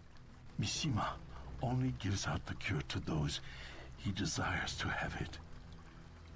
Gotta set up the entire plot in the first cutscene, it seems, yeah. I am Malo Wang, here to read you an audiobook. I'm going to hell for that, I'm sorry. In case it were ever discovered, several weeks ago, she followed Kage. Maybe we'll end this on Shadow Warrior. Retrieve the stolen sword. When I feel like, you know, like, when I stop feeling like playing this, which will probably be after like an hour or two. Captive by Mishima at his fortress. Oh my god. Want me to rescue her?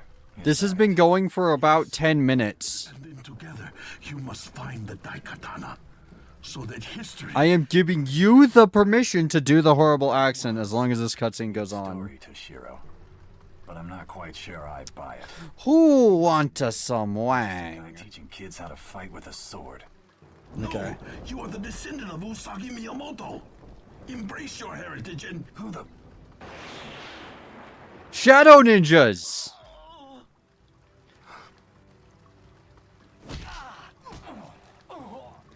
We got beat up by ninjas.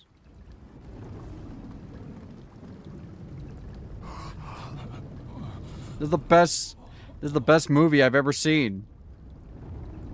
There is nothing you can do for me, hero. But find my daughter.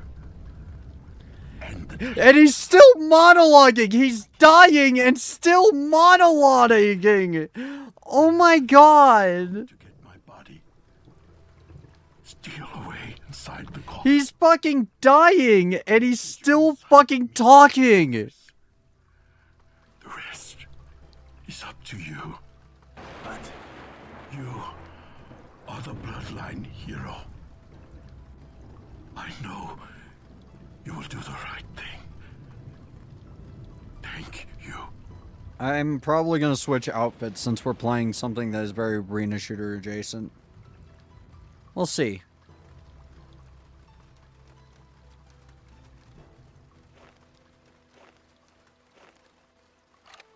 Ah, yes. Quota filled.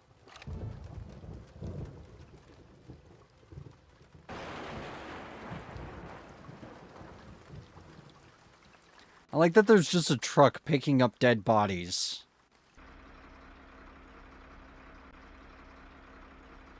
Ah, bump ahead. Odds or evener. Evener.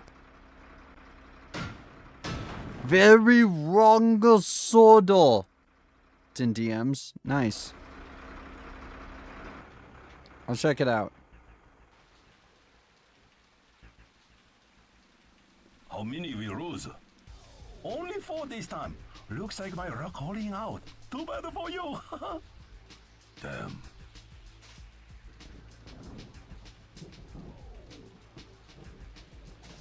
We are in a mass grave. Basically. Where did I get the armor? Where did I get any of this?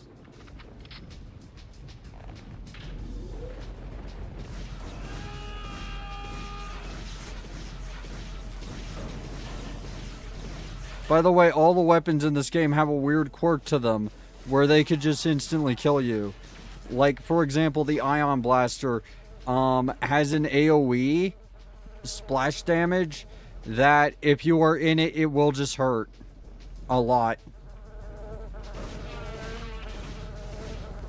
But it is also one of the weakest weapons in the entire fucking game. It is simultaneously strong enough to fucking kill you and also one of the weakest weapons in the game.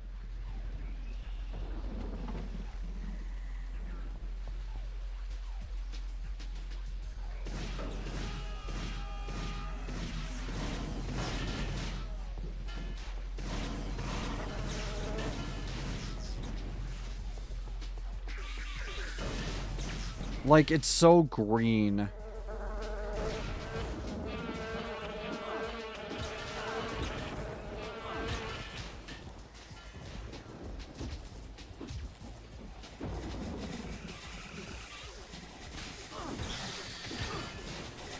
I am punching things now because I am out of ammo. Where do I get more?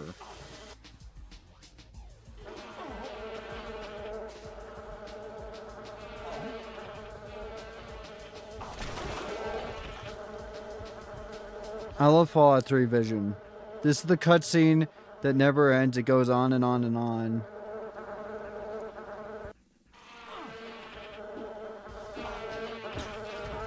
Truly, truly a great game.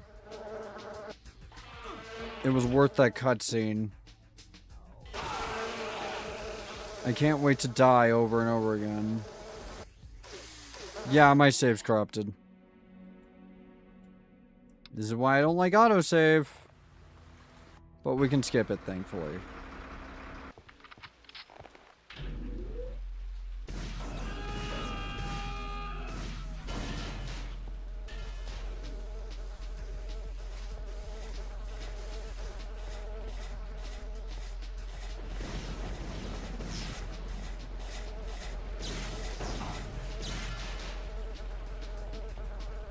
How do I play this in deathmatch?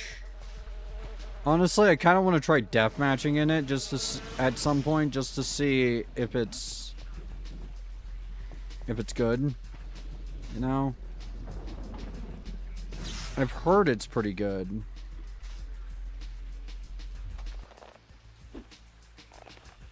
Can I seriously not get any of these because, like, they're too receded into the wall? Okay, there we go.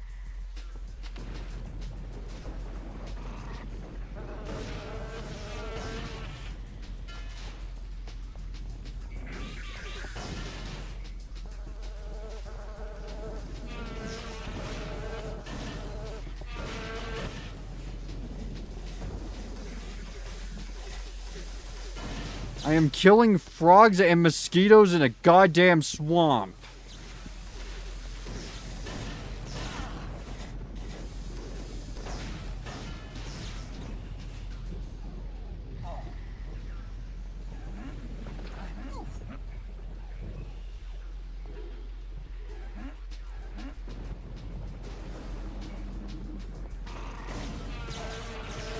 I mean, the gunplay and player movement is overall pretty good. Like, I haven't really gotten a chance to do anything cool with it yet, but it's cool. It works. It's player movement. That's actually really competent because, I mean, John Romero is really good at player movement and level design. I say as I get shredded by a machine gun.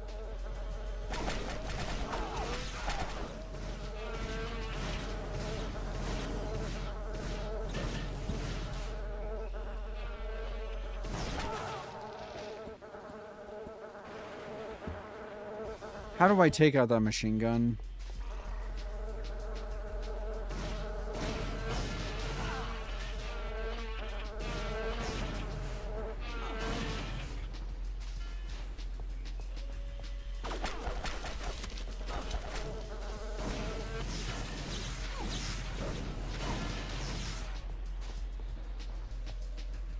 I'm gonna guess something. I don't take out that machine gun.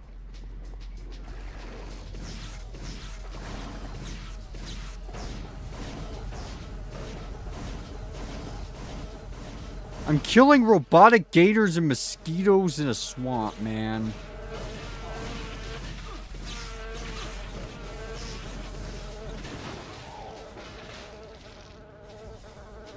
Posted it to Twitter. I'll check it out. Sorry about this.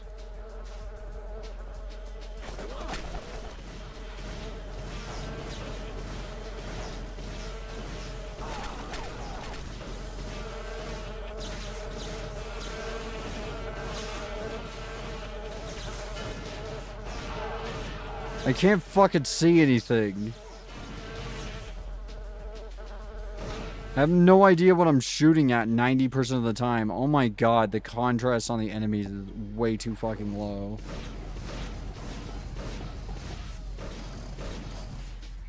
Why are there robotic gators? Who designed these things?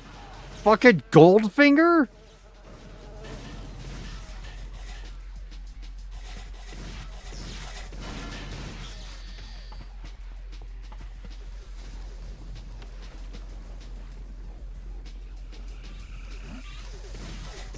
Fucking Dr. Evil decided to just start mutating fucking animals into robots?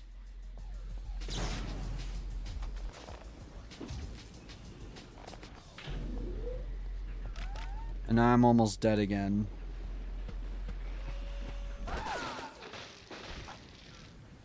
The tech priest in New Orleans. Average day in Ohio. Yeah. Okay, I'm going to check it. I'm going to check the Twitters to say, love the picture. Beautiful. Yeah, that's really good. I like that. I'd get that as an outfit, but I've already gotten so many outfits.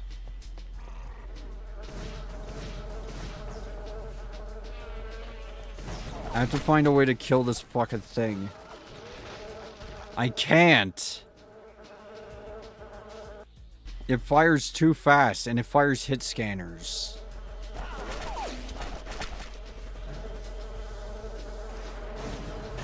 I can't fucking see anything. Like, what am I even shooting at this point? What's shooting at me?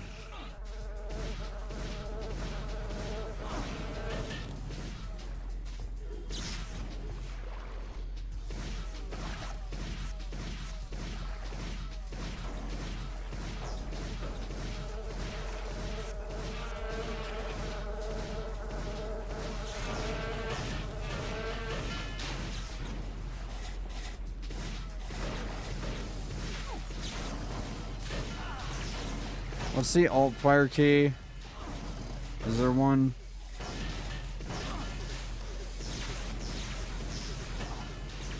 Wait, doesn't this have regenerating health? If I just stand here. Let me look at the keyboard controls.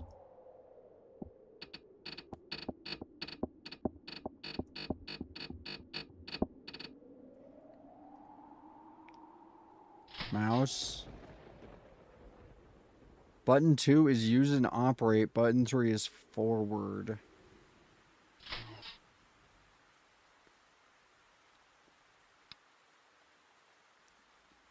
I'm turning up the field of vision because I feel kind of sick.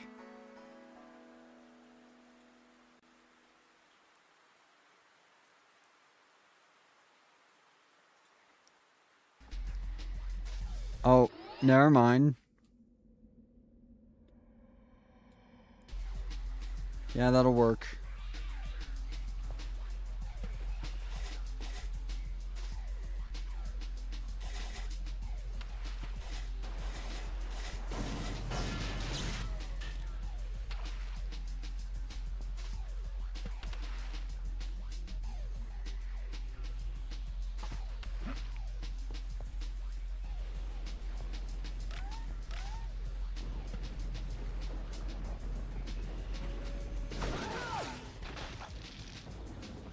Guys, I don't think I can play those.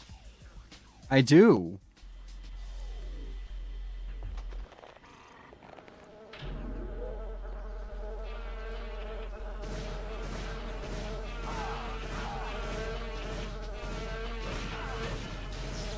I hope to get like at least an hour out of this, but like I am already kind of done with it.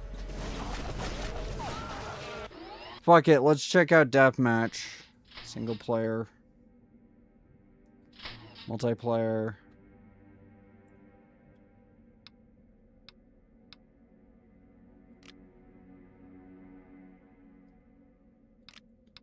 Start a multiplayer game. And I want it to be Can I make it so that no one else can join?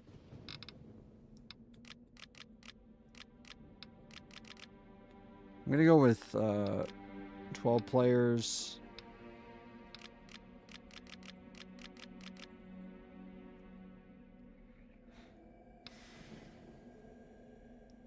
How do I run a bot match of this?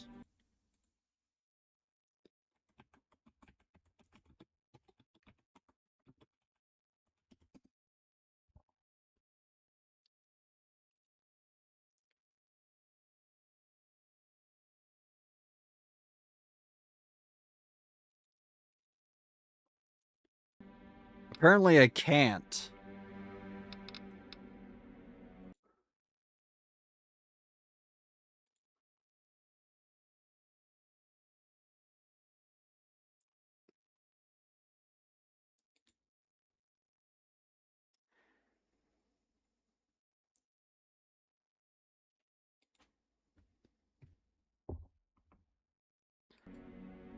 Yeah, it was worse. It barely did anything. It couldn't even, like, kill the,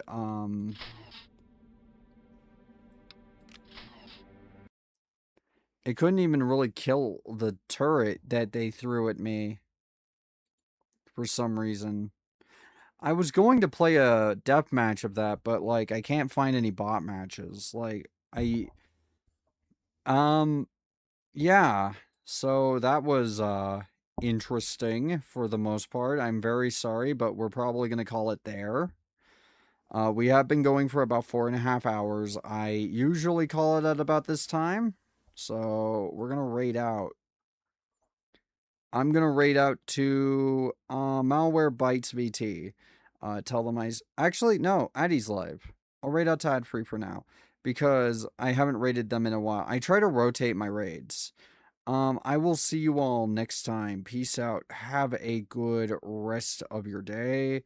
And I will be back Friday to do stuff. Later.